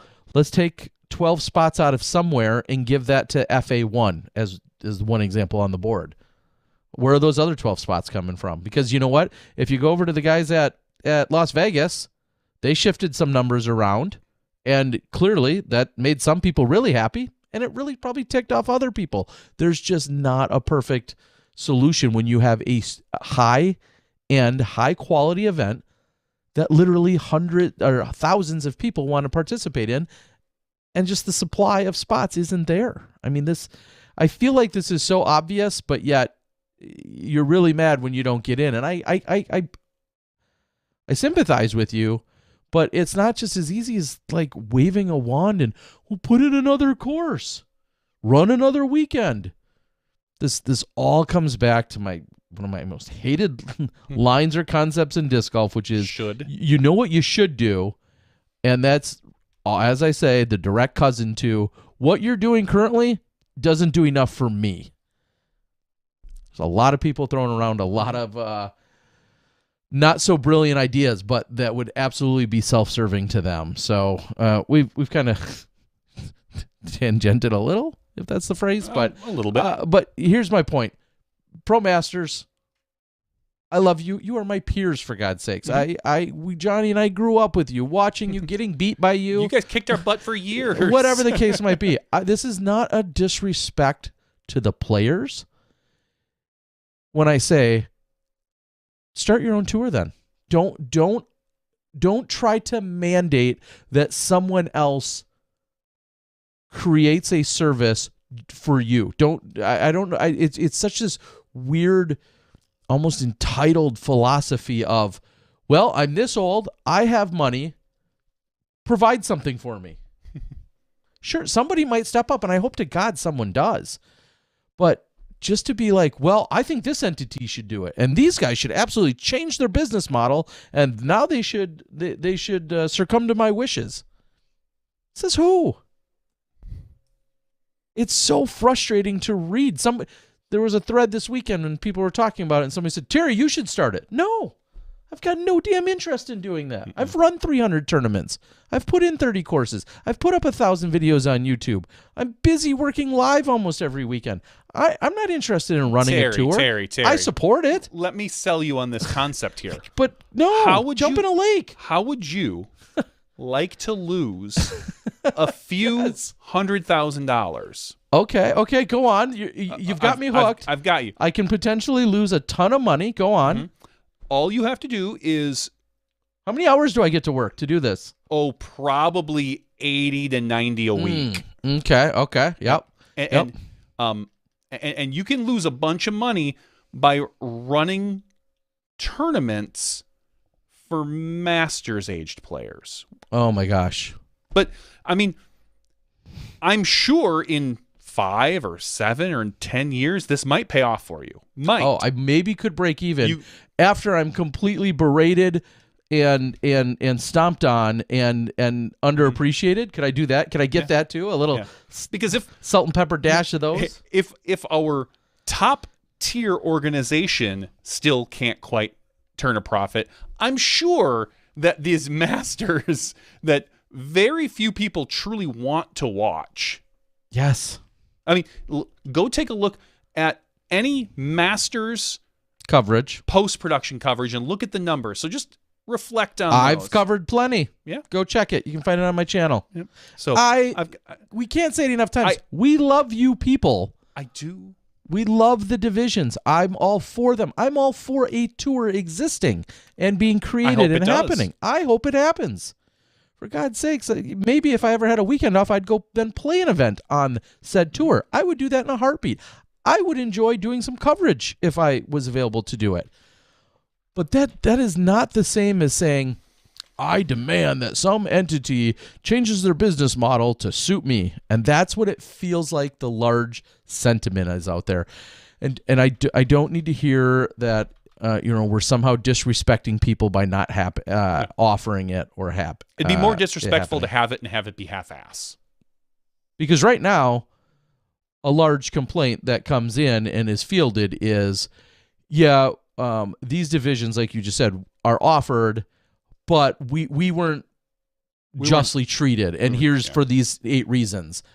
And I'm not saying those are necessarily invalid, but I'm saying you're running a risk when you're hosting an event, because guess what? A spotlight can't be on every single person all the time. It just can't happen. That's why we've seen worlds split up into various divisions. That's why we see very specific majors in a lot of scenarios. A bright spotlight cannot be shined on literally every single participant in a given weekend when you're talking 3, 4, 5, 900, 2,000 people. It just can't happen. So somebody is always going to feel like they're getting the short end of the stick. Why are we playing this course? Why did I have to drive that far? The course is good, but I had to drive an hour to play? Yeah, because you wanted to be here this weekend, and that was the opportunity that presented itself mathematically. Like, it as you're saying, I guess that's another good way to summarize it is, rather than have you feel unfulfilled or frustrated or that it doesn't meet your standards, if you just don't offer it at all, then at least you don't get those complaints. I mean, anyway. Feel the complaints now or field the complaints later.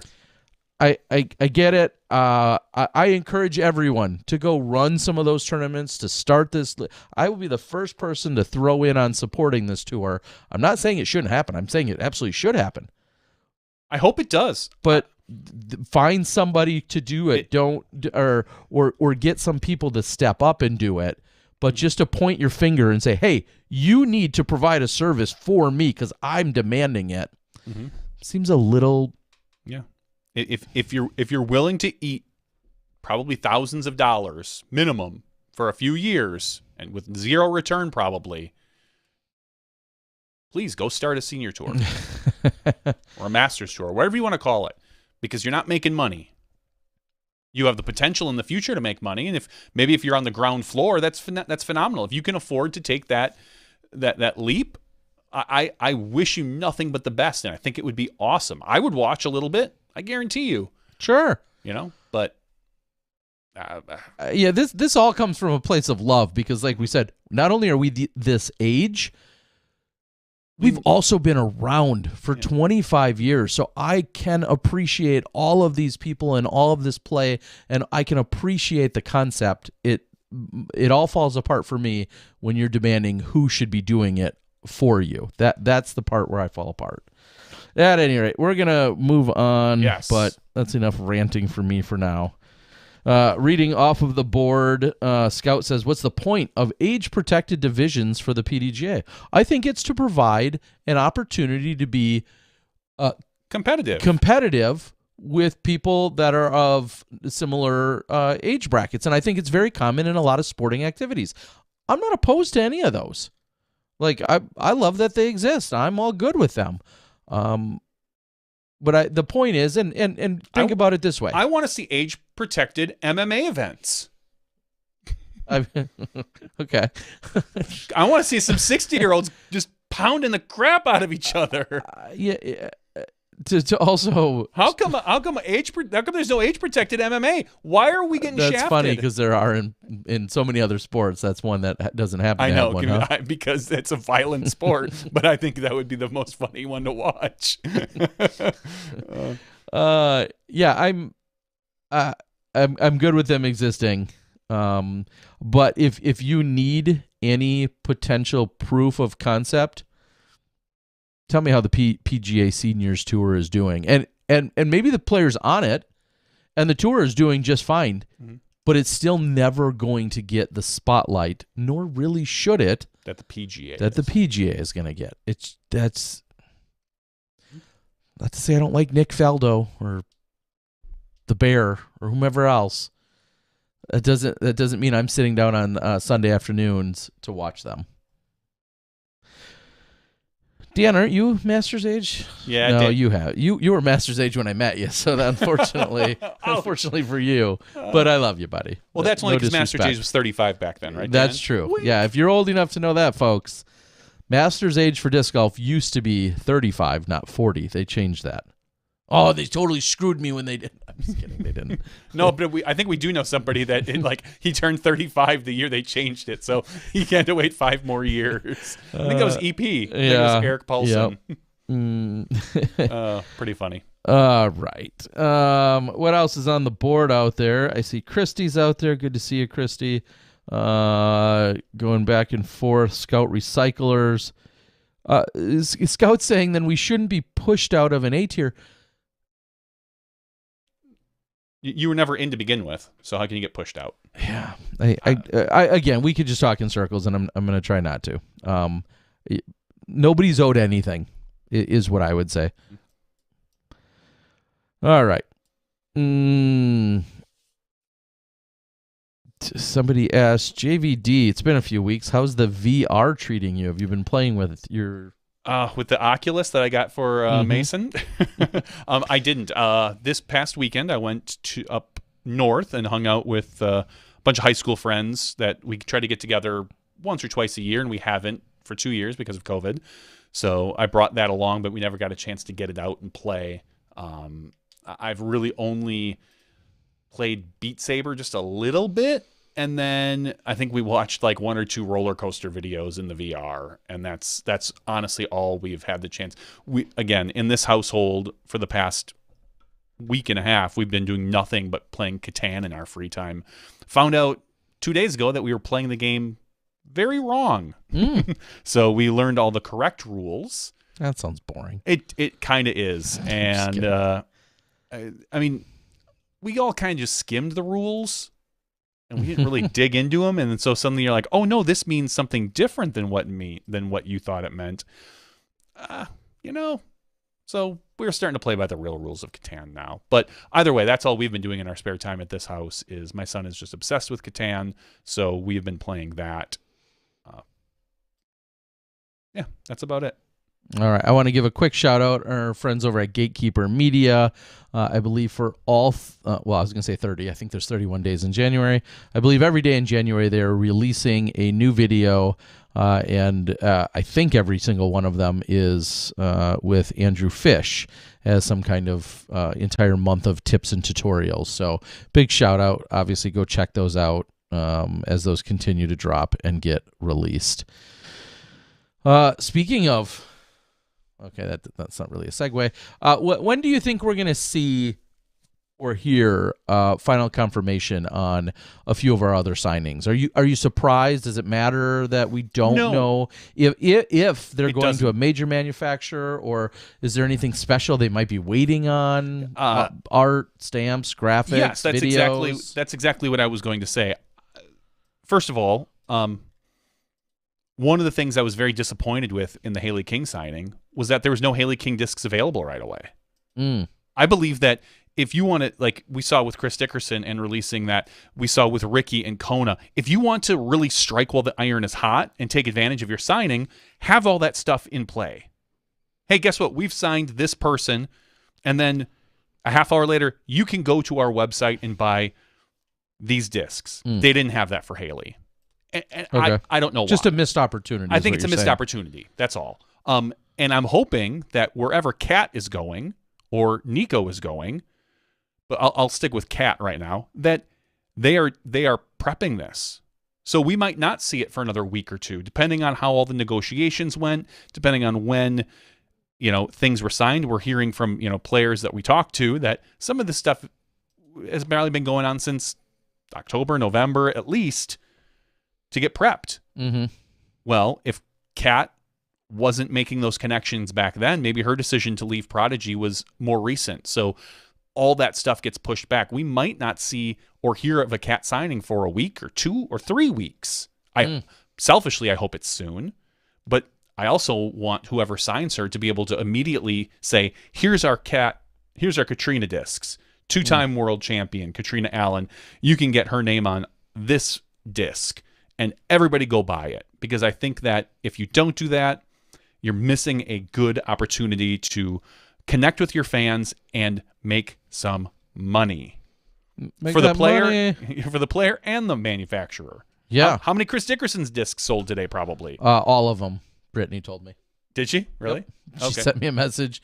Said they're all sold out. All right. I don't know how many that is, but all is a good number. Yeah, all. In this case, I'm guessing all is a great number. Whatever all is a great number. As long as it was, upwards of 10,000 of them now. I don't know what the exact numbers, but she did message me and said, by the way, they're all sold out. Great. So good job. I'm just gonna assume it was all Smashies because of this interview. Oh yeah, but yeah. So no, does it shock me that Kat or Nico haven't announced yet? Absolutely not. I want them to. I don't know if Nico is going to get a sponsor. Well, he could either A, not have offers, or B, just not be interested. Yeah, it could be either. He could work with Gateway again. Mm-hmm. He could go back to another manufacturer. He could go with an open bag, go with Drew Gibson style, maybe sponsor specific discs, kind of like Scott Stokely is doing. I have no idea. Kat could be doing the same thing. I don't think so much with Kat, but she could be. Cat's not out of the bag yet. The cat is not out of the bag. All right. I am excited. I'm going to be heading to Shelly Sharp this weekend. Just throwing that out there. And, of course, it's the A-tier out in Arizona. I almost said California. Out in Arizona. Exciting. I think one of the gentlemen that is, I know, out there playing, practicing, and getting ready already, Kale LaVisca. I think he's still in hopes of selling his RV that he had recently acquired, a large RV, but they're looking to go a different direction, so they're selling that. He said he wants to sell it to a disc golfer. Can't he just bat his eyes and sell it? Like, you want to buy this, right? No, I was looking for a Kia Soul. And then Kale, next thing you know, they're driving away in the RV. Kale could pull that one off, but he's out there already in Arizona. That's exciting, and I've said it before. Adam Hammis has had 4 opportunities to win these 2 events in the last 2 years, and he's won all 4 of those opportunities. So he's clearly the man to try and dethrone out there, and I'm looking forward to it and excited to bring you guys coverage from out in Arizona this weekend. All right, somebody says, I'm new here, so ignore me if you've talked or mentioned this in the past, but I'm curious. What did you guys think of Mulligan's? The 4 were the World Championship level courses. Yeah, without, I don't want to say beating too much of a dead horse. Yeah, clearly I feel like the Fort, very challenging. It provided all of that. We saw scores kind of all over the place, and just kind of even doing the rewatch recently and watching the final round of the FPO battle, it gave me another appreciation for just how tough that course really is. And then Mulligan's, I said it today, those 2 courses, a lot of people talk about Smuggler's Notch and really love the Fox Run Meadows course, and then love going over to Brewster Ridge. And there's just totally opposite courses, super tight, super wooded, and challenging, technical. And then you go out to a relatively open. Now, Mulligan's is definitely on way more so even on the scale of open. It still has the cart pass and the OBs and the bunkers and the water to deal with. Was it as challenging as maybe we would like to see at a Worlds. Possibly not. We'd like to see it even a little bit tougher, but it certainly provided a, I don't know, yin yang or. And there was some excitement out there as certainly well. Was. Sarah Holcomb's ace, I believe she did that at Worlds on hole 18. Yep. We saw a few. I mean, we saw some controversy out there at that course with Paige Pierce missing the OB and then not being able to see the Mando. Sorry, yeah, not the OB, the Mando. The wind picked up, which made that course more difficult than we've seen at times. It might not be everybody's cup of tea, but it definitely provided some diverse disc golf, which I think is the most we can ask for. It's very difficult to find two courses that are diverse and both phenomenal. Yeah. And I don't know, we're going to see Smuggler's Notch, which you could argue is that. But, man, it's tough to find two courses like that anywhere in almost any city. So, sometimes it's just good enough. I'm going to scroll up. By the way, I like the courses. Yeah, tomorrow, just so you guys know, if you're still live watching now, and tomorrow being Wednesday the 12th,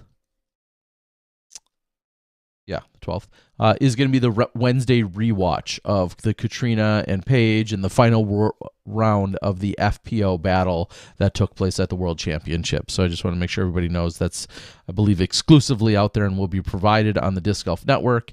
I myself was in there as I was the on-site, on-field reporter and interviewer, and then Mo, who is our producer, was also in on it. Kat was unable to make it, so you hear from Mo and I, and we talk about the play, of course, but we also talk about some other, I think you'd find some interesting tidbits, things that were said and talked about in the control room during that time, and just as the this epic round unfolded. I hope you guys enjoy it. All right. Galactic Conqueror says, Terry, if you want to join up with the Disc Golf Pro Tour of Old Farts, we'd love to have you. Yeah, as I said, I fully support the notion, the concept, the idea, and if there's some weekends then you should do it where I'm available, you just might see me there as part of it. But I'm excited for somebody to take the initiative and run with it. Terry, why again? You should do that. I mean, a lot of people say that those divisions are also the ones that either are retired and or have more time and the discretionary income.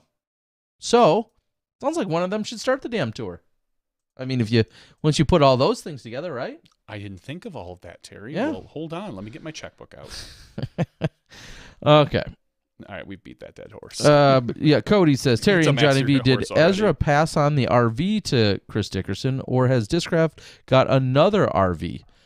I believe it was another RV. Yeah, I feel like he had said that's the one that maybe Chandler and maybe even Yuli were in at one point. To be totally fair, I think they've had 2 or 3 or 4 different RVs, and I don't know which one's which anymore. Same used to be with DD. They had like 1 or 2, and it was pretty easy to keep everything, relatively intact or organized, or what's the word I'm looking for? Yeah, keep everything together in your head. Well, now I don't know. There's RVs floating around everywhere, and sounds like they're sharing them or dishing them out left and right. You get an RV, and you get an RV, Oprah style. All right. Music City is taking place. I think we're going to see that on the Silver Series, I think, this year, as it was an NT last year. Okay, yes, today's the 12th. Thank you. Clarification, all that good stuff.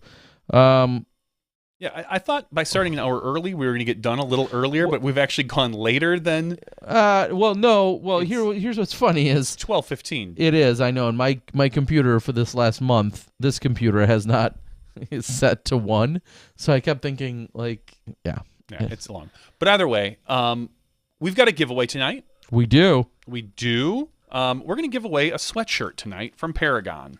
Yeah, we are. It's this particular sweatshirt. It's an XXL, but it runs just a touch small. I'm wearing a Smashbox one right now, for those of you who are watching. Nice one. These are the ones that we gave out to our Patreon supporters at the clothing level.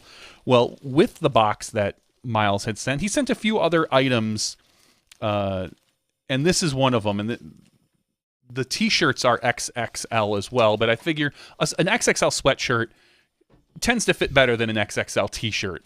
So I'm going to give away the Paragon Disc Sports sweatshirt today to one of our Patreon supporters. And again, if you would like to be eligible for this giveaway, all you have to do is go to patreon.com/SmashBoxxTV. If you enjoy the stuff that you saw tonight, and I don't know how you couldn't, with Chris and Brittany, and then Paul McBeth, and a little tiny bit of Harrison, and a spot of Hannah McBeth.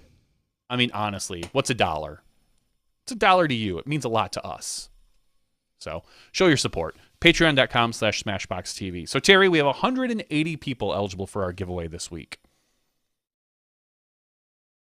I always somehow arrive at the number 2 one way or another. Or you avoid it and think you arrive at it, but we tend to avoid it lately. Yeah.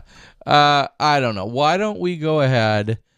I mean, it is our second podcast of the year, so let's go ahead and... 2 guests. Technically 3 guests. Yeah, 3. 3 is the number I was going to go for anyway. 3 is the number, so we're going to generate 3 different numbers on random.org. The third number will then correspond with our Patreon spreadsheet. I sorted it by email address. Which has been sorted by email address. So the third number spotted will be the one that corresponds to a Patreon supporter of ours. So it's not number 42. It's not number 132. It's going to be number 171. Oh, is that Frederico Sorensen? I don't know. Let me double check. 171. So I'm going to scroll down to 171. And then I will reach out to this. That's funny. It is Tim Courts. Tim, who's on the board right now. Congratulations, Tim. Actively listening, yeah. Tim. Wow, that is incredible. So Tim Courts, number 171. Congratulations, Tim. We'll get this Paragon sweatshirt. We'll reach out to you. I'm sure we've got your I do have your address here. I'll read it out to everybody. It is 700. No, I'm just kidding. 123 Main Street in Anywhere, USA. So congratulations, Tim. Yeah, Tim, I think won at one point last year. Someone says it's always Tim. No, it's not. Tim won sometime last year, but that's about it. But we do talk about Tim quite a lot because he does some wonderful things like provide artwork for us and stuff like that. So, Tim, you're going to get a Paragon sweatshirt. One away was Tyler Brickley, and one away was Tim Lucas. But Tim Courts. Oh, let's start doxing them all. That's what I would do. Yeah, we totally could. But we're not going to. You're no fun. Tim Courts says he never got whatever he won last year. You sure didn't, probably, Tim. Probably not. Well, either way, you're going to get this one. Yeah, so you're going to get this whether you like it or not. Yeah, it will be on the way. So thank you. Again, thank you to all the Patreon subscribers and supporters that we have out there. You are our favorite. Yes. I don't know if there's anything else in the disc golf community. I mean, there was a lot, I feel like, that took place. Besides the Haley and Chris Dickerson conversations, there just, in general, was really a lot that had gone down here in the last few days. So yeah, Paul touched on it, and I don't know much about it, but Ricky was on another podcast regarding talking about Bitcoin, a non-disc golf related podcast. So right away, that that $250,000 signing bonus is, I don't want to say paying dividends, but getting the name out there a little bit. Yeah, and I think that is some really clever marketing for sure for both, for disc golf, just in general, to put it out there. I thought that was a clever marketing move. Well done by all of them. All right, I'm scrolling down my list and see if there's anything else that I had to cover or worry about. I'm not seeing anything else that's jumping out at me in a major way. So I think we can actually put a bow on this. We can start wrapping it up. How crazy is that? Big episode. Thank you, Galactic Conqueror. And honestly, thank you. We still have hundreds of people that are tuned in. Thank you guys for tuning in and trusting us. I have to stop and chuckle at that.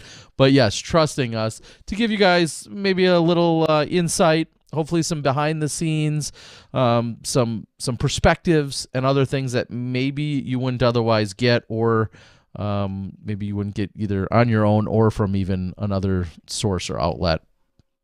Or maybe we just regurgitated everything because everybody's smarter than us. That's possible too. But either way, thank you guys for joining us tonight. We hope that you consider subscribing. We're here every Tuesday night. Normally we start at 9 p.m. Central. Tonight was one of those kind of weird exceptions, all because of Brittany Dickerson. I'm going to blame her. She takes the blame. But normally 9 p.m. Central is when we get started, and we're looking forward. We're here in 2022, and we are now just a few weeks away from All-Stars, from Disc Golf Con, from the Disc Golf Pro Tour fully starting up, and everything else that it has to offer. So couldn't be more excited about it. For Johnny V and myself, Terry Miller, the Disc Golf Guy, for Brittany and Chris Dickerson, along with Paul McBeth, thank you guys for joining us. Thanks for being here in the after show. We'll see you next week for 386 when you step inside the Smashbox.